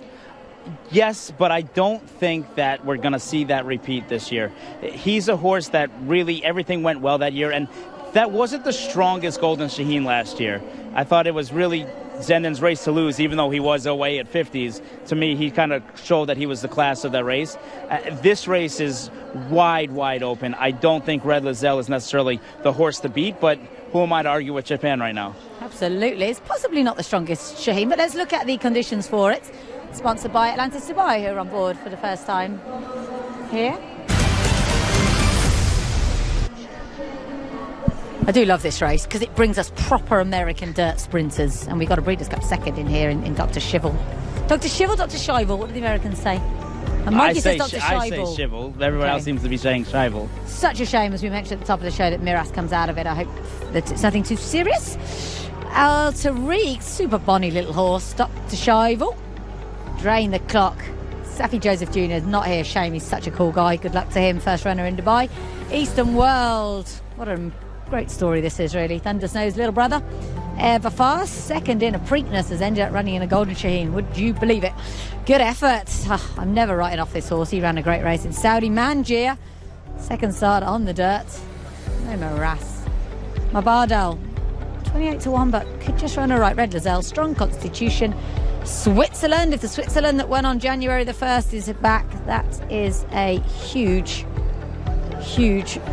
horse, because he ran massive on that day and nothing went right for him in Saudi last time. Couple more for you. Wonder where Craig is. And Chain of Love, the mare trained in Japan, she ran a fine race in Saudi last time. Now the winner in Saudi, Dancing Prince, the Riyadh Dirt Sprint, this is Chain of Love was third. I thought that was an amazing performance. I thought if he'd have come here, he'd be the winner of this. They said straight away he needs time between runs. We're going home to Japan. And that's what kind of inspired these Americans to come. Other than Dr. Shivel, who was really kind of coming from last year, the other Americans weren't sure if they were going to come or not come. And as the race was coming together, it was like, let's take a chance. Why not? We kind of belong in here. We have the speed to compete in here. And America's been so strong in this race, winning 14 of them and 4 of the last 5. 5 of the last 6. Yeah, it's just starting to get darker here at Maidan. It's, as I said earlier, cooled down considerably. I'm a bit pathetic. I'm almost a little bit cold. Beautiful racing conditions now. And this is, one of the more open races on the card, I would say. And great that we've got Americans targeting this race for the first time. Mark Glatt, Safi Joseph, the trainer of Wonder Where Craigie is, Brittany Russell, all here for the first time. Yeah, look, I think they've seen the success that Americans have had in this race, and there's nothing really on the calendar for American sprinters right now. You have races like the Breeders' Cup at the end of the year, but this is the perfect time of the year where you can take your sprinter and give them time to recover off of this race, because they will need some time following this race. Lovely horse, Al Tariq. He shouldn't be quite good enough, to be honest, to win this. He is a dual Group 3 winner over course and distance. Last time out, he was 4th behind Eastern World in the prep race for this, the Mahab al-Shimal, which wasn't all that strong. Over to you for Dr. Shivel. Dr. Shivel should have won the Breeders' Cup just to nose the feed. I mean, you watch that race over and over again, and he looks like he's going to win. This is his first trip, not only outside the United States, this is his first trip outside of California. I think he's a little thin. He breezed well enough on Monday, but I think he really, really needs to show more here. I wish he had just a little bit more power to him. Interesting, very interesting. Drain the clock, lovely horse. He's 7 from 12 career. Has he got this in his locker? Well, he was beaten a neck in the Gulfstream Park Sprint in his last race. That's exactly what happened to Mind Your Biscuits in 2017. He's got the right form. He's not an easy horse to train. They're very, very happy with how his final preparations went over here, because he is a tough, strong horse. He got through the 2 miles. He got warm the first couple of days, then got a little bit better as time went on. Oh, Eastern World. I'd love him to win this Ratmed Bin Hamash. I don't think it will happen. Krypton Factor back in 2012 is the last horse to win the prep for this and this. 1 from 1 though, over course and distance, reinvented as a sprinter really last time out. They said he was just over racing in the longer races. They slapped a pair of blinkers on him, or visor actually, and he won very, very well. First ride on World Cup night for Ray Dawson. Good luck to them. Stall 13 has not made it easy, and Everfast, they'd rather have been in the World Cup, they'd rather have been in the Godolphin Mile. You don't have to run second in the 2019 Preakness Stakes at around a mile and 3/16 and say you're going to plan in the Golden Shaheen, but Doug Watson's right. If they go fast enough early, Everfast could be able to pick up some pieces late. And credit to them for wanting to run somewhere. They didn't get into the races they wanted, but they had a horse who was targeting this day, so give it a go. Fabulous owner, Frankie O'Connor. Huge supporter of the Doug Watson yard in particular. This is good effort. If this was over 4 furlongs, he'd win. He is so fast. He led that field in Saudi. He ran a great race. Again, was it too great a race? You know, he's been bouncing back after 4 weeks, plus he's had to go back to Newmarket and come back. We've heard that he's fast before, and then he ran American horses last year, and he was nowhere near Zenden. I don't think he's anywhere near the American sprinters this year again either. I would agree with you. He's drawn in 12 as well.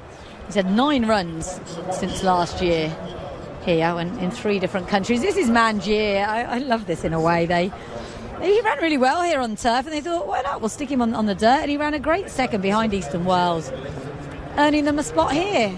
Good luck to them, but it would be a surprise. He's caught the American eyes with the way that he trains every morning. His exercise rider, who you see there on the offside, is very, very high in the saddle every morning when he does his gallops. Maureen Henry on the left. She's actually Nicholas Corlery's partner, who trains Batwan, who didn't get in, but she's been sort of helping out with Mangier the whole time. They're very helpful to each other, the French. Good luck to them, as I said, with this horse. This is Mabardell. Fascinating, really. He used to be William Haggis and Shadwell. Fauzi bought him.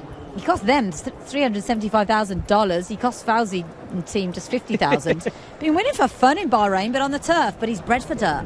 First time on the dirt. Obviously, Fauzi's done this with Krypton Factor, winning this race before. But he needs to take the dirt because he's not fast enough to lead. And I don't know that he's going to be able to handle the kickback. Drawn in 14 as well. Let's a quick look at Red Lozelle. Drawn in 2. He's not necessarily one who's up with the pace early, though. No, but I think drawn in 2 is fine so long as you can take the kickback. And if he can, he'll be able to sit right behind the leaders, and he'll be the one closing fastest late. I just think he's going to have too much to do. You like this strong constitution, though? Look, he hasn't won since 2020, but Team Doug O'Neill has a time to just kind of show up at the biggest stages, and he's trained really well. They put the blinkers on. Once they found out on Sunday, they didn't find out until Sunday that they got into the race. They decided to put blinkers on him on Monday, the day of declarations. He popped out of the gate. He almost threw Tony Romero, his exercise rider. He's had a good bit of a run all week, and his 2 races here are better than they appear on paper. Switzerland ran a huge race in the Garhoud Sprint on New Year's Day. It was massive. He won by 9 1/4 lengths from stablemate Gladiator King. This is much better company, but you can kind of ignore his Saudi run because he was caught wide. Nothing went right for him. The issue with him is he seems to be best fresh, and it's a 4-week turnaround again. He scoped 5 out of 5 with mucus that day, so you can make the excuse for the last effort. The question with Switzerland is when he wins, he beats lesser competition. When the competition is deepest, he hasn't run his best races. And what about Wonder Where Craig is? Comes here in great form on his last 2. Look, he's won 5 in a row. Other than a disqualification, he's crossed the wire 5 races in a row. Jockey Louis Saez, who won the Dubai World Cup last year on Mystic Guide, Kieran McLaughlin said, this is the reason we're here. We love Craig. We know where Craig is. He's in Maidan. We want to come follow him, and I think he makes the lead, and that's going to be Duff over here. I'll let you tell us the story about the name in a moment after we look at this lovely mare, Chain of Love. Say she runs to her Saudi form. She's got to be live in here. She's drawn in 1, but again, she's not a horse who you often see on the lead. And she's one I think that's going to really struggle with the kickback because drawn in 1, if you're not fast enough, we saw what happened in race 1 with RB Rich Like Me. She's one that you might going to get really shuffled back and kind of taken out of your game. It's been really good fun having this balloon all week. Although Lord Glitters, who sadly is a non-runner later on in the turf, did not appreciate it. He came out of his stables one morning and started his walk towards the track and went, what is that? And a rather amusing tweet from Matt Ennis, his exercise rider, and I do hope it's nothing. I'm very certain it is nothing serious with Lord Glitters, and they're just being very cautious with a horse of his quality. I mean, you'd be cautious with any horse, but particularly one like that. So sad we don't see him later on. That's the McGettigans enclosure. They've been a tremendous addition to the social side of things here at Maidan Racecourse. You've been able to go over there. I think it's a bit more expensive tonight, but you've been able to go over there for 25 dirhams, enjoy beverages, enjoy pony rides, all sorts of things. Been brilliant. So great to have them here again this evening as we look at Mangier going down sideways. Eddie Hardoon rides him as he has for his last 3 starts. He's actually run really well on all of them. 5th behind Naval Crown and the Al Fahidi, 4th behind Storm Damage, and 2nd, as we said, behind Eastern World. Tell us about Wonder Where Craig is and his fabulous name. Oh, Wonder Where Craig is named after one of the part owners, Michael Dubb. He had a friend named Craig that they can never find. He played tennis together, and they did all sorts of fun stuff, and they never knew where he was. So I said, I'm going to name a horse after you, and that horse, Wonder Where Craig is. Let's hear from Mikey. Mark Ladd here for Dr. Schivel, trainer. You first of all, what has been your experience so far, and how is the horse doing as well? Well, the experience has been terrific. They've been very hospitable towards everyone, I think, and had everything we needed, and trained well over the track. It's an amazing facility, and just looking forward to the race. And the race itself, with one of the main speeds is out, does that change any of the plans or any of the directions that you give the rider? You know, Pratt knows this horse extremely well. He's been very successful on him. I think based upon the earlier races, you want to be fairly close. Mm-hmm. He's a very tactical horse, so if he gets away from there well, it'll be in Flavion's hands. He can do what he wants with the horse. Well, we wish you the best of luck. Thank you so much. All right, thank you. Great to have Mark here. He was very honest when we spoke to him earlier on in the week as well at exactly what he felt had gone wrong with Dr. Schivel, as you said earlier on, that temperature. And sometimes you just don't know until you run that they are under the weather. Yeah, and he had a long campaign. And look, when you run so well in the Breeders' Cup and the race is in your backyard, it's a Group 1, you want to win another Grade 1, you just kind of roll the dice a little bit. But he also ran against a horse in Flightline that many argue is the horse in the world right now that's number 1 next to Life is Good. So he had his work cut out for him. Flavien Prat got off him to ride Flightline, and I know Mark's very happy to retain the services of Flavien Prat, get him back aboard, who's been aboard for so much of his success. Tell us a bit about Drain the Clock and Safi Joseph, because he's been a very, very up-and-coming trainer in the States. He's done very well with sprinters such as Mischievous Alex, and he's not here this evening because he has a leading contender back at home for the. Yeah, he's going to run. He's going to run next weekend in the Florida Derby. Had a final prep today, and he's one of the favorites for the Kentucky Derby. Now, obviously, has to take on the Japanese horse later, but. Look, Safi has made a name for himself. He set up camp in Florida. He was the youngest trainer to ever win the Triple Crown in his home of Barbados, and he just continues to get better and better. A young trainer just like Brittany Russell. I mean, these are trainers who are in their early 30s, and the future is far ahead of them rather than setting behind them. And what about Brittany Russell? How big would her operation be back home? She was the leading trainer in Maryland this year. She's just in her 3rd year of training. She's done a remarkable job, a former assistant for Brad Cox, and she actually used to ride Mind Your Biscuits before the first Dubai World Cup that we ran in 2017, so certainly rooting for her. This is the Breeders' Cup. How Dr. Schivel gets beat is such a heartbreaker. Yeah. I mean, kudos to Aloha West, but Dr. Schivel did all the dirty work and really looked like a winner. And if he can repeat that performance, then he's a winner tonight. And he's been tactical. He's won from the lead, and he's won from 4 or 5 lengths off of it. So the break isn't as important to him as it is to a horse like Wonder Where Craig is or Drain the Clock, where they're going to be those proper American horses. And you'll see Irad Ortiz on Drain the Clock and Luis Saez on Wonder Where Craig is really pushing and shoving them right out of the gate. Dr. Schivel's drawn 9 in that Breeders' Cup defeat. He's drawn 9 again this evening. On what we've seen so far, that's possibly not where you want to be. It's not where you want to be, but it's okay. That's the Derby winner was in 10. With Dr. Schivel, it's okay because he can see what's developing in front of him rather than to the outside of him coming in on top of him. Because he doesn't necessarily need the lead or want the lead, he has that. And this is obviously we go back to the Saudi race here. How impressive was this winner? It really was a tremendous performance. But Switzerland went wide. Everything went wrong for him. Good effort, ran a huge race. And then that's the mare Chain of Love finishing 3rd. So I would think that all of those certainly did have a tough day there. It would have taken them a while to get over that, I'd say. And that's what we've seen. Horses who have gone hard in Saudi, other than Stay Foolish maybe, haven't performed as well. You saw it with a Japanese horse in the last race. Yeah, indeed, we did see it with Sekefu in the last race. So they're going forward for the Golden Shaheen, worth $2 million this year. Race that dates back to 1996. I think the Americans have won it 15 times. Will they make it 16 here? You were quite anti the Americans when we asked you for your selections. Yeah, I mean, initially. I really did think that Maraz had a really, really live shot, and I was heartbroken for the connections when we found out this morning that he had to be withdrawn. But with him out, it's less speed in the race, and it opens up for the speed horses. Wonder Where Craig is, I think, is going to lead them early, but ultimately, I think Strong Constitution pulls the upset here. Okay, I'm not going to be so brave. I'll go with Dr. Schivel to make amends for his Breeders' Cup near miss. Sits Dubai. Golden Shaheen up next. Good effort now ready. Mangia. Mabardal.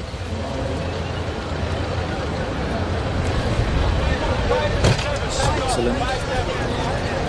Eastern World. So 4 left to load. Up goes Switzerland. Eastern World will be the next one. Bringing up ever fast.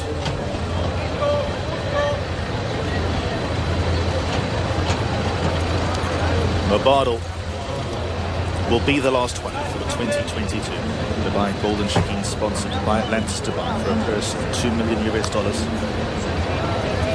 Mabardal joins the lineup. Drain the clock needs to quieten down. They all set. And they're off. And they got away to a good start. Al Tariq, lead at all costs, gets there pretty comfortably. Drain the clock, Honours back in second. Now there's pace on the outside. Wonder where Craig is. Goes up handy. Mangia's right in the Eastern World, the maroon colours. Good effort, just off them, the yellow jacket, but is covering a bit of ground. Mabardal from the deepest draw, committed, but is also committed off the course. Then comes Switzerland. Couple of lengths away to Dr. Shivel, the red colours. Racing behind midfield. 2-3 lengths back to Everfast, Strong Constitution. Chain of Love and Red Lazelle. The Japanese horses are well back, 600 metres out, and the leader has drained the clock, got the lead as Al Tariq conceded. Then comes Wonder Where Craig is, pink cap. Switzerland goes through the gears quite nicely. Then comes Mangia towards the inside. Eastern World, good effort. Mabardal's towards the outside, but it's drained the clock in the lead. Opened up by a length and a half. Switzerland is running his socks off in second. Now first, Switzerland picks up the lead. Drained the clock, needs to find an answer. Red Lazelle, Chain of Love doing their best work late towards the outside. Switzerland in the Dubai Golden Shaheen. The grand old game 8-year-old Switzerland wins. Second goes the way of Red Lazelle, Dr. Shivel third. Then came Chain of Love, Eastern World, Strong Constitution, Everfast. Then came Drain the Clock. Further back to Mangia, Wonder Where Craig is, Al Tariq, Mabardal. And then came Good Effort. What's a year for Bhupat Seema? Not only is he going to win the Trainers' Championship, he has won his first Group 1 with Switzerland. What a performance from this horse, beating 2 American Grade 1 winners. Tiger Shea, first ever Group 1 win for him on a thoroughbred, a home victory. Superb for All Connected with Zabeel Stables. Switzerland was a horse with a promising career that started in the part of Chad Brown. He then went to Steve Asmussen. He came here. He's been all over the world. And finally, Switzerland has claimed the glory that everybody thought when he was a 2-year-old he was going to win these big races. And he got the job done today. And, I mean, all the credit in the world to these connections. They said the scope was so dirty and Saudi. They said, throw that race out. We had a 3-race campaign. This was our goal. We want to win this race. I'm guessing that stall's handler, I don't know if that's Heinz Runge, who it looks like him, yeah, rides the horse every day. Yeah, they are over the moon with this. This will mean an awful lot to Tiger. He's about to be crowned champion jockey for a 10th time in the UAE, but he would probably trade most of those for this.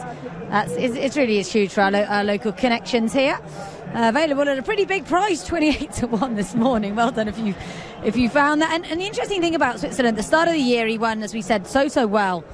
The guy who'd sprint. And I said to Bhupat, why now? Like, what is the horse? He said, we just know more about him. He hasn't been in the yard all that long. We've just figured him out, and we figured out what he likes and what he doesn't like. And obviously, we all thought there was a freshness angle with him that needed to be exploited. Not the case. No, I mean, he's shown an affinity for this track, and there's something to be said for horses that like Maidan. We see horses sometimes win back-to-back years. Switzerland has had a lot of success on this Maidan surface, and he showed it again today. Look, we thought speed had to be good. He came from off of it. He came wide. It didn't make a difference. He was always traveling like a winner, and how about that for Tiger Shea? Yeah, it might delay Richie Mullen, who's going to be our guest, getting to us, because he is best mates with Tiger and will want to congratulate him. And it really is huge. He'll be over the moon. So he's had success on this card before with the Kahela Classic, of course, a couple of times, and only really been Zabeel first jockey this season. The horse has just gone past them like they're standing still, and they did close. And poor Red Lazelle, second for the second year in a row. How's your luck? Just left himself just too much to do. That was what I was afraid of. Look, this race was 2 seconds slower than the race last year, and they went 1:11. They didn't go super fast early. The American horses started backing up out of it, and just Red Lazelle had just too much left to do. Surprised Wonder Where Craig is didn't finish in the top 6. I thought he had a super chance standing for home. No, listen, he was in the right spot where you wanted to be, just kind of caught up to him. And it's not easy to travel from America and come here and put forth your best effort. Third was Dr. Scheibel. That was good. Jane and Love, lovely mare. She's finished 4th. Eastern World 5th. They'll be over the moon with that.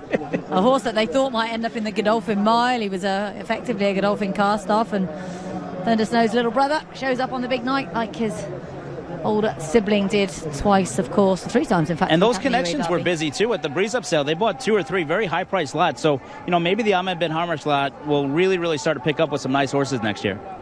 This will mean an awful lot for Tiger O'Shea, especially after the Godolphin Mile, when he ended up easing Alnaford. If you'd asked him before, what's your best chance of a winner, he'd have said Alnaford. And he works so hard. I've an extra level of respect for him, really, because he's his own agent. Most of our jockeys here in the UAE have an agent. There's absolutely nothing wrong with that. The agents do a tremendous job. He does it all himself. There's we have Abdullah Muammar Abdullah, the sort of racing management father and son team with this horse, who of course is owned by His Highness Sheikh Rashid bin Hamad Al Nuaimi. And Abdullah on the right is the most knowledgeable guy. He really is fantastic, and they're pretty hands-on, this racing management team. They don't sleep either. I mean, I've been on the phone with them every night, like 2:30 in the morning in America, trying to figure out what to do. They wanted to win this race in the worst way. There was 3 or 4 offers that they thought about making for other horses. Ultimately, they stayed firm and said Switzerland can do it. We don't need to buy another horse for ourselves. It's wonderful for, as I mentioned, Sheikh Rashid, who's had a lot of quality horses, really. He doesn't mess around with the handicappers so much. He spends a lot of money, as you mentioned, and Switzerland wouldn't have come cheap. And the gelding him would have been quite a big decision to make. There is Sheikh Rashid. He always matches his Kandura to his silks, which is brilliant. And I was lucky enough to visit his farm in Ajman, the most gorgeous facility. And even the farm is black and that lovely sort of bronzy colour. Quite amazing to match your architecture to your racing silks, or maybe the racing silks will match to the architecture. And a very popular win here. Tig is hugely popular. He's been coming over in the UAE, over to the UAE since the early 2000s. And I say he works so hard. He rides every morning for either Ernst Ortel or Bupat Simar, and one morning I think he rode 24 horses for Ernst. So he's really geeing up the crowd as he returns on Switzerland, and this will mean an awful lot to everyone connected with this horse. He's really getting the crowd going. I say this is the best reception we've had so far. Oh, not even close. And a case of you people were excited.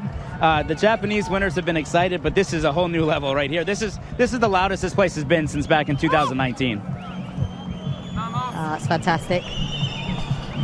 27th start, as we said, for Switzerland, the son of Speightstown. Second win for the yard, of course, in this Dubai Golden Shaheen, after the legend that is Reynaldo the Wizard. There's Bupat, his wife Caroline. Does a lot of the riding out in the morning. She's a super rider. She used to be a jockey, in fact. And a lot of the credit, I'm sure, will also be given by the yard to Satish Seema, who handed over the licence to Bupat earlier on this season. And obviously he put the infrastructure in place, so it would be wrong of us not to mention him. Shouldn't have any problems for an interview here. Tiger always been very helpful to us on the channel. I couldn't be more happy for him, really. They all work hard, our jockeys, but he really does. And this horse, as we mentioned, he's always been a kind of high-profile horse, hasn't he? From early on in his career, he was campaigned, as you said, by Steve Asmussen in the States. Initially cost $170,000 at Keeneland, went back to Keeneland for $175,000, then sold for $500,000 at Fasig-Tipton back in 2016. No, they were head over heels in love with him, and I think he ran second, like 4 or 5 starts early on in his career. He just couldn't break his maiden, and it was getting kind of frustrating because he was a beautiful, gorgeous horse. And when the RRR bought him, actually, he zabeel with Steve Asmussen still, and then he ended up heading out this way, and it looked like he had kind of gone off form a little bit, but the Seamar barn is Zabeel has really kind of brought him back around. And again, I think a brilliant campaign by the racing manager deciding to just go with the 3 runs this year, and that's what really won him the race. There'll be nothing amiss with the weigh-in, let's hope, so we can hear from Tig shortly. He'll speak to Mikey. All right, Tig, that was phenomenal. The old Switzerland came back. When did you know during the race that he was going to get there? Look, as you quite rightly weighed up on TV, there was a lot of speed on, and this horse excels off a true run race, you know. And look, we were the outsider today, and I just said to Boo, but let's ride him accordingly. There's no point putting him in the race and getting in a speed duel. Just ride him like we did when we won the Al Garhoud, and if he shows that turn of foot, at least we'll run home and be very competitive. So thankfully it all worked, and he's a horse that grew in confidence as the race went on. They were starting to stop and flounder, and he was coming harder on the bridle, so it was fantastic. And it seemed that, he brushed off the bad experience in Saudi pretty nicely. He's a class horse. Yeah, he came back with a dirty scope, and he was drawn bad there, so unfortunately I couldn't go and ride him. But listen, he's come back better than ever, and obviously without sitting, I said that's a career best. Well done. Congratulations. Thanks, Michael. We'll get you. Tig's sons, Dara and Aaron, there joining him in the walk back there. Many thanks to him for chatting to Mike. He's doing a great job getting those post-race interviews, because believe you me, there's about 10 crews trying to do it. It's just the way he goes past them here. No, it's the winning move. I mean, Tig had to know he was on so much horse and loaded with so much that as the two front runners drained the clock and Wonder Where Craig is began to tire, he just shifted out just a little bit and took that momentum to the front and then just didn't look back. And as Tig knows, being a local rider over here, just take one quick peek at that big screen. Make sure you have enough to hold on to the wire. He's one jockey who just never... No, most of them don't stop riding. It's not something they do, but he will never stop. You'll see him on a 100-to-1 shot, and he's kicking away and really working hard, and that means an awful lot to him. He's not one for his big celebrations either, and that will be a huge, huge moment in his career. He's had Royal Ascot winners. He's had Glorious Goodwood winners. Of course, he's had the Group 1 success, as we mentioned, on the Purebred Arabians, but a Group 1 win on the biggest night of all for all of us who live here in Dubai, as Tig does for 6 months of every year. That photo will be framed and up in the O'Shea household by tomorrow, I imagine. I hope that Brittany Russell will have enjoyed her Dubai experience. I think her horse has run well, and she will have learned and be able to come back in the future, perhaps. Yeah, I think all the Americans here, like I said, it seemed like they were a little bit up against it, perhaps because of how they had traveled and how they came over here. And they all showed up. They ran on the night. You learned so much from the first. I can't tell you how much I learned from the first time to the second time, and it'll help for all them. I don't think this will be the last time we see Brittany Russell here. She's a woman with a really, really, really bright future. Yeah, indeed. It'll be great to have her back in the future. Indeed, the same goes to connections of Train the Clock, Safi Joseph and Dr. Scheivel. Mark Glatt, they brought over some very nice horses, but beaten by Switzerland. We're going to say goodbye to you, Chad, for the moment. Thank you. And you're going to go off and watch the turf races from somewhere else and rejoin us for the World Cup. I can't wait for the World Cup. Listen, it's been a night of surprises, but the World Cup, I think, will be a little bit more formful than what we've seen so far tonight. It's not been an easy one to pick the winners, certainly. We can welcome an all-new cast here onto the stage, because Richie Mullen is with us, and I did think it might take you a while to get to us. Winning the race that you did a few years ago, you obviously taught him all he knows. I just saw him there. It's a great result. I'm delighted for him, because that's the one, although he's had World Cup night winners, obviously 2 in the Cahaler and Secret Ambition last year.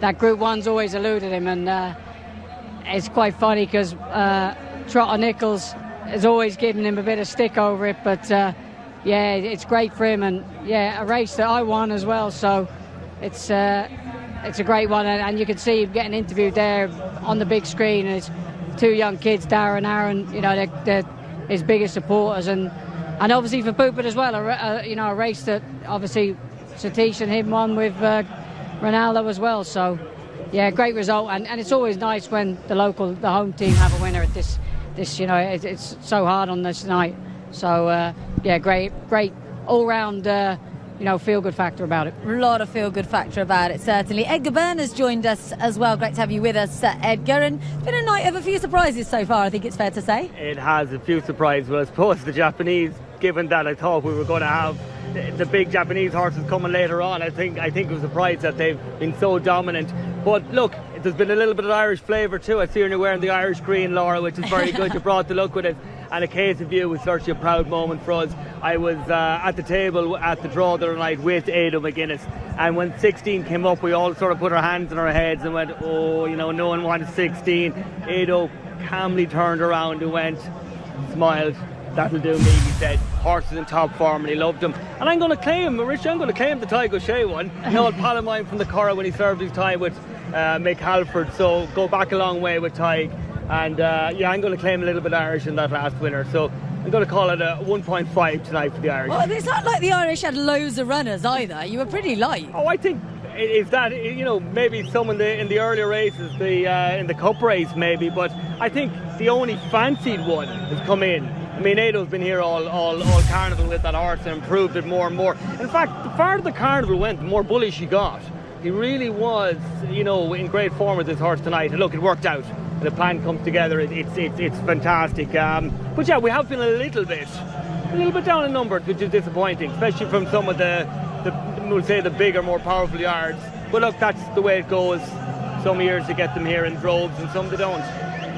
So 8th win here in the UAE for RRR Racing, Sheikh Rashid's operation. Bhupat Seema now on 47 for his first season with a licence in his own name after, of course, many years as assistant to Satish. And this is Mr. Timothy Kelly, the Executive Vice President and Managing Director of Atlantis Dubai. 3 O'Shea's. Debbie, not a fan of the limelight, Sir Tig? No, I don't think she quite likes the boys going up there either. But no, she's kind of behind the scenes, and they always say, behind a great man there's a great woman, and like Debbie, she's probably Tig's biggest supporter as well, along with the kids. She's right behind him all the way, but you'll never see her out in the limelight. But I'm sure she's a big grin on her face and probably a nice glass of champagne right now. And when you won this race, you were good enough to join us on air after, which we fully expected you not to, and I still thank you for it. How long did it take to sort of sink in? Will Tig just be in a complete bubble right now and not really know what's going on? I think it's... yeah, I mean, he's obviously got rides coming up, so obviously he's got remorse in the big race, so it'll be, he'll be on such a high right now, and it always seems to take a little bit of time. You're still sort of, even weeks afterwards that we'd actually, when I won on Ronaldo, you're kind of pinching yourself, did the night happen, and you then reflect on, should I have done things differently, should I have celebrated a little more, should I have been a bit more media friendly afterwards, and did I miss people out, and there's all things that sort of run through your mind, and ultimately it's just, like I say, it's great for Tig, great for his family. He's had, Tig's got a lot of things going on behind the scene right now that people don't know back home, and I know he alluded to there in an interview coming off track, but he's a very, he's a man that keeps his cards very close to his chest. You won't want to play poker with him. No. Because, but he's a great man, and he's been like I say, look, he's on the verge of winning his 10th championship. Just hold that thought a second. We'll hear from Mikey again. All right, Bhupat Seema, your first World Cup night win. You're the leading trainer in the UAE. You did it with your jockey, with a horse you have a lot of faith in. How does it feel? It feels just absolutely fantastic, phenomenal. What a great feeling. When Ronaldo won, it was an incredible feeling, and to do it twice now, I can't describe it. It's such an amazing feeling. This is a horse that after Saudi, you said that he scoped at. You said that he was a much better horse than that, and he vindicated that tonight. Yeah, he absolutely did. Saudi, just nothing worked out for him, and maybe something took out of him in the travel, and he was drawn 14. He's a horse who likes a bit of cover, and nothing worked out for him. But today we had a plan right, and I'm glad it worked out, because there's going to be so much speed in this race, and this horse has a cracking finish. So I'm glad when speed collapsed, he finished. And especially to do it for these owners who have given you some great horses over the last few years. Yes, absolutely. What a wonderful season Sheikh Rach has had with us, and then to actually finish it off with a Group 1, it's just amazing. Congratulations. We'll let you get to the back. Thank you very much. Thank you.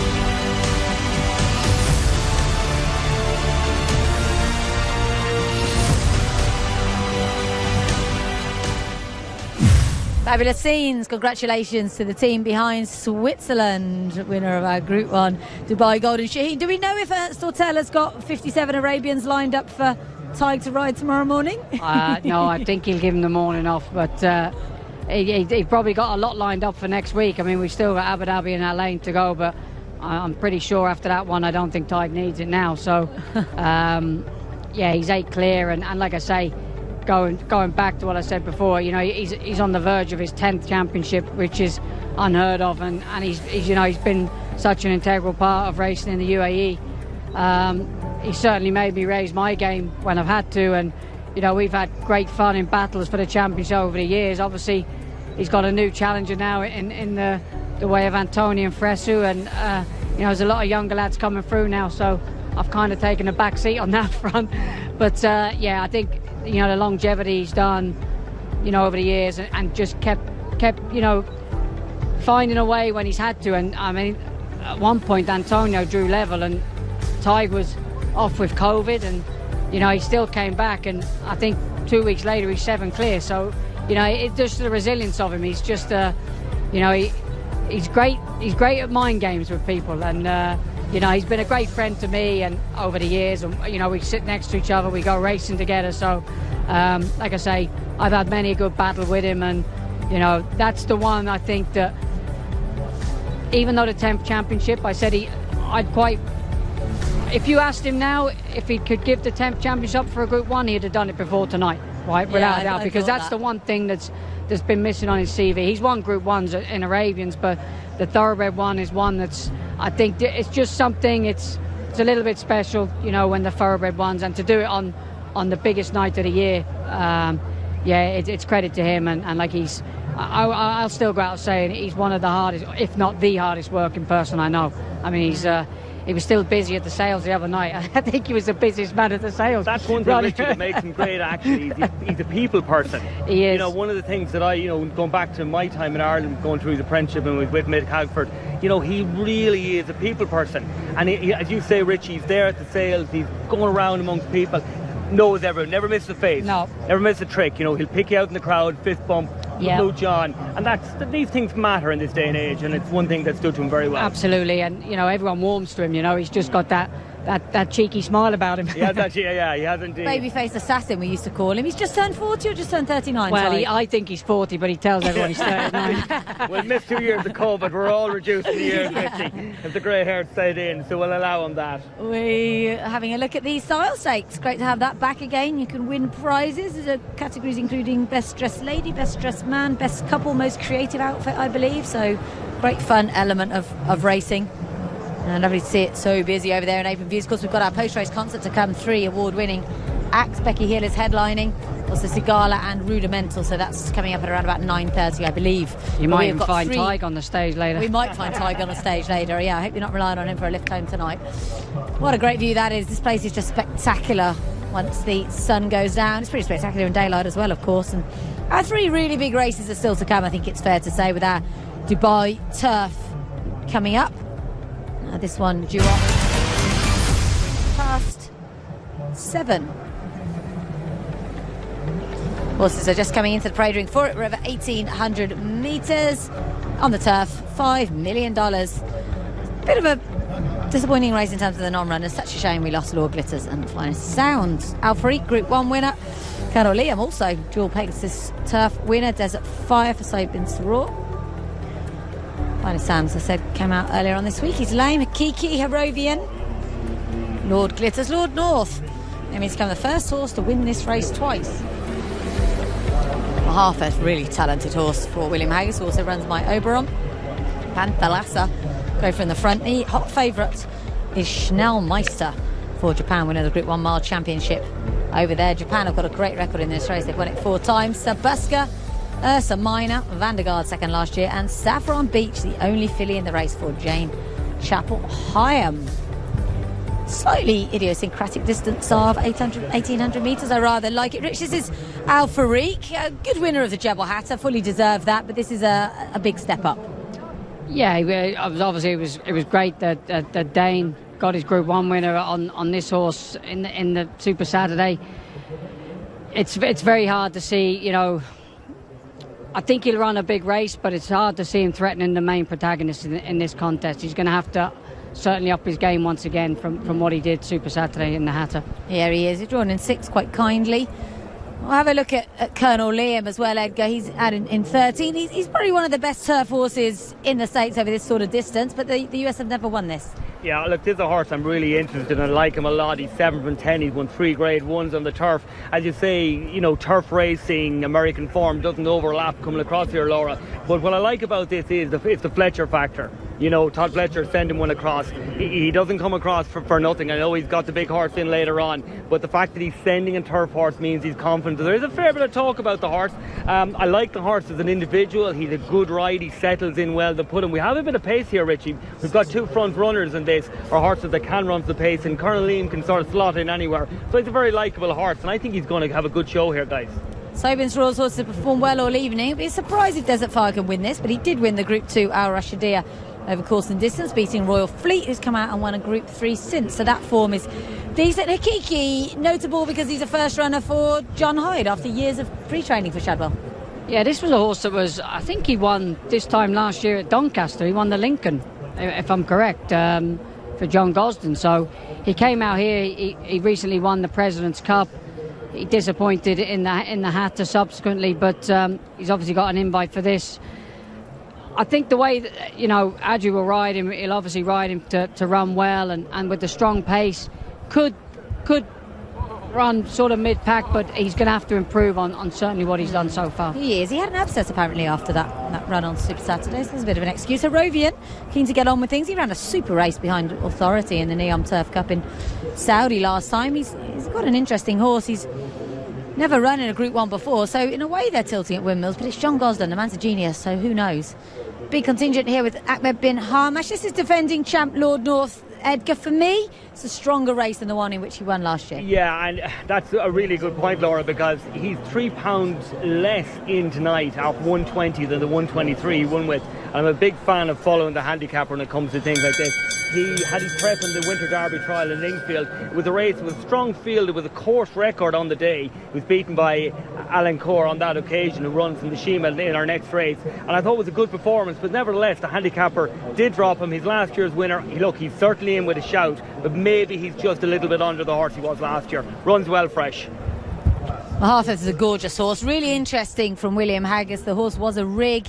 He had an issue that they've corrected, and William felt that he wasn't seeing out his races, so therefore, bearing in mind he was able to finish 4th in a Jubmon, this is a good horse. He's actually my pick. I really like this horse. I like the way he went through the grades last year. I think he won 4 on the bounce, and then, like you say, he ran. If you watch back that judgment run behind Mishrif, he went through the race, travelled through the race really well. Interestingly enough, like they have removed, it's been documented, they've removed the testicle that was obviously bothering him, and I think this trip is certainly going to suit him at mile 1. I think it's tailor-made for him. He looks great. I know the Haggis stable are very keen on him, and he'd be my idea of giving the Japanese the biggest threat. His horse is just in, kind of bubbling under that top level, isn't he? This is Panther Lassa, who goes for the all-conquering Yahagi team. He won the Nakayama Kinen last time, the same race that Just Away won before winning this. He'll go from the front, and the Dubai Turf isn't often won from the front. But looking at this guy, he wants to get going right now. Yeah, look, he's a front runner. There'll be a lot of pace with him, and the thing going through the formula, Laura, I just felt that he had his chances in Group 1 level. For me, he's more of a Group 2, Group 3 horse. The ground and distance will certainly suit him. He looks up for the game. Again, a little bit of talk about it, but that might be just the fact that the Japs are in such great form. But for me, I just think on the night there'll be a few just a little bit better than him. Potentially this guy, Schnellmeister, proper Group 1 horse, 4 from 7 career. There's an awful lot to like about him. Last time we saw him, he was second behind Gran Allegria in that mile championship, which was obviously a very good run. That was back in November, though. He's got a layoff to overcome.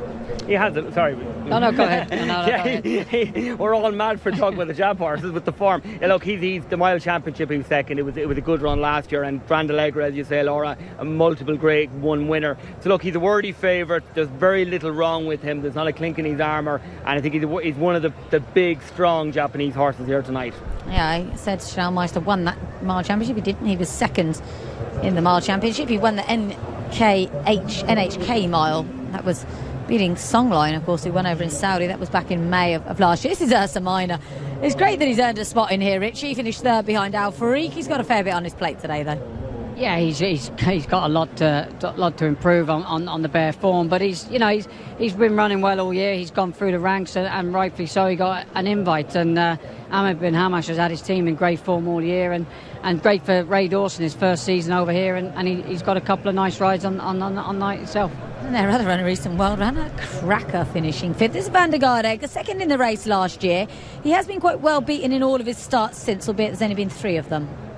Yeah, look, he's had some big tasks, Laura. I mean, he was 6th behind Golden 60 in the Hong Kong Mile, and 12 behind Space Blues in the Turf Mile. So he's had some big tasks to overcome, as you say, second here last year. But he's probably struggled a little bit stepping up in grade, and has probably seen his mark a little bit on this horse. So of the Japanese contingent, I think he's probably one of the lesser hopes in it.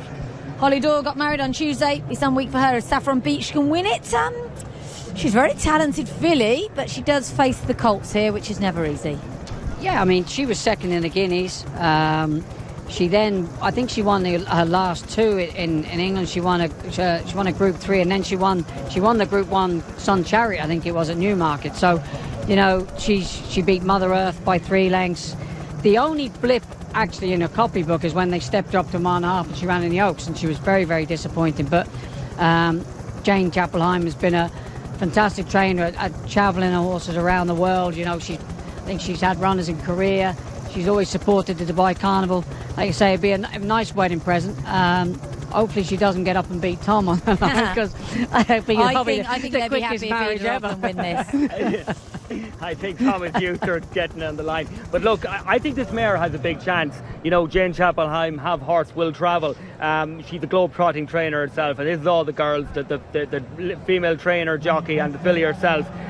You said that blip. I don't think she stayed that day, Richie, and definitely didn't handle the course. And had a little knock-on in the Falmouth with her. She ran no race at all. Probably came up a little bit quick, but she was bloody good in the Sun Chariot. She bounced in back to her best on that occasion. Yeah, I think when I say blip, it was the only, if you go for her form, it's the only time she's disappointed. And like you say, it was purely the fact that I think the mile and a half just stretched her. But it was worth having a go and having a crack that time of year. But yeah, for Jane to get her back to winning ways and then going on to win a Group 1 in impressive style, she could throw down a challenge here. She could be a dark horse. Do you find sometimes, Richie, when they go in those races and they go beyond their trip, that something has an effect? Because she didn't do a no-show in the Falmouth at all. Does it always leave that much mark on them? Because they had to rethink plans completely after. It's when they've had a hard run, their second run it's kind of like a bounce. It's like horses that have had a layoff that run well, then their second run after a layoff, you actually expect them, but the public would actually expect them to run well. Often they tend to bounce because they put so much effort into that run, and it does have a slight knock-on effect. But like I say, it's testament to the connections that they're able to get them back to where they wanted them and where they were in the springtime. And for Jane to have she was in great shape in the spring. Obviously, summertime she kind of hit a bit of a blip, and then she got her spot on again in the autumn. So she's a filly that has had a bit of a break now. She was running well in the spring, last year. So, like I say, she's one that I wouldn't rule out of throwing down the gauntlet to these. Yeah. Well, she's bidding to become the 5th filial mare to win this race. Is Saffron Beach. This is that Mahaffeth run. I mean, Mishra was in a different parish on this day. That's love. This is top class form. The Jubbmonte very often works out as the best turf race in the UK, and he's a fairly well beaten 4th, but he's still 4th.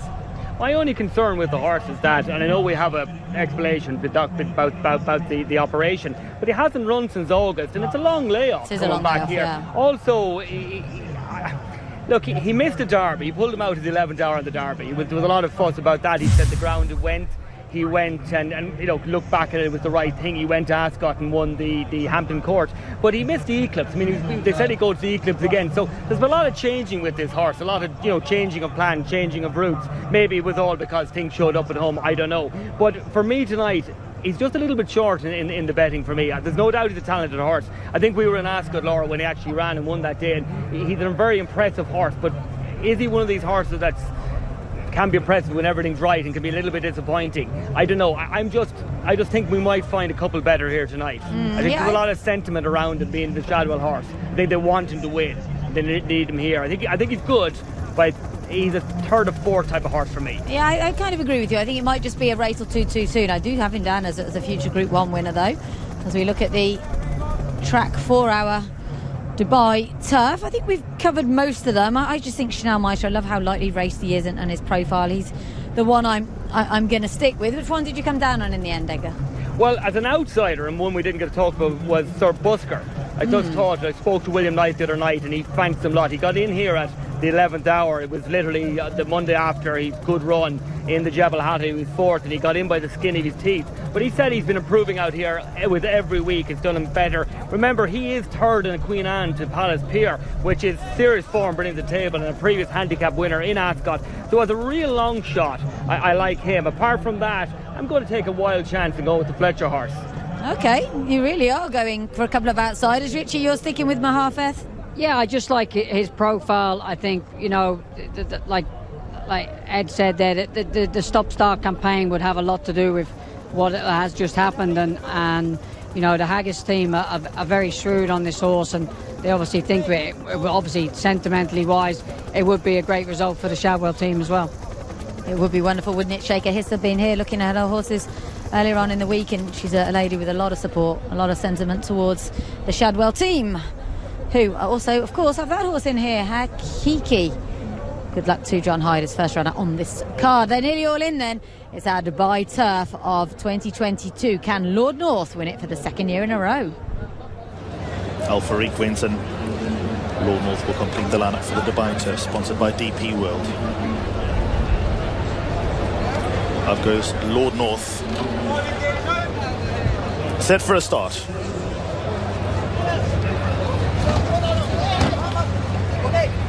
Gates are back, and they fired away, and Mahafith didn't get away well. Gave away a couple of lengths. Panther Lassa, first one to break, goes off to the early lead. Colonel Liam will try and get across. He's second for now. Then comes Harovian, who races away in third. Desert Fire hugs the rail, got a nice position in fourth. Saffron Beach is in the red colours in fifth. Myober on the yellow, races away in sixth, half a length in front of Schnellmeister. Then comes Lord North, the blue sleeves with the white chevron, racing a little bit deep for now. Al Farik is in and amongst runners. Ursa Minor, white sleeves and cap, is at the wide outside. Van der Gaard was next best. Then comes Mahafith, who's recovered. He's not at the back of the field anymore after blowing the start. A length and a half away to Hikiki, and Sir Busker happy to watch on from the end of the field. Well, Panther Lassa loves to let rip, but he's just keeping a lid on things by his standards. He's a two-length leader at the first turn, 1,000 metres out. Colonel Liam races away in second. Desert Fire, the all-blue colours, is third. Saffron Beach at the outside of Harovian. Then comes Lord North, who's trying to get a wriggle on. Myober on the yellow colours in a bit of a pocket. Schnellmeister also tries to work into the open. Ursa Minor being nudged and nurdled along. Then comes Mahafith, who's three-quarters of the way back. Sir Busker, Van der Gaard, their next best. Mahafith, and further back in running, then we find Hakiki, but they're homeward bound, and Panther Lassa in front by two, balances up over Colonel Liam, who's second. Then towards the outside, Lord North, Saffron Beach, Schnellmeister, red cappers towards the outside. They reach the final 200. Panther Lassa in the lead. Lord North on the chase. Van der Gaard is third. Panther Lassa 2 lengths in front. Lord North trying to double the dose. Van der Gaard not without hope. Panther Lassa crying for the line. Here is the line. It's desperately close. What a finish.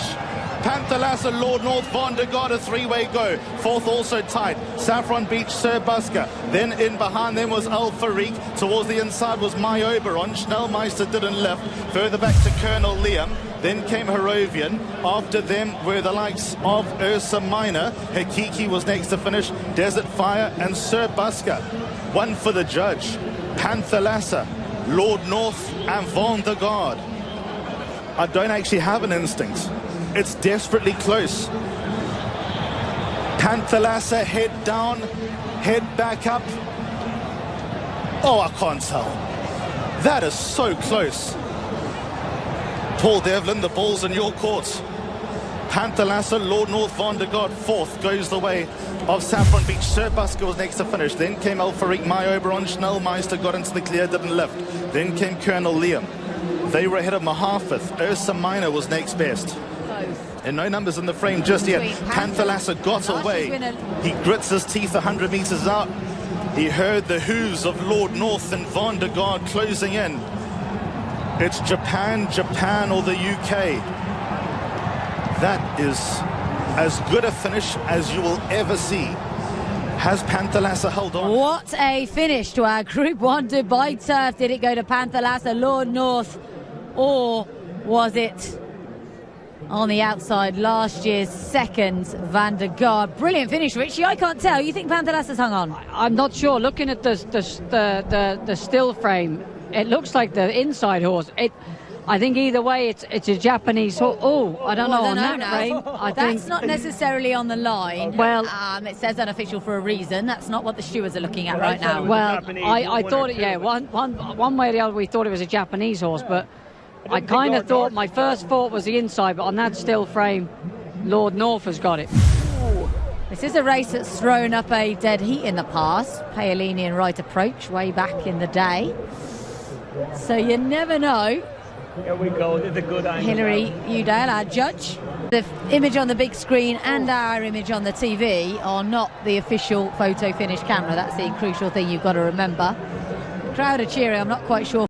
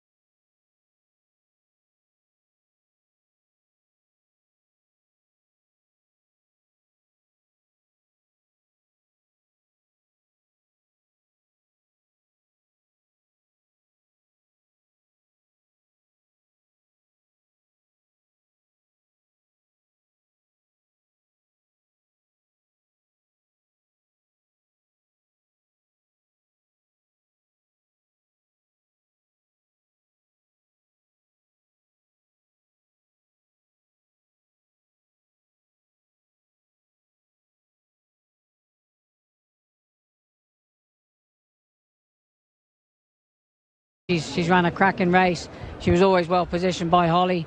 She was just tracking, I think it was Todd Pletcher's horse, Colonel Liam.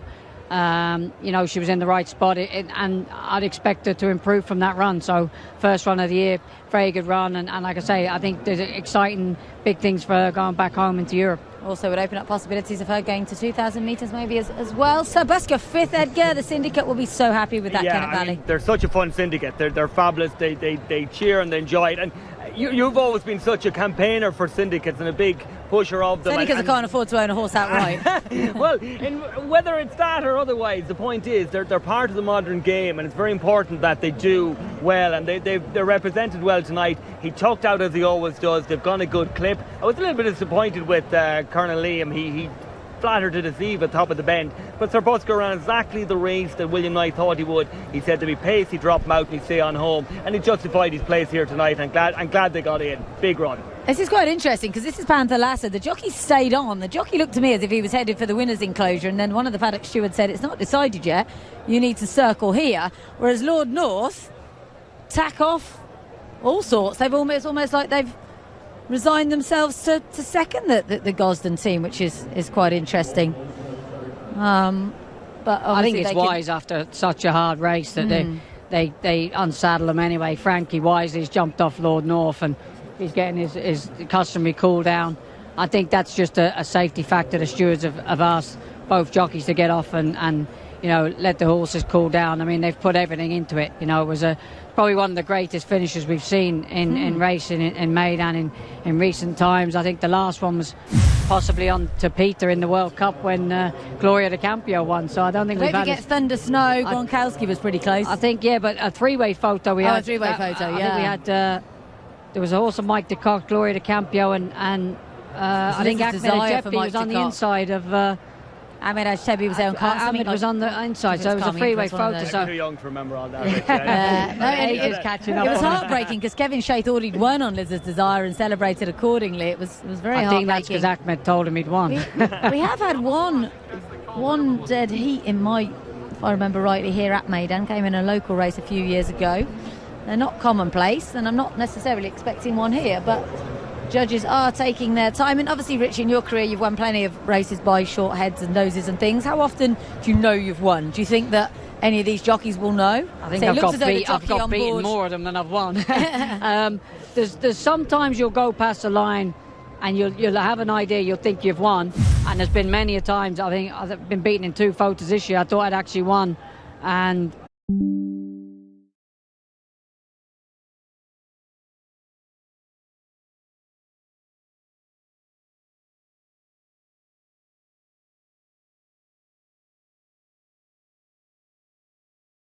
just form. It's just an unbelievable form because he's given him 2 lengths in the Winter Derby and given him a good victory that day, and it was his prep coming in here. And we know Lord North runs fresh, but Allegra, you know, probably needed that run. So yeah, and remember that was a 1.25 miles on the dirt as well. So Alan Corr's going, you know, farther. He's going to the 1.5 miles next, which will suit him even better. So he was at a disadvantage against Lord North in Lingfield on a very sharp, fast speed track like Lingfield over 1.25 miles. So yeah, it's a big plus in a few minutes.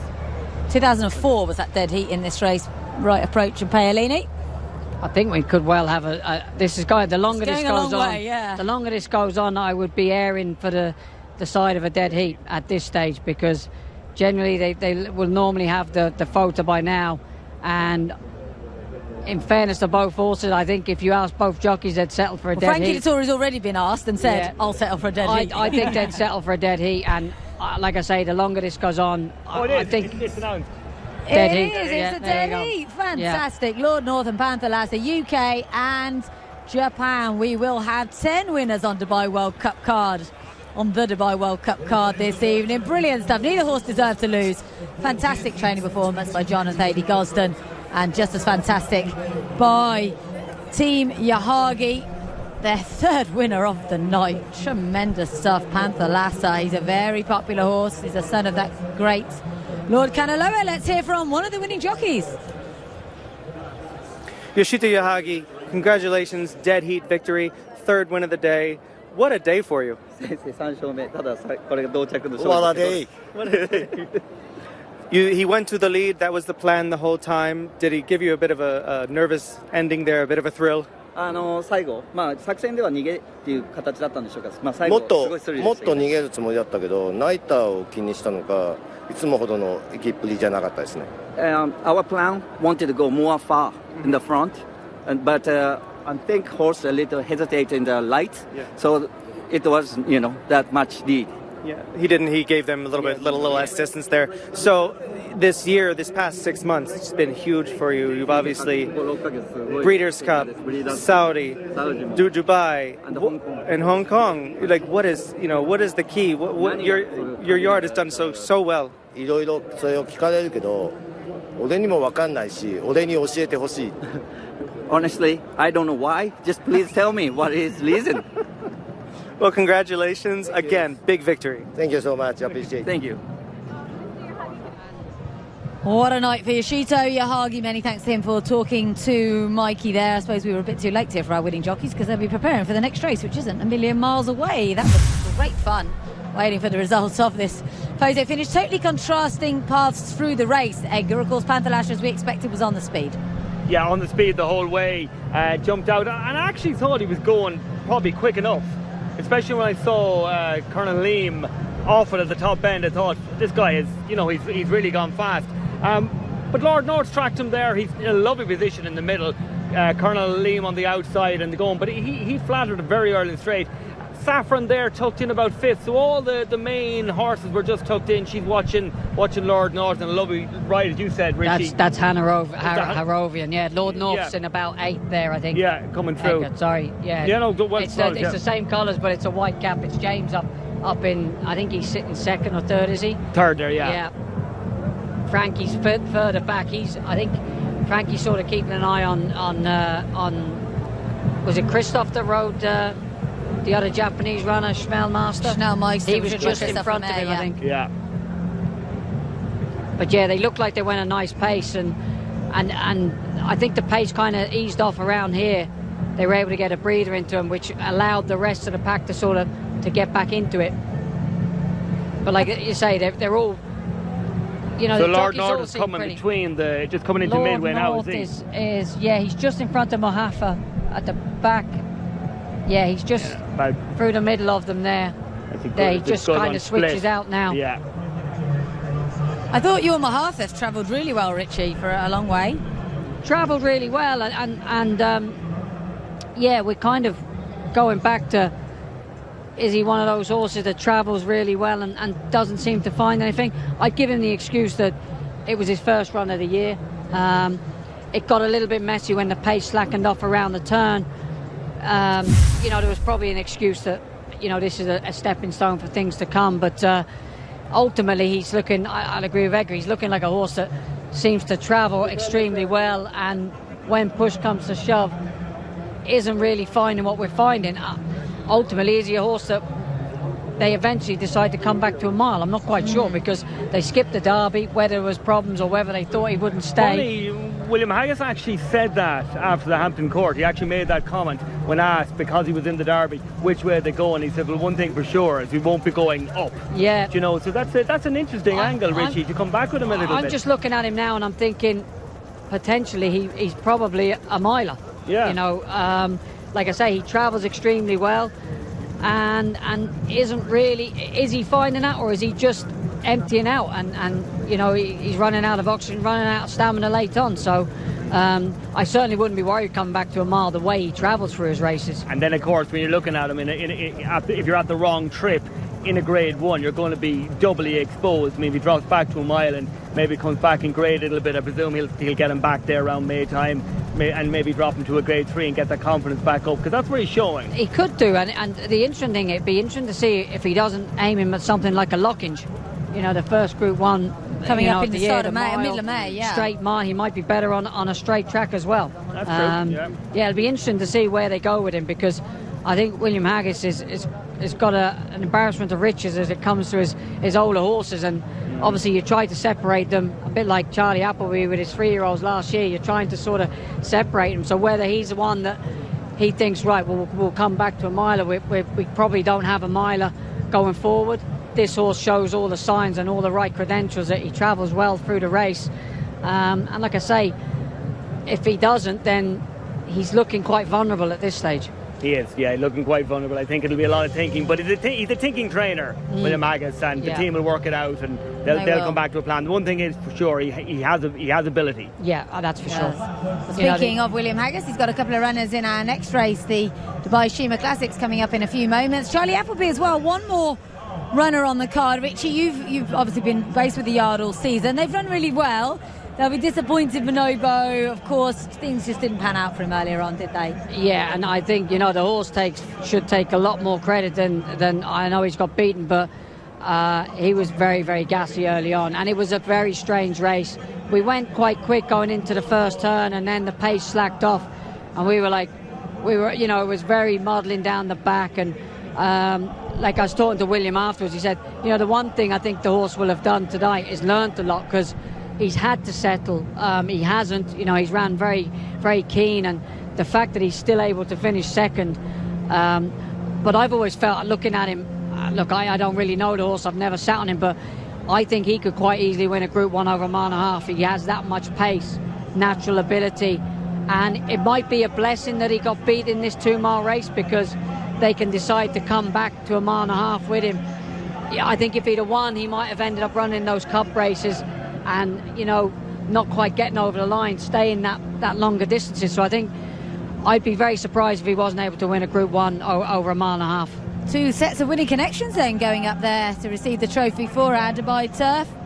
And this is Mr. Abdullah bin Damithan, the CEO and Managing Director of DP World, UAE and Javza. And that looks like Hugh Anderson picking up the prize for connections of Lord North, who, of course, is owned by His Highness Sheikh Mohammed's son, His Highness Sheikh Zayed bin Mohammed. So congratulations to him. There's Thady Gosden sharing the trophy with Who gets to take the trophy home? And I suppose what they do with the prize money, they join together first and second, don't they, and split it? Split it, yeah. I don't think anyone will be complaining about the prize money, but I don't think. But typical jockey wants to know where the trophy's going. They're never happy, Lorna. 10% of millions. I'd say never enough. I'd say Frankie might let him have the trophy. I'd say, well, Frankie's Frankie's third win in the race. It's the first win. Just extra baggage to take home. Ever in Dubai for Yutaka Yoshida, the jockey there. It's his second ride here, so congratulations to Yutaka Yoshida. What a night for Japan. 4 wins. And with a formidable team to come now in our Shima Classic. They could well make it 5. They've got Authority, they've got Glory Vase. Wow. They got Shariar. The Saki will be flowing later on, and it won't from the hills. This is great, though. This is really good fun. What is it about the Dubai turf that throws up dead heat? Second one of them. No other race on the card has thrown one up. It's been a great race for the Japanese horses, haven't I think that's 5 from 8 wins in 3 seconds or something. Even back in Nat Shiba days, it was when it was the old duty free. It was a race the Japanese and Hong Kong, dominated for quite a while. That and the Shima, the races they've really gone after it. But they bring, the one thing with the Japanese, they don't bring second-rate horses here. They bring their top draw horses, and the Middle East has been a great hunting ground for them in the past few weeks anyway, with Saudi and then again here. So. And it's remarkable for them, Richie, because it's not like, we'll say, for instance, when the Hong Kong horses were coming a little bit more, there's their season, that they catch it in the spring of the year and they're in it. Like Japan, these Japanese horses, like their big races are in the summer as well. They're finishing off with Japan Cup in the autumn, so it's not necessarily a pinnacle, and still they're able to keep them going into Hong Kong, into Saudi now, and on into, Breeders' Cup before that, and on here. It's remarkable training, really. I just think it's the whole thing with Japanese racing, the whole setup, it's just very, very professional. You see them, the horses look amazing. Their training facilities, I mean, they've got, I think, undercover gallops and there's no stone unturned. The crowds they draw in, week week out, it's, and they've just got better and better, and their breeding operation is phenomenal. Yeah, it is. We've got no seconds. It looks a bit strange, our graphic, doesn't it? I don't think we were prepared for a dead heat when we made these up. And I've just seen Steve, one of the owners of Sabuska, giving me a thumbs up over the hedge. They are very, very happy with picking up 5th in a race of this magnitude. The entry fee for the race cost them more than they paid for Sir Busker, and they've picked up $150,000. Let's reflect on just how our Dubai Turf was won.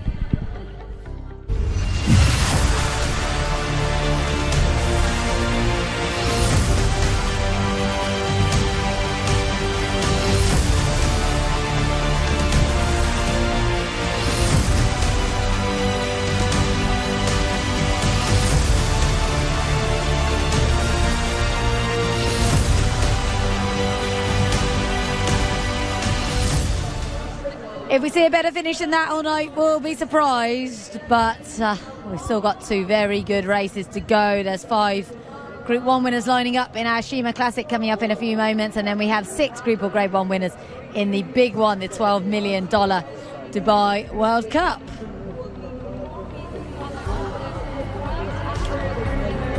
Pretty busy down there. A lot of people moving over to look at these horses in the parade ring. 15 of them line up.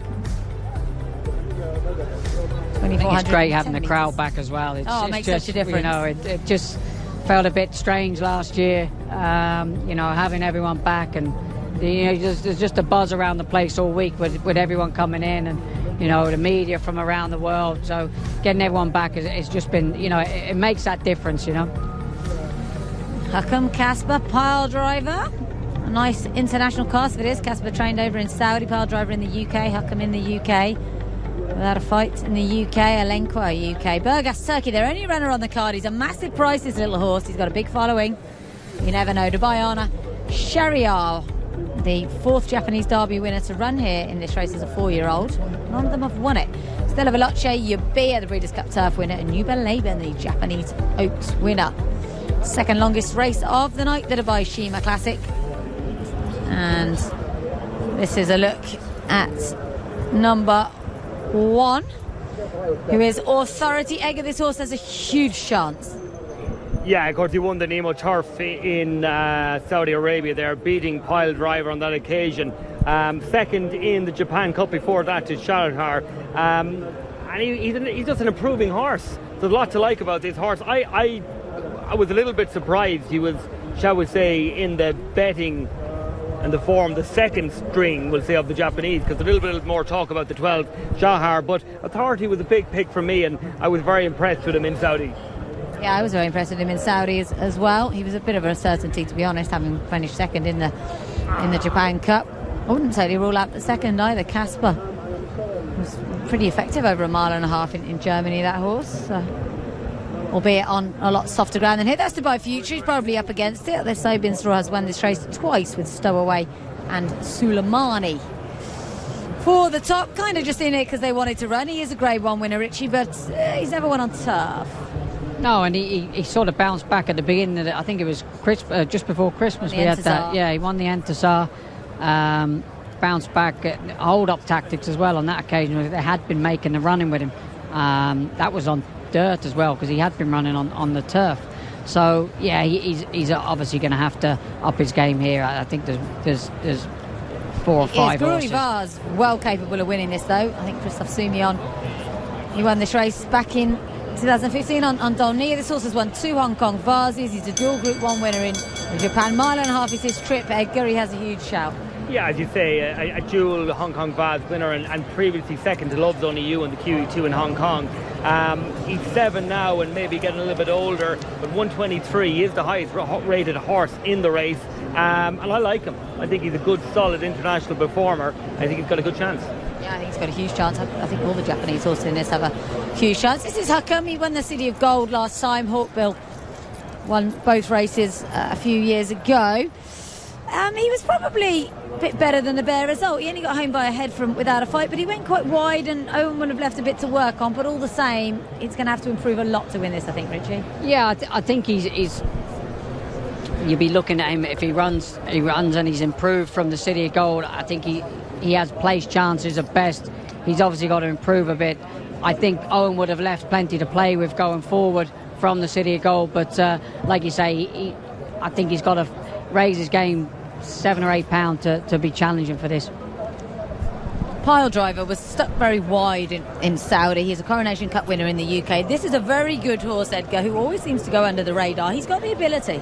Yeah, it goes on the radar with everybody, Barry's trainer, Willie Muir, who sings them from the rooftops. Every time I bump into Willie, he no matter what I go to talk about, he brings them up. He's very bullish about him again this week. As you say, second in Hong Kong the last time. He said completely dismissed that Saudi run. He didn't handle it, and he said Ryan Moore even said, told him not to go in the first place. But look, dismissed it, a Coronation Cup winner. Probably didn't stay in the ledger, to be fair to him. It was only a bad run. But look, very positive vibes about him.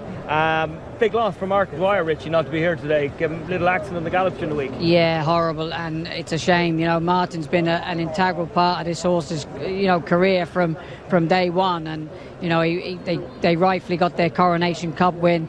Things obviously, didn't go right in the ledger. Then they obviously didn't go right again in Saudi last time. But he's drawn one as well. I just think Frankie will park him up box C. He's after dead heat in the last race, so he'll be full of confidence as well. I agree with you. He was only just behind Glory Vase in Hong Kong in the Vase. So, if we're talking about Glory Vase being fancied, you have to fancy this horse. And I think, like you say, he is going under the radar, but not from connections. I think they're very bullish. And our really best wishes with Martin, who'll be watching it at home, I think, with his leg up. He's not in a great way. I spoke to Claire, his wife, the other day, and she said it was a nasty fall on the gallops. And like I say, Martin's been out here for many years, and he's ridden big winners on the international scene. And like I say, this will hurt. Wasn't it brave of him though to make that decision early? I know he's had a fall, and you probably, as an athlete like you'd know when you're injured. But nevertheless, not to delay with anybody, not to keep anybody waiting, just to make that call. He rang Frankie himself by all accounts. He just made the decision. I'm not getting there for the horse. Brave call as a rider. A great call, a brave call, but I think the injury was a lot worse than was probably first. Okay. And I think Martin knew that, and hence why he didn't want to mess any connections round. Williams, his father-in-law, he'd have known, and obviously the connections. Yeah, no, of course, and the last thing you want to do is be hanging people on till the last minute. But I think Martin knew after the fall that it was, it was quite bad. 1 second, chaps. We can hear from Mikey in the parade ring. We got Ed Crisford here. Without a Fight is coming into the race as a bit of an outsider, but we've seen some surprises tonight, especially on the grass. Do you think he's up to the challenge today? Yeah, he obviously on a Super Race, Super Saturday. Just being beat by Hookham that day and ran a really great race. Obviously today is a really, really high quality field with some fantastic mile-and-a-half horses, and so it should be for the Chima Classic. But he's got a good draw. He's in great form. He's training fantastic into this race. And, I think we'll be doing all our best work at the finish, and I'm sure he'll run a big race. He's shown a bit of tactical speed. He can be a little closer. Do you think with the lack of pace it looks like in there, does it play to him a little bit more? Yeah, I think for sure. I think he's got a good draw, and I think Andrea will use that, and hopefully he can go forward and set his own fractions, and we'll see where we are. But no, look, he's in great form. It's a very, very good field, and we just hope for a good run. I wish the best. Thank you. Thank you. Just looking at the big screen, Alenka, Tom Markander's got off him. I'm not sure why, whether it's a shoe or something like that. He's looking on the ground, so I'm just wondering whether the horse has just slipped a shoe or something. We can't pick it up on our camera. We're looking at something completely different. But Tom off Alenka at the moment. There's a look at Authority, obviously one of the leading contenders for this race, following that dominant victory in Saudi last time out. He was really very impressive. Richard, we must talk about Yubir. Is he? I guess you wouldn't have much to do with him because he's only just arrived here in the UAE. I literally have nothing to do with him. I've seen him from afar. He goes out. The two horses came over. Yubir and Creative Force came over late. Shane that rides Yubir. I was talking to him the other day. He is a very, very difficult horse at home, and he has been in Newmarket. But he said, surprisingly, he's actually settled into the training over here quite well. And I think the fact that there's only 3 of them go out early in the morning, or like before the rest of us are out on the track. But I just think the American tracks suit him so much better, those tight tracks. So I was talking to Jamie Spencer earlier. He said he had to get an outrider to pull him up after he rode him in in Belmont. He said you literally drop him in behind, he won't pick the bridle up, but if you can get led into a false sense of security with him, if you put him in the race, he just turns it on very quickly. And I think that showed his only bad run really was in Goodwood. I think it was in... Yeah, he was really very, very keen. He ran across. No, he wasn't gelded that time. No, and he was very, very keen with William. I think that was in the Gordon Stakes. And, they tried him in all the classic trials at the start of the year. I mean, they obviously knew he had ability. Yeah, they tried him, and he went everywhere bar forward.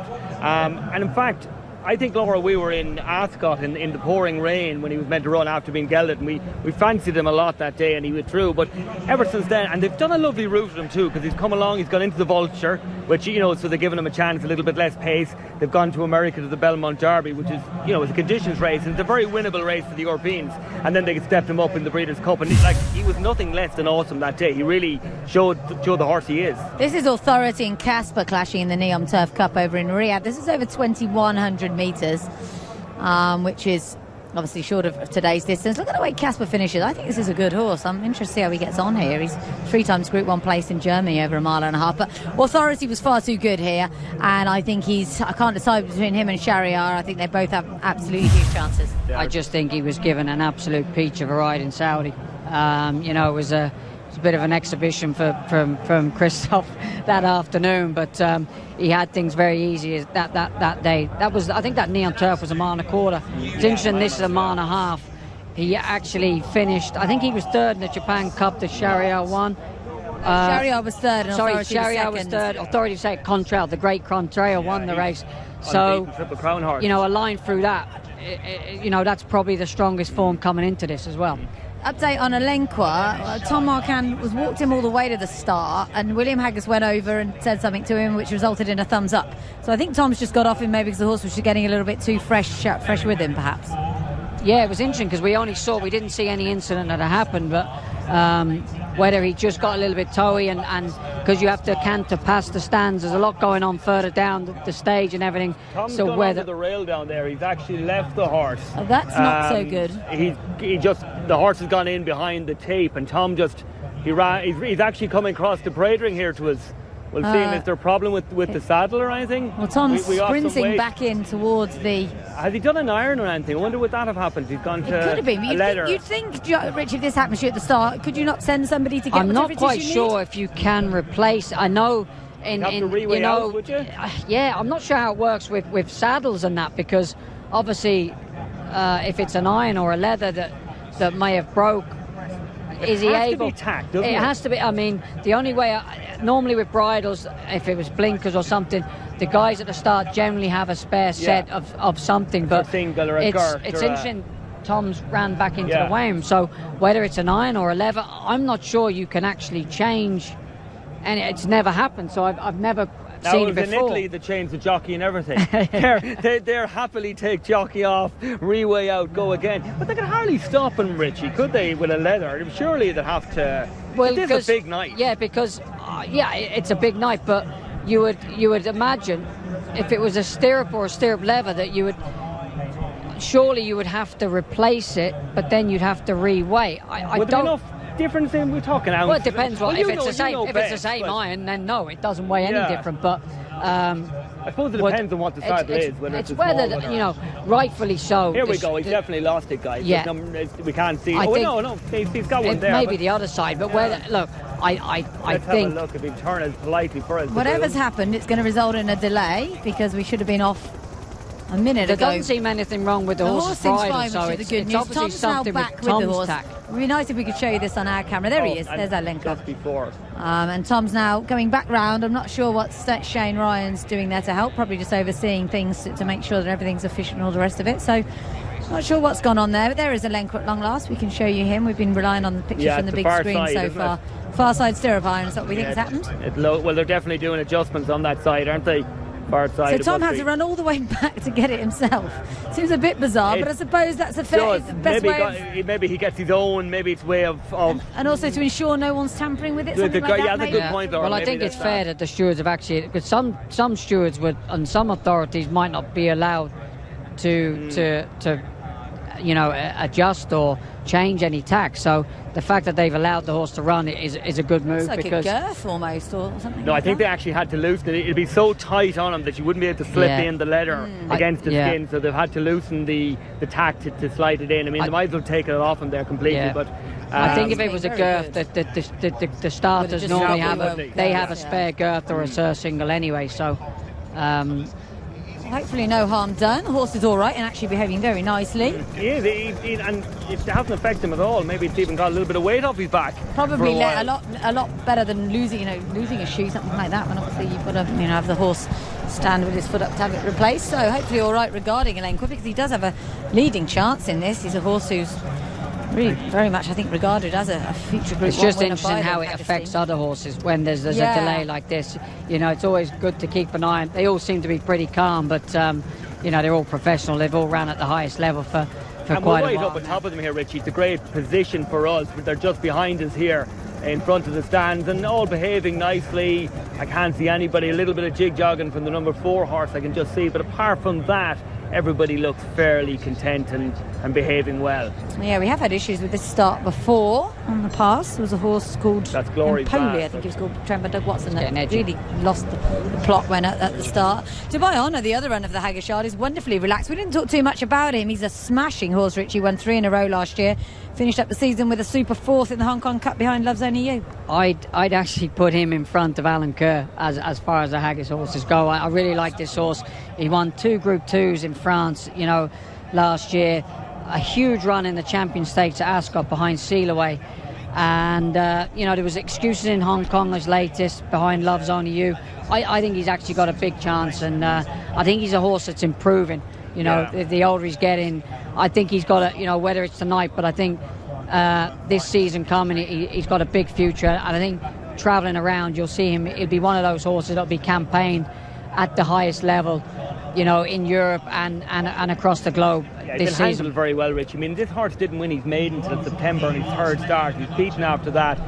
Came to himself in midsummer last year, and then he, as you say, won the Prix d'Or in against the older horses then in the Champion Stakes, and a good run. So I think there's a real Haggis type animal, a real bit of thought in him. He hasn't exposed him early, as I say, at the 2-year-old. No big aims. And I'm on your side here, Richie. I think this is a horse that we haven't actually seen the best of. Yeah, I think this is a horse of the future. So they're heading.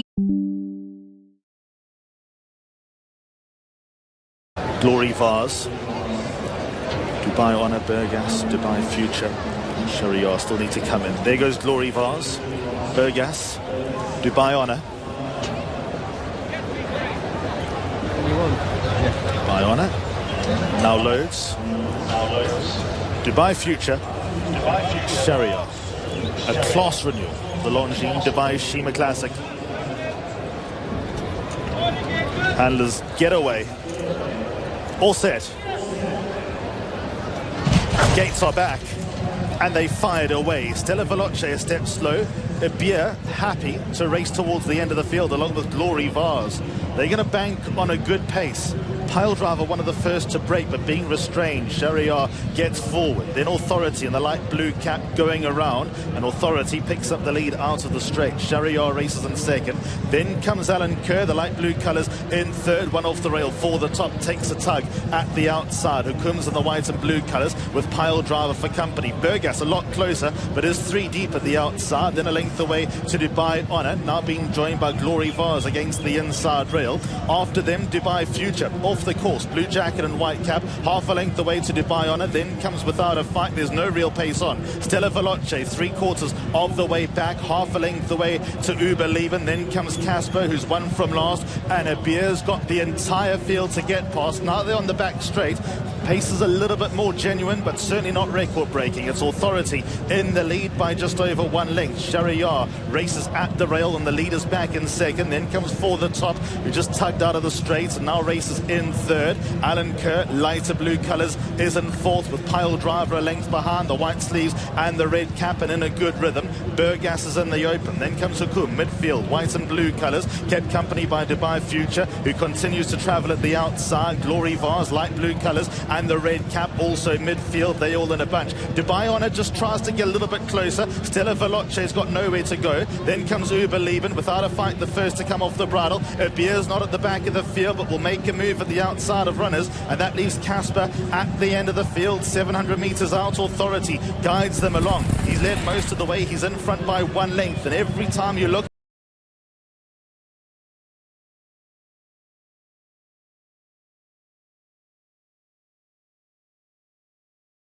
straight in the open, in striking distance, but covered ground. Further back then to Alan Kerr. Pile Driver makes a run towards the inside. So too does Glory Vars. Dubai Future, Uber Leven towards the outside. Authority in front. Now being asked the question as Shariar goes on the attack. Pile Driver but tight for room. Glory Vars. Then comes Alan Kerr, and Ibir is taking off towards the outside but running out of real estate. Shariar the leader. Authority now being passed. Shariar on the drive to the line will see off Ibir. Shariar wins Japan again, incredible. Ibir second, then came Authority, Pile Driver, Uber Leben. Hakoum was next, Alan Kerr, Glory Vars, Stella Veloce, Dubai Honor without a fight. They're ahead of Dubai Future, Casper, Burgas, and for the top. It's a fantastic 5 for Japan and another great finish. It's gone to Shariar, just holding off Ibir, who's flown home under William Buick. But Shariar has done it. Third win in the UAE for Christian Demuro, a first here at Maidan. What a night for Japan. They're unstoppable, Richie, although Charlie Appleby tried hard there. Yeah, I mean, it was a very, very messy race. They went very slow. Christoph went to the front on Authority, and he just stacked them around. You were loving that, Richie. Well, Shariar was just, but I just loved where Shariar was. He was right behind him, so he was well aware to, Christian was well aware when Christoph let the handbrake off, he was going to try and pinch 2 or 3 lengths. I was just happy where he was. There was a lot of horses in behind him, but very, very free. Pile Drive was a little bit gassy with Frankie, but I take full credit to Yabir, because where he's come from in such a slowly run race, you could see William make his move slightly earlier than he wanted to because of the way the pace was going. He had to attack it earlier than I think ideally would suit him. I think a stronger run race, I think we'd have seen a different result. Yeah, it did level off, but you hear, I didn't even see him till the crowd roared. No. I was watching the first 2. I said, oh, he's good, quirky tonight again. Next minute into my left ear, whoosh. Yeah. The crowd has spotted him down at the furlong pole, and he's come down. What do you think, Richie, with tactics, given that there's so many Japanese horses in this race, would Christian Demuro know what Christophe Lemaire is going to do? Like, he's knocked in behind him. These guys are riding against each other. They're local jockeys as it is. Even so the European jockeys, they're both based in Japan. Would that be a big effect on how tactics are played out? The fact of watching, they know each other. Well, as a jockey, you're going through your dangers in the race. So ideally, one of your biggest dangers is Authority. He's going to make the running. So that's your pace angle. So, you're always wanting in a race to look which horses you want to follow. Yabir is a danger, but he's going to be dropped out last, so you're not going to be following him. So Christian had a good break, good clean break, was able to get right in behind Authority. So everyone else is then watching those two, and then Christian thinking himself, we are hacking around here. I'm in the right spot, because when Christoph lets the taps on, he's going to get away from us, and then the horses are behind all of a sudden are having to make up 6 lengths. They're going to have to make up 9 lengths because Christoph's going to get that turn of foot. He's going to get away. And of course, he's on his shoulder just to pull out. It's a great angle here, actually, we have, and he's in the right place. It's almost like a little bit of work for him. Frankie, teeth grinding down the back. Literally, Frankie had he was hating it, wasn't he? Frankie doesn't like that. And Frankie, that horse was quite keen with Frankie. There's not many horses you see keen with him. He's got a wonderful pair of hands, but that'll just show you, if you look back through the race, there wasn't many that weren't actually keen in the race. Yeah. I think Yabir was probably he is the gassiest horse, but because William had to drop him out, and when I say he's in behind, he switches off, but he's a horse that turns it on very quickly, and you could see the ground he made up from that race. And that was just, William was, it wasn't ideal for him, but he couldn't ride the race any different, because if he put that horse in the race, all of a sudden he does too much and he doesn't get home. So he's had to ride the race accordingly, and he's probably thinking to himself, them on the front end, I'm going to have to make a lot of ground up. So I think full credit goes to Yabir. He's only come down a neck.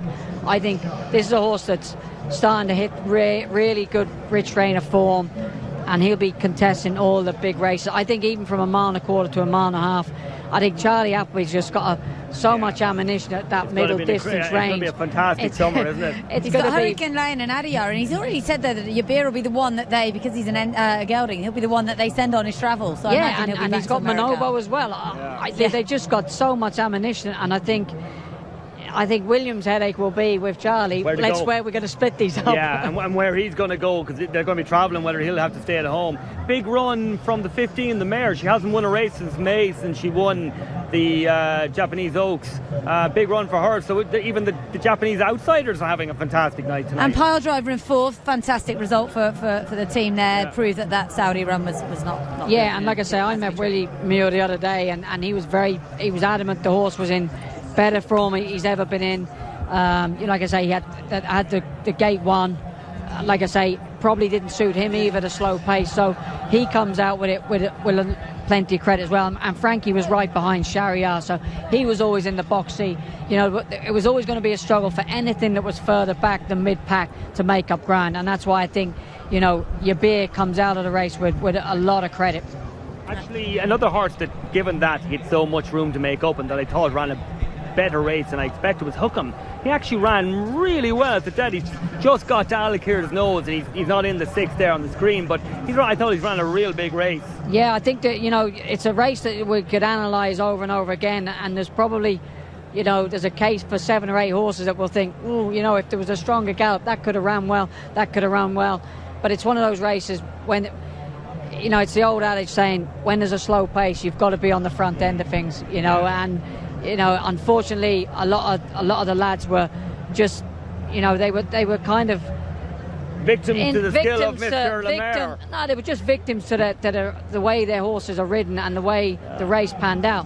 They were just victims to where they were positioned early, and it was just you can't criticise anyone because that's where you are. You can't go making. Well, they expected a little bit more pace, given there was 2 from that jar. The goal, the second string dropped in. Would people have anticipated more pace and gone wrong from? What happens as a jockey when you jump out? You're in a Grade 1 race like this. It's so hard. Do you really sit and suffer? You have to sit and suffer. Like I say, a lot of hold-up horses, you have to kind of sit and suffer. And like you say, Williams made his move earlier than he'd have liked. The likes of Dubai on it. James he's a hold-up horse. He's had to sit in, and you are a victim to what's happening around you. So there was nowhere he could go. He was bang in the middle of the pack there, and you're then just trying to pick your way through it and hoping that it pans out. But like I say, when there's a slowly run race, you're so condensed turning in, and when the taps are turned on, the fronts get away, and you're all on top of each other. So when there's a genuinely good gallop, everything is strung out. So the gaps come a lot more easier. Like I say, there's 7 or 8 horses that will probably, lads will be kicking themselves in there thinking, if there was a strong, but they couldn't go. Yeah. They were just, like I say, it keeps us on our toes anyway. We've more to talk about, we've more to analyse. Nice simple, straightforward race for us. Kick and clear wouldn't have been. No, we've got plenty to analyse out of that. But look, fantastic race. We're after seeing 2 major international races here. We're talking about horses that have finished in behind, but I can't take anything away from the winner. No, he's a genuine Group 1 horse. Yeah. He's behind the Great Contrail. He was behind Authority in the Japan Cup. He's reversed form with Authority, have it be only half a length. But and the Japanese have just that really keep the Japanese form strong. The 2 placed horses behind their champion, their unbeaten Triple Crown horse, come out here tonight and represent again. It's just awesome form, isn't it? And that's what we go back. That's what you have to admire about them. They don't bring their second-rate horses here. Apart from the Americans in the big race, they bring their top draw horses. But in the substitute races, they're generally their second and third division horses. In the sprint, in the mile, they're never generally top class. But the Japanese never shy away from bringing their top draw horses out here, and they're being rewarded. That's probably good. And they're being the frightening thing is how many they're going to bring next year. Because I think they bought 22 this year. They'll probably double that next year. Well, we can hear from our winning jockey, Christian Zemuro, has followed what his big brother Mirko did and had a winner on this card. He'll be with Mikey very shortly. All right, Christian DeMuro. We'll walk with you. When we talked earlier, you seemed quietly confident about this one, and he proved it for you. Yeah, I have a really good race behind the leader. The horse he beat already in Japan. Yeah. I follow him, and when I come out, he make a good turn of foot. When he take a lead, he stop a little bit, but then he come back again. And the last couple of years have been huge for your career, obviously with the Arc. But the Arc, you weren't able to be with a big crowd. What's it like to win a big race like this in front of a crowd? You know, for one jockey, it's what we dream to win every time. The Arc was one dream. I win now. I show you in every war I can win good race. So today I win again. For me, it's amazing for my career and for everything. Well, congratulations. We'll get a quick autograph from you if you can. Yeah. Wait. Don't you want an agent? Great scenes, big congratulations to Christian DeMuro and to our winning trainer Hideaki Fujiwara, his third runner in Dubai, his first winner, and this is quite an appropriate horse really, Shahryar, because his sire is a great deep impact. His dam was called Dubai Majesty, and one of her other foals was a horse called Alain, who is a Group 1 winner as well, so she's a very good producer of talented horses. And we look at how it was won again, and yeah, as you say, it was messy. It wasn't panning out that well for anyone, least of all William Buick. No, and like I say, William, you can't ride that horse. I mean, I don't know him, but from what I gather and speaking to the people that know the horse better, you can't ride him any differently. And like I say, Jamie Spence was telling me when he rode him in Belmont, you know, you sit last on him, he doesn't pick the bridle up, he's nice and relaxed, but when you switch him on, he turns it on, and he had to get an outrider to pull him up after the race in Belmont. So it's remarkable, actually, Richie, when you look at that. We have a lovely drone shot of it. He hasn't just tucked him in off a slow pace, he's dropped him out. He's left 3 lengths off the heels of the last horse. That's brave. I think as well, he's probably a horse that isn't sharp because they've been dropping him out now and getting him switch off, so you kind of let him just fall out the gates. I don't think he's a horse you could then go give him a squeeze. If he got up on the heels, and then he might just all of a sudden, all of a sudden. So you know, like I say, he was probably the most relaxed out of all the horses. That's what I thought. If you look at him, letting him bowl. But I think he's a top class horse and going forward. But like I say, you know, we're talking about everything in behind. But like I say, you know, the winner is a top class horse. You know, full credit to Authority, who's come from Saudi and able to back up another good performance. Willie Muir's been, you know.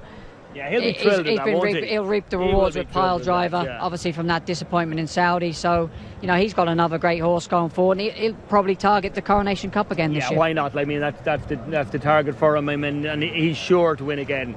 I mean, he's lovely a top programme, horse. isn't the Coronation Cup, King George? You can look at it like that, and then maybe think about targets abroad. But Christian DeMuro, as I mentioned, he had a little spell here riding locally. That means an awful lot to him. Young man who's recently made all those connections over in Japan and been riding brilliantly. And this is a very special horse. He's only 4 from 7 in his career. He's been very lightly raced. Good training performance, as I said, by the Fujiwara team. First run since that Japan Cup in November, and that was his first run since September. So he's obviously a horse who goes very, very well fresh.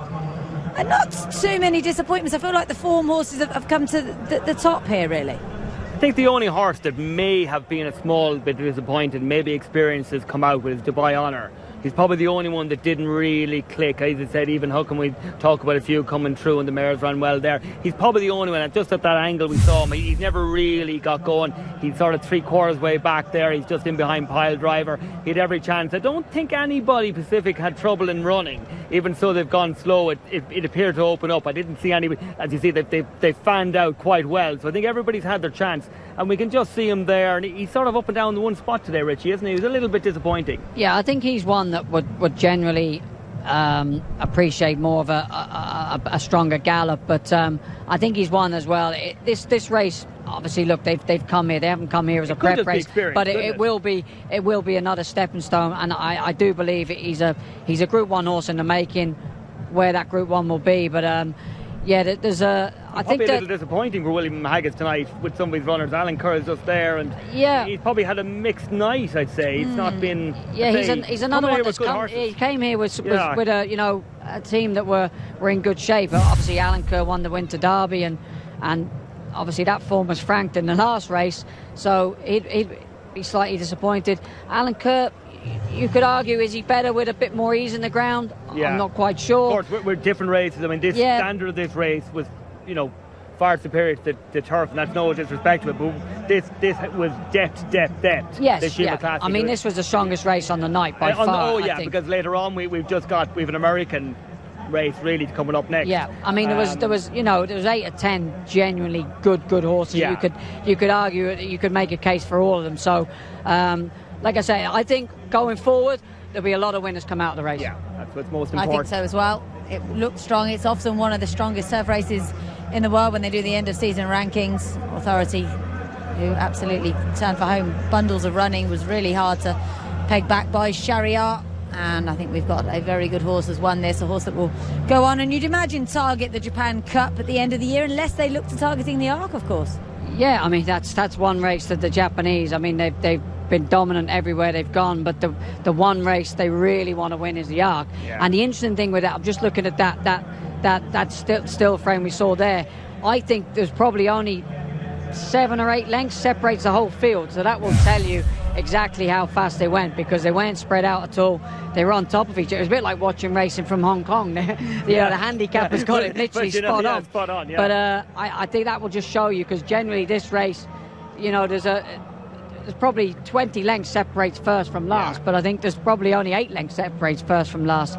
But yeah, going back to this horse, it'd be interesting to see whether Christian, who rides in France predominantly, is why he's on the horse going forward. They're going to target the Arc. I know last year they bring them out a lot earlier than they used to, don't they, to get them settled into the environment in Chantilly and the training in Paris. But it's the one race that I think if you ask the Japanese connections that you could give back all your Group 1s you've had in the Middle East over the last sort of 3 weeks. The Japanese public want it, don't they? They want the Arc, be pushed and they, you know, they bring a huge contingent of supporters even to the Arc. I think it'd be good for the Arc.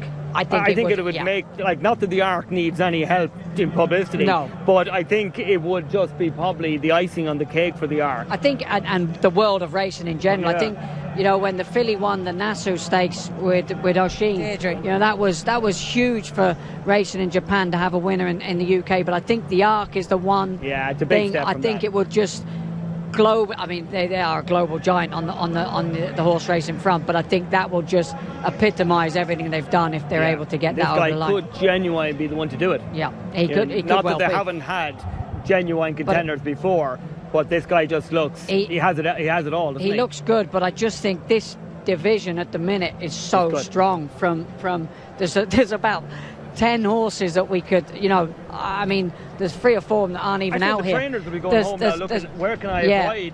You know, they'll be trying to get to different places and different angles now. There's 3 or 4 of them that aren't actually here this weekend. So, you know, I think that European campaign is going to be so strong this year at that middle distances.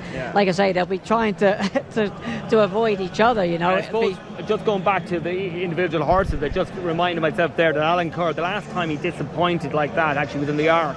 He was very keen in the Arc, so maybe they'll have to think about a little bit of pace for him. Possibly a pacemaker. Twice now we've had a disappointment from him when there's been no pace. He was very keen in Longchamp. I'm not saying he was over keen here tonight, but it doesn't suit him. So maybe a little bit of a rethink with him.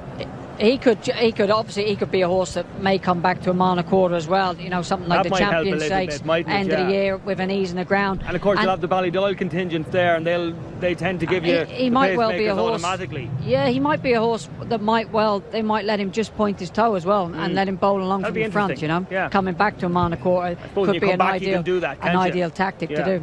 Lovely scenes there. Christian Tamura's young daughter helping him collect the trophy from Patrick Ayoun, who is the regional brand manager for our sponsors Longines. And would you believe the horses are in the parade ring already for the $12 million Dubai World Cup, the pinnacle of the whole season here in the UAE. Edgar, you're going to leave us, but many thanks. It's been a very enjoyable hour with you and 2 fantastic turf races, of course. Yeah, absolutely fantastic. Enjoyed every bit of it and really looking forward to getting up in the stands there and looking at this race. I think it's going to be like a monster truck carnival here with the Americans just getting on top of everybody. I think it's all about what Life is Good does. You know, he's going to jump, he's going to dictate, and if he goes, it depends on how fast he goes, really, because who can latch onto his tail. But it's an awesome race, and I'm really looking forward to it. Yeah, of course. Many thanks to Edgar Byrne being with us for the last hour or so here on the channel as we have a look at the full, well, down to 8th order of finish in our Dubai Shima Classic. 1st, 3rd and 5th for Japan, 2nd, 4th, 6th, 7th for the UK. How come finishing just outside the prize money there, unfortunately, for the Owen Burrows team. Only prize went down to 6th this year. The prize went down to 8th last year. It's just the story has been Japan, hasn't it? They have been absolutely on fire. The brilliance that they've shown this evening. 22 runners, 5 winners. They're down to just 1 now. It will be a surprise if they win the $12 million Dubai World Cup with Chua Wizard, but he was 2nd in the race last year, so we can't diminish his chance too much because we know he likes conditions here. Yeah, I mean, look, he ran. I think this is slightly a stronger race than last year's renewal. He ran 2nd last year behind Mystic Guide. It would, you know, you can't rule anything out from the Japanese tonight. It just sets up to me, Life is Good is very good. You know, he's a very good horse. The way the track is riding as well this evening, it's very pace orientated, so it's kind of in his favour at the moment. I just think when you come down the field, I just think it's going to be Life is Good, Hot Rod Charlie and Country Grammar, and, you know, Midnight Bomb. It's going to come to the Americans. I can't really see anything really upsetting those. It's a good job there's a small field for this, because we need to have a look at these in the parade ring, because they've actually rung the bell for the jockeys to mount. They are extremely good at going off on time here, but they are in danger, I'd say, in this race, because the off time is, as you can see there, 8:30. And we are now at 8:24. So we need to get a wriggle on and have a look at some of these in the parade ring. As we mentioned, a very strong field for this 6 Group or Grade 1 winners. Already been a brilliant night for Bipat Seameyer, but it would be a surprise were Remorse to win this. Real World, if you never know. Been quite a few shocks on tonight's card. It will be a surprise if Life is Good is beaten, but it's been that sort of night. Dubai World Cup Group 1, $12 million. There's Aerotrem going out first. They've done quite well to keep a lid on him in the parade ring. He's a horse that they do like to try and keep quiet beforehand if they can. He ran a fine race, finishing 5th over in the Saudi Cup for trainer Antonio Sintra, who said he was so happy it felt like he'd won it. He's up against it here. I think it's realistic. He's 3 from 4 over this trip, but I know they feel he's probably slightly more effective over the 1,800 metres of the Saudi Cup. But he did win one of the biggest races in South America, Gran Premio Latinoamericano, beating a Group 1 winner over 2,000 metres. This is Country Grammar for Bob Baffert, 3-time winner of this race. Ran a great 2nd in the Saudi Cup last time, Richie, and he's a Grade 1 winner as well. As we mentioned, this huge run behind Emblem Road. Run, wasn't it? Yeah, huge run, and I think this track might suit him slightly better than you know. What I gather from Saudi was quite stamina sapping. I just think, and the way the track is riding this evening, it's going to be speed orientated. He's going to be up there with the pace, and he's going to be close to challenge. Chad Summers is back with us for this final race this evening. Here's Hot Rod Charlie. He's got a huge chance, hasn't he? If there's any chink in the armour of Life is Good, he can exploit it. Every year there's a horse from America that comes and turns into like a different horse. It turns a different color. That's Hot Rod Charlie this year. He looks amazing since he's been over here January 18th. Richie, the prep couldn't have gone any better. No, absolutely. And I looked at him just there. He walked by me in the paddock. He looked so much fitter than he did in round 2. And I know Doug O'Neill was saying he was only 70%. Well, if that was 70% of him, I'd hate to see where the other 30 is. And like you say, he's got the dapples on him. He looks amazing. You know, there's a lot spoken about Life is Good and how good he is. Yes, he's been very good over a mile. The 1 mile in the Pegasus. This is an extra furlong again, and he could quite be vulnerable. And, you know, someone like Hot Rod Charlie, he's been here. He's been here for, 2 months now? He's settled into his campaign, trained very well. He's had that prep. He's ran under the lights. He ticks all the boxes to cause an well, it won't be an upset because he's a good horse, but it'll be an upset in the eyes of Life is Good being defeated, you know. That's hypothetical. Winner of the Group 1 Maximum Challenge Round 3 last time. We're going to go back to 2006, an electrocutionist for the last time a horse won Maximum Challenge Round 3 and this race. This is real world, Chad. I can't write him off because it's that sort of night and you just never know. So he thinks he's got a chance. Well, if Chua Wizard doesn't win, right, I think we're all going to be surprised the way the Japanese have dominated the night. But look, real world, Saeed bin Suroor won the Dubai World Cup 9 times. He did it when everybody thought he couldn't do it again with Thunder Snow, went back-to-back with Thunder Snow. He's here again. Yes, is he up against it? Is these proper American horses? Absolutely, but Saeed knows what he's doing. 0 from 5 on dirt. Real world, including in Saudi last time, as we take the trophy over to the presentation dais. There's so much riding on this. Might not be the richest race in the world anymore, but it has an awful lot of prestige, and this is a proper top-notch renewal of it. Such great international representation from Uruguay, from Japan, from France, and of course from America, who won it 12 times before. And life is good. I haven't seen him in the parade rink. He's in there. It's just our camera didn't pick him up. He's generally a fairly easy horse for them to manage. From what we've seen this week, life is good. He can be easy when he's on the track. In the stalls in the afternoon, Todd Pletcher walks all his horses. The hot walkers aren't walking this horse in the afternoon. The groom is, Martine grabs a hold of the horse and he walks him, makes sure he gets a good 30 minutes. He can get a little cantankerous. He can get a little warm. It was good to see how he was here in the schooling, and it was so important, I think. Todd Pletcher on Tuesday brought him over here for the schooling session. Let's hear from Mikey. All right, we got Doug O'Neill here. He is obviously ready, and you've put this horse through a system that ever since the fall you've been aiming toward this race. You've stuck to every day. How do you feel? I feel great. I know you usually make a plan and God laughs, right? But yeah, the plan so far is really working out well, and win, lose or draw, couldn't be happier with the way things are coming up.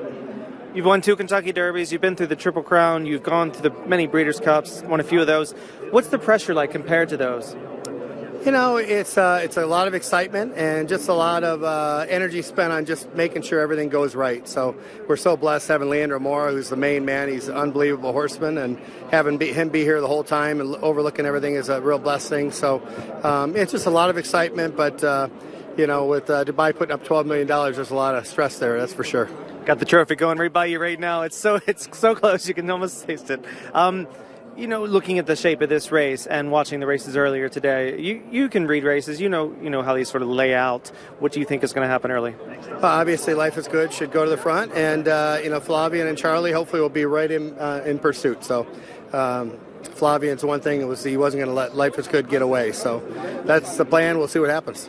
Best of luck to you. Sounds good. Thank you. Vulnerable over this distance. There is Life is Good. Irad Ortiz just got his feet out of the irons to try and keep him calm. Alexander Thompson, the outrider, helping with that as well. Nothing to alarm anybody at all, I wouldn't say. Richie might have got a bit warm between his back legs, that's all. Yeah, I think it's starting to cool off a little bit now, but yeah, look, he looks the utter professional. You know, this horse is still very lightly raced as well. I think he's only ever been beaten once. I think that was behind Jackie's Warrior in the Alan Jerkins, was it? But the thing was, that was the one time he didn't make the lead. Okay. And he was battle for the lead and battle for the lead, and he ended up getting just the neck. I mean, it was a great race, but today in this race, he's got brilliant speed. He's got sprinter speed for a router ground, which is very, very unusual. But there's others in the race that have it as well, including horses like Hypothetical. Who is naturally fast, especially on this track on his day. Yeah, and he knows his way around here, and there's no way Breeding Mikel is going to take him back. He's going to have to work very hard for it, you know. This is Hot Rod Charlie winning Maximum Challenge round 2. I'm not going to say this form's been knocked because Alneford never went a yard earlier. He pulled up lame as well. So, oh, did he? Okay, yeah. Well, that explains it. What I thought was great is the further he went, the better he went. Chad, he's going to love this extra 100 metres. And this was a prep. By all means, do you want to win this prep? Absolutely. But they did it knowing that they had 6 weeks rather than wait till Maximum Challenge 3 or the Curlin or something like that. They ran him off the plane knowing, let's get it out of the way and then let's prepare. And that's what they've done his entire career, is give him those 5-6 weeks rather than run them on top of each other 3 or 4 weeks, and it's worked out really well. Yeah, I really like the way Doug O'Neill's campaigned him. Like this campaign for this World Cup race, that 6 weeks, you know, the fact he brought him here for round 2, you know, was just testament to him, because you don't see some of the top class horses coming here for a calm. He could have quite easily stayed, ran the Pegasus, ran in some of those, gone to Saudi. But the fact that they've given him that 6-week break as well, Chad, it just tees him up really nicely. This was a huge run from both Country Grammar and Midnight Bourbon, and Aero Trim as well in fifth at Winter Emblem Road. Came from further back. I just worry that this has left its mark on Country Grammar. I mean, for Country Grammar, this is back quick off not running in 250 days, running his absolute eyeballs out, almost winning a $20 million race. And Jimmy Barnes, Bob Baffert's assistant, famously said, well, it was a $20 million prep, and that's cute. But we've seen the horses that have run hard on Saudi, and other than really Stay Foolish, the form at Saudi has not really come back as strong. Not the dirt form, and it hasn't for many. It wasn't just this year. I think previous years that the form in Saudi has taken a knock. Pinehurst was the prime example there in the Derby. You know, he won the Derby in Saudi. He came here, he flattered. The one thing with Country Grammar, I think the track will suit him better. I think the Salmon Estapping track in Saudi kind of just took its toll. But like you say, has he got over that? You know, that, like you say, it was a hard race for him. And Midnight Bourbon was in third, I think. And look, jockey Antonio Frezzo came out and breezed all these horses on Saturday morning. And of the horses he breezed, I think it was 7 on that Saturday morning. He said, Chad, Hot Rod Charlie was the one for me. Well, they're loading very quickly. There's Midnight Bourbon going forward. I'm not going to take on Life is Good. What do we all think? You gave me Life is Good, Richie? I think Life is Good is a very good horse, and it'd be great for the race. I think for the way he's been campaigned, I'd love to see Hot Rod Charlie just for Doug O'Neill and the fact that he's brought him here as a prep. I could see him just upsetting the favourite. Just one more to load. It's Real World. 2022 Dubai World Cup is upon us. US dollars, they all set. Gates crash open, and they're racing in the Dubai World Cup to a rather untidy start. Real World was a little bit slow to begin. On the other hand, Life is Good got an absolute flyer. He didn't miss the start. He's in front.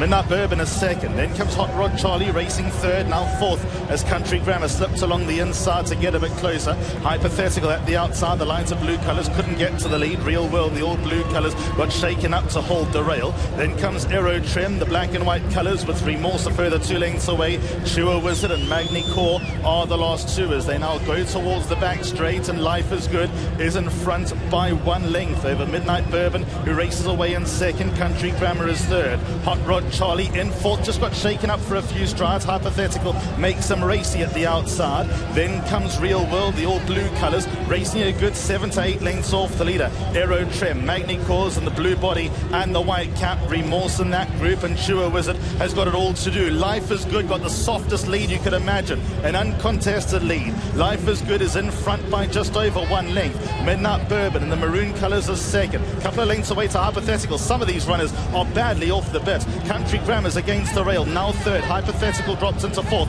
Alarm bells are ringing for Hot Rod Charlie. Then comes Real World. Remorses in the gold silks. Couple of lengths away then to Chewer Wizard. Magni Cause towards the end of the field, and they're about to spin for home. They go to the top of the straight. They got just over 400 metres left to run, and Life is Good guides them into the home straight. Now gets asked a question, but he's kicked 2 lengths clear of Midnight Bourbon, who's second. Country Grammar third. Hot Rod Charlie's towards the inside rail. Then comes Chewer Wizard. 200 metres out. Life is Good is the leader. Country Grammar second. Hot Rod Charlie continues to gain ground towards the inside. Life is Good with a target on his back. Country Grammar getting the upper hand, draws alongside, and Country Grammar with his date with Destiny in front, a length and a half. Country Grammar won the Dubai World Cup. Hot Rod Charlie ran second. Chewer Wizard third. Life is Good didn't go the 2,000 metres, ran fourth. Midnight Bourbon. Then came Remorse, Aero Trim, Hypothetical. They were ahead of Real World and Magni Core. Country Grammar and Frankie Dettori for Bob Baffert wins the 2022 Dubai World Cup, sponsored by Emirates Airline. His date with Destiny. He's now won the big one after a cracking run in the Saudi. Frankie Dettori, Bob Baffert, Country Grammar has won the Dubai World Cup. That's a 4th win in the race for trainer Bob Baffert.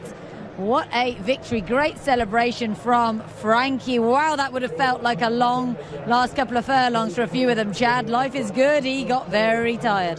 And really no excuses. He got a clear lead. He set reasonable fractions, and he saw out the 1800, no problem, like he did in the Pegasus. But after the 1800, he started getting a little bit late, and the cavalry was coming. Country Grammar from the outside, and Hot Rod Charlie somehow got back in the race on the inside, but Country Grammar got out in time.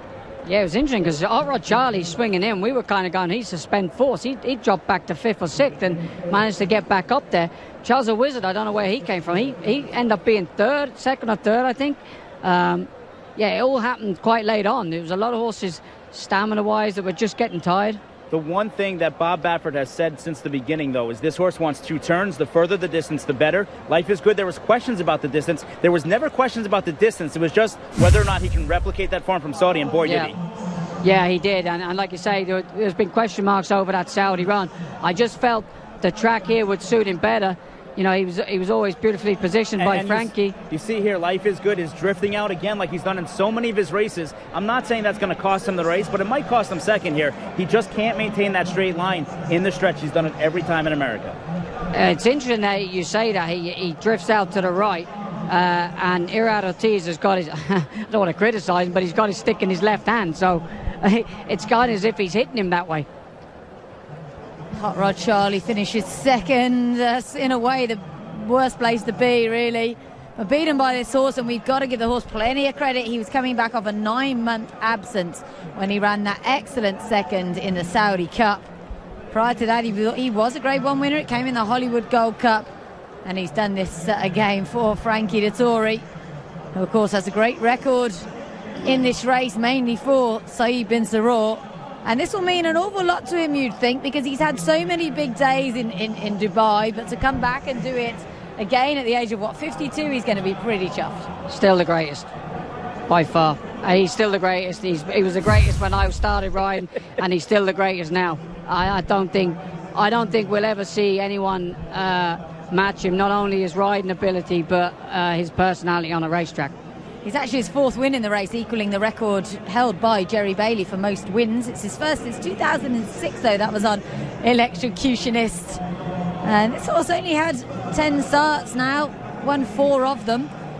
And where will he go now, Chad? I mean, there's so many big races in America for them to target. Will they work back from the Breeders' Cup Classic? Well, I'd say he won't run for the next 90 days, right? That's for sure. Look, the fact that Bob Baffert's been able to do this with the cloud that's been hanging over his head back in America with everything that went on, and to just maintain business as business is. He sent Jimmy Barnes out here. He sent his best exercise rider out here. They went from Saudi. They've had this targeted the whole time since Amr Zenden bought into this horse back in December, that they were going to go take on the Middle East. And look, he ran second in Saudi. He wins this race here. You really do have to tip your cap to Bob Baffert, because it's not easy to train when you have so much going on in your head. And to compartmentalize what he's been able to do is really, really amazing. Yeah, I think as well. And full credit to the connections, because I saw an interview in Saudi. The owner was fully behind Bob. And like I say, it's very hard for him, like you say, with everything that's going on over his head, and, to prep these horses in the way he does. The guy's a genius. I mean, he's won this, I think that's his 4th win now. So Ahmed Zidane is here this evening. I'd be surprised if he isn't. Big supporter of equestrian sport in the UAE with polo as well, and a very eloquent man, a very nice man to talk to. I'm hoping he's here enjoying this victory. And you feel a bit for Flavien Prat, perhaps, ridden this horse his last 2 starts? Look, it wasn't necessarily a difficult decision for him. And look, Hot Rod Charlie, and we'll watch the replay back here in a little bit, he got the worst of the kickback. He checked himself out. I mean, Hot Rod Charlie runs an unbelievable race to get back up for second. So, yeah, Flavien will be a little bit upset for a second. That's a big purse, but no harm in the ride there from Hot Rod Charlie at all. No, and you say Flavien will probably be kicking himself. I don't think Frankie was first choice when Flavien didn't ride this. I've got a funny feeling William Buick was booked to ride this horse, and then he obviously had to ride the Godolphin horse, and then Frankie got taken off Real World, so it was like a jockey's merry-go-round. So I don't think they actually had a rider up until the 12th hour for this horse. Well, so there was a long time where Louis Saez thought he was going to ride the horse as well. He ends up sitting in the hotel now watching the World Cup from home. But look, at the end of the day, this is a really, really nice horse. It was always meant to be a nice horse. This horse started his career with Chad Brown. So 2 wins on the night for former Chad Brown horses with Switzerland and Country Grammar. Unfortunately, the owner of this horse, Country Grammar, Paul Pompa, passed away. And Paul, looking down on us, was one of the biggest supporters of racing, the nicest people in the world, and just so happy for all the connections that were involved in this horse from the very beginning to get here, because it takes an entire army to win on this night. Yeah, absolutely. There's a lot of work goes behind the scenes. Like you say, Jimmy Barnes walking in there, he's been an integral part of Bob Baffert's barn for years and years. But I think this is the greatest result because it's the first year we got the crowds back in, and the greatest man, the man Mr. Showtime, wins the race. So I don't think people were even bothered about the horse winning. It's more fact that Frankie's just won the World Cup. He didn't hop off last time. It was a photo finish. He went back to the judge room. You know, he's 52. Eventually, these hop-offs are going to lead to some problems with his knees. I'm just going to see how he lands this one. It's all about if he takes his feet out before, you know, he's doing a flying dismount. No way he won't on this horse, of course. And there's probably the biggest reception of the night, just beating Tig in that particular race.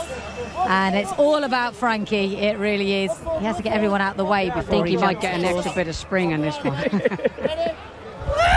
go. There we go. Fantastic. Really brilliant. 189 wins here in the UAE for Frankie. Double on tonight following Lord North earlier on in that memorable Dubai turf. Dead heat. It'd be interesting to see how many Group 1s Frankie's had. I think he could be... it must be a huge milestone. I think he's probably nearing 1,000 or something. He's just like... He's definitely had over 100. I think he's probably nearing 200. He's just been a marvellous servant. He's carried racing on his back for a long, long time. You know, when racing was down, Frankie picked it up. You know, and he was down on his feet. You know, a few years back when he lost the job with Godolphin. You know, and that just shows you what a true champion is. He was able to get himself back again with obviously the John Gosling stable. Hold that thought. We're going to hear from Frankie Dettori himself after he's weighed in, of course. Frankie Dettori, that was your 4th win in the race. First one at Meydan, as they mentioned earlier. Take us through the run. It looked like it was one of the most patient rides I've seen in quite some time. You got it done. Yeah, I've been studying the horse for a long time. I've been pestering Zidane and Bob to ride him. I knew he stayed very well. It was question mark about the favourite, but to be honest with you, at the half-mile pole, he lost me. The favourite got 3, 4, 5 lengths from me. I thought, well, sit quiet. Guy's second or third. Yeah. He's lots of money. I made him fill his lungs up again, and I saw the strike signal the first 2. My fella knocked her down, and it was a surreal moment because inside the furlong pole I knew I won. Yeah. But just to take it all in, I thought, oh my God. During the stretch, did you know within you were going to get there? About this, my son. Congratulations. I passed the quarter pole. I thought maybe I get him. Yeah. At the furlong pole, I thought I knew I had won because the first and second they were good. And did you see how Charlie coming up the inside at all? I did saw him, and I thought, well, it's between me and him, but my fella kept on galloping. He's got a massive stride, and he just kept to put one leg in front of the other, and he got to the line. What did Jimmy and Bob tell you before the race, as far as like what to expect from him? So with Bob? Yeah. Well, he's been ringing me at stupid hours. I got a missed call at 4 a.m. this morning, and I didn't answer. But he gave me plenty of info. He told me, be patient, the favourite's going to run off the fence, stay inside. I did. But in the straight, I was trying to find another leg, so I pulled him on the outside, and it worked. Yeah, well done. Let's get your signature. Frankie Dettori, the man again. 4 wins in the Dubai World Cup. 4 as well for Bob Baffert. 4 career wins for Country Grammar. What a lovely horse this is. A son of Tonalist, out of a mare who was a 6 furlong winner on the turf. Who'd have thought it? These Tonalists run all day. It's what they do, and it's good for me because my value on my Philly Truth Hurts just went up, so that's good. Yeah, this horse costs $110,000 over at Keeneland. He's a lovely horse, actually, isn't he? And his run in Saudi was so big, I just worried it left a mark, but it just shows. Listen to what connections say. Well, and this is a horse that he hasn't had the easiest of times. Chad Brown had him for a while. He had a kind of on-again, off-again career. He had to go to Windstar Farm to prep for the sale after Mr. Pompa passed away, and he was purchased by Windstar, and they kept him and sent him to Bob Baffert. And when everything was going on with Life is Good and everything, Country Grammar actually went to the barn of Todd Pletcher, and Todd had him for a month before sending him back to Windstar. And at that point, Amar Zendin kind of bought into the horse and everything else, and it's one of those things to where everything kind of comes full circle. But Windstar, who co-owns this horse, they own Life is Good. They were so kind of excited about Life is Good all week. They're still going to end up walking away with their second Dubai World Cup as well. Where did it go wrong for Life is Good then? Was it a stamina thing? What happened? Had to be a stamina thing because Ortiz had it so easy. I felt up front. The fractions were like Chad said, they were slower than, we were talking about off air, and they were slower than when he won the Pegasus. So, but is there something to be said on a free-running horse? Sometimes you overthink it and you slow it down too much. Just let him do his thing. We saw it with Knicks Go. When Knicks Go used to slow down, that was how he got beat. When Joel Rosario finally just let him go, when he'd go halves in 45, 46, he won the Breeders' Cup race. He won the Pegasus. Is this something where maybe Life is Good is at its best, just letting him do his thing? Yeah, there is, and I'd agree with that. There's a point where you do overthink it and you try and take a horse out of his comfort zone. But I didn't ever feel that he was taking him back. He just looked like he was in a relaxed rhythm. I'm not sure if this horse ever ran under lights or not either. So that could be a factor that he was just kind of, and interestingly, his brother was just in behind him. He wasn't really taking him on too early. It was just he was in the perfect place. And he had the race at his mercy. And like I say, I just think it's a stamina thing. And I would say, ultimately, he's going to be a very, very good miler. I think he might struggle to win over 2,000. And is any of this to do with the fact that the track maybe isn't playing as it did earlier on when we had the UAE Derby? Not really. This is a speed track. And it's still a speedier track. I mean, look, it's suited country grammar because obviously Saudi was a little bit deeper. I would agree that it's slightly quicker than it was earlier on because the temperature's dropped and it gets a bit cooler. So, but I don't think there was any excuses. There was nothing in behind that you would say, oh, he should have. We were looking at Hot Rod Charlie and we thought he was beat.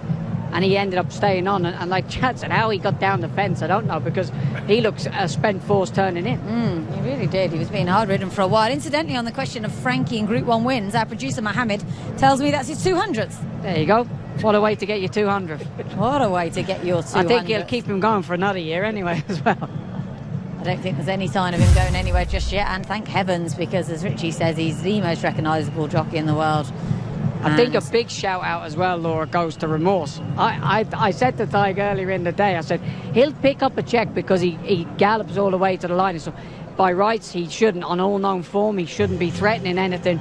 But he's ran sick, the Zabeel stable had a fantastic night. And while it's a day for the international contingents that had so much success, Bhupat Simar, in his first try here as the trainer and the license in his name, walks away with a win in the Golden Shaheen, a 6th with Remorse for next year. And his horses in the UAE Derby showed up as well. I mean, Summer Forever running second and Bendug running fourth is certainly something that you're going to look forward to. Look, the season's almost over here in Dubai. Bhupat's got time to think and relax and figure things out for the future. He's going to have a long career here as well. He won't have a long career. Thinking or relaxing. He'll be straight off to the sails. He won't be relaxing. But I think he'd have been under the back foot from the second race because their biggest ammunition was in the Godolphin Mile, and I think they were last and second last. So, for the things to turn around so quickly as they do in racing. But like I say, great night for everyone at Zabeel as well. Wonderful to see our trophy presentation coming up in a moment, and Amir Zidane is here, which is fantastic, picking up the trophy from the Crown Prince, His Highness Sheikh Hamdan bin Mohammed Al Maktoum. Such a big part of racing here, sadly his own hypothetical out of the money in the Dubai World Cup, but Amir Zidane, say only his first runner here. He's got a polo team and does, say, support a lot of things, and I was lucky enough to interview him last year, and what a gentleman, really lovely and extremely helpful with his time, which I appreciated. So big well done to all connected with Country Grammar, winner of our 2022 Dubai World Cup. And it's going to be a while before we see another jockey beat Frankie's record and Jerry Bailey's record of 4 in the race, because Jerry, of course, no longer riding.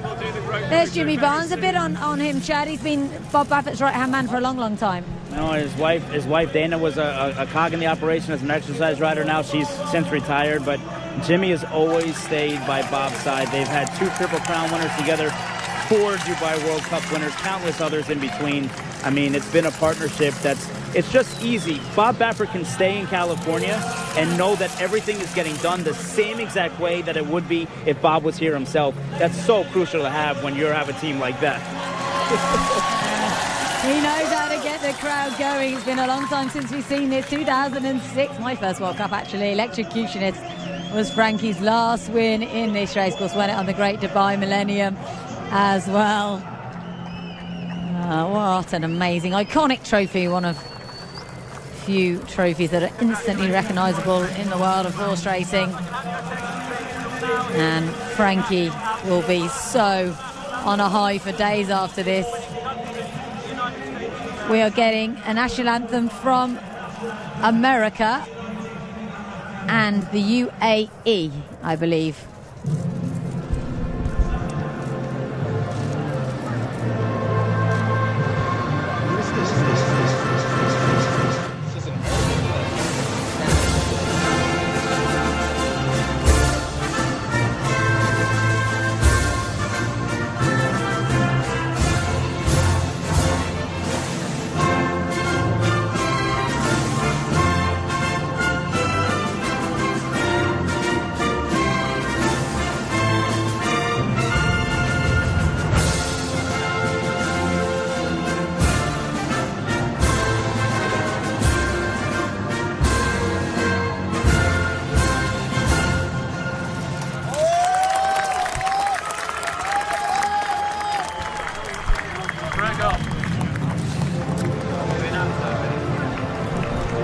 That was, of course, the national anthem of the Kingdom of Saudi Arabia for Amir Zadan, the winning owner. And now we can hear the UAE national anthem.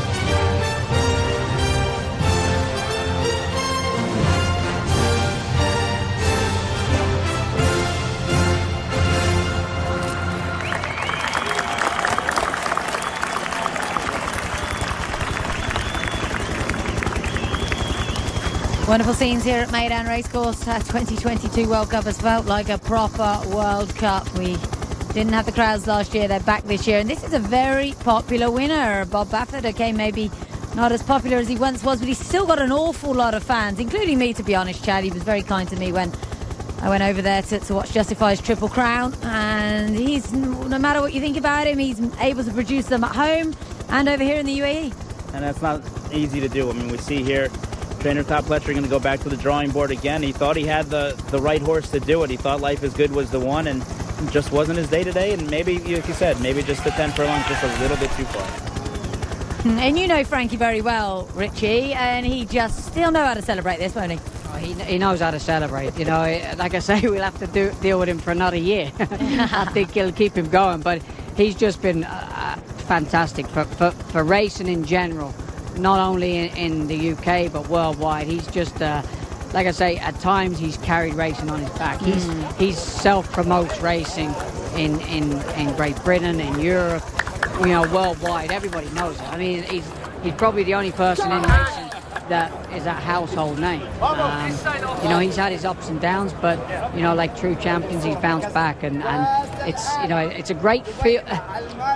A lot of people might write in now and argue with me, but I think it's a feel-good factor about this win. I mean, obviously people have got their own opinion about Bob Baffert, but you know, you've got to take your hat to him. The guy is a phenom, you know, with what he does.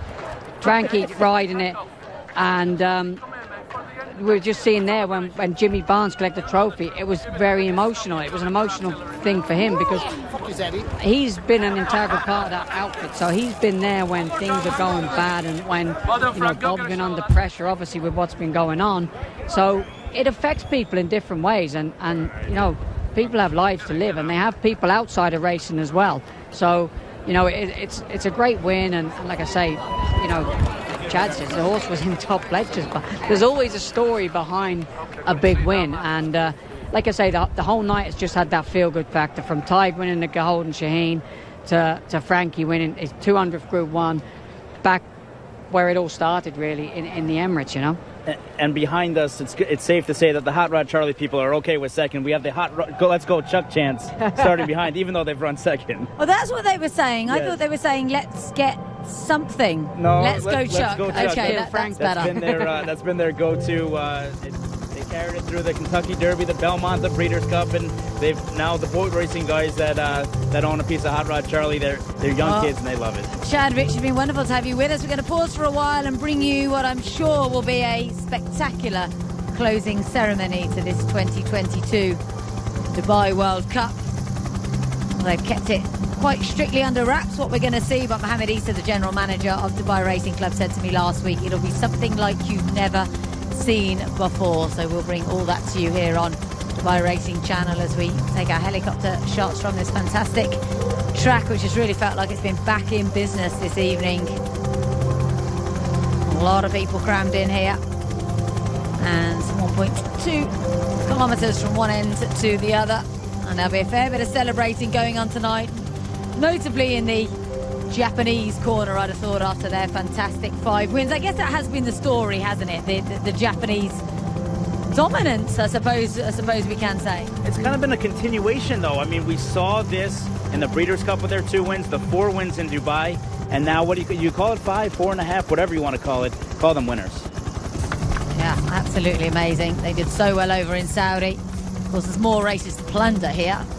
But still, they've just shown they've got so much versatility. They can do it on the dirt, they can do it on the turf, they can stay, they can sprint. They've done less of that tonight, but still, absolutely brilliant. And it has been a really international night as well, of course, Richie. We had the winner for Qatar with the Arabians right at the start. We've had the British win with Lord North. We've had 10 winners on a 9-race card, which is unusual. Yeah, exactly. It has, like you say, you know, it kicked off with the Qatari horse that obviously has a French connection. Then they kicked off with the Japanese winning the mile, and then, you know, it just seemed to be a continuation of Japanese domination. And then obviously great for local trainers, you know, Boopet, first season training with the license under his name, first Group 1 for Tig. That was just a real good feel-good factor about it. You know, I'm forgetting the Alquois Sprint, Ronan Wheeler and Ado McGuinness, you know, great feel-good factor there. I mean, the horse won the Prix de l'Abbé, ran here Super Saturday. Ado McGuinness has been here all carnival prepping this horse for this night, and you know, Ronan Wheeler is a young jockey with a huge future, so it's great for him to get his I think it's probably his second Group 1 after he won the Abbé. Then it continued with French domination again, Japanese domination again. Frankie tried to get in on the act with a half a point and then it caps it off with you know, Bob Baffert, Frankie Dettori.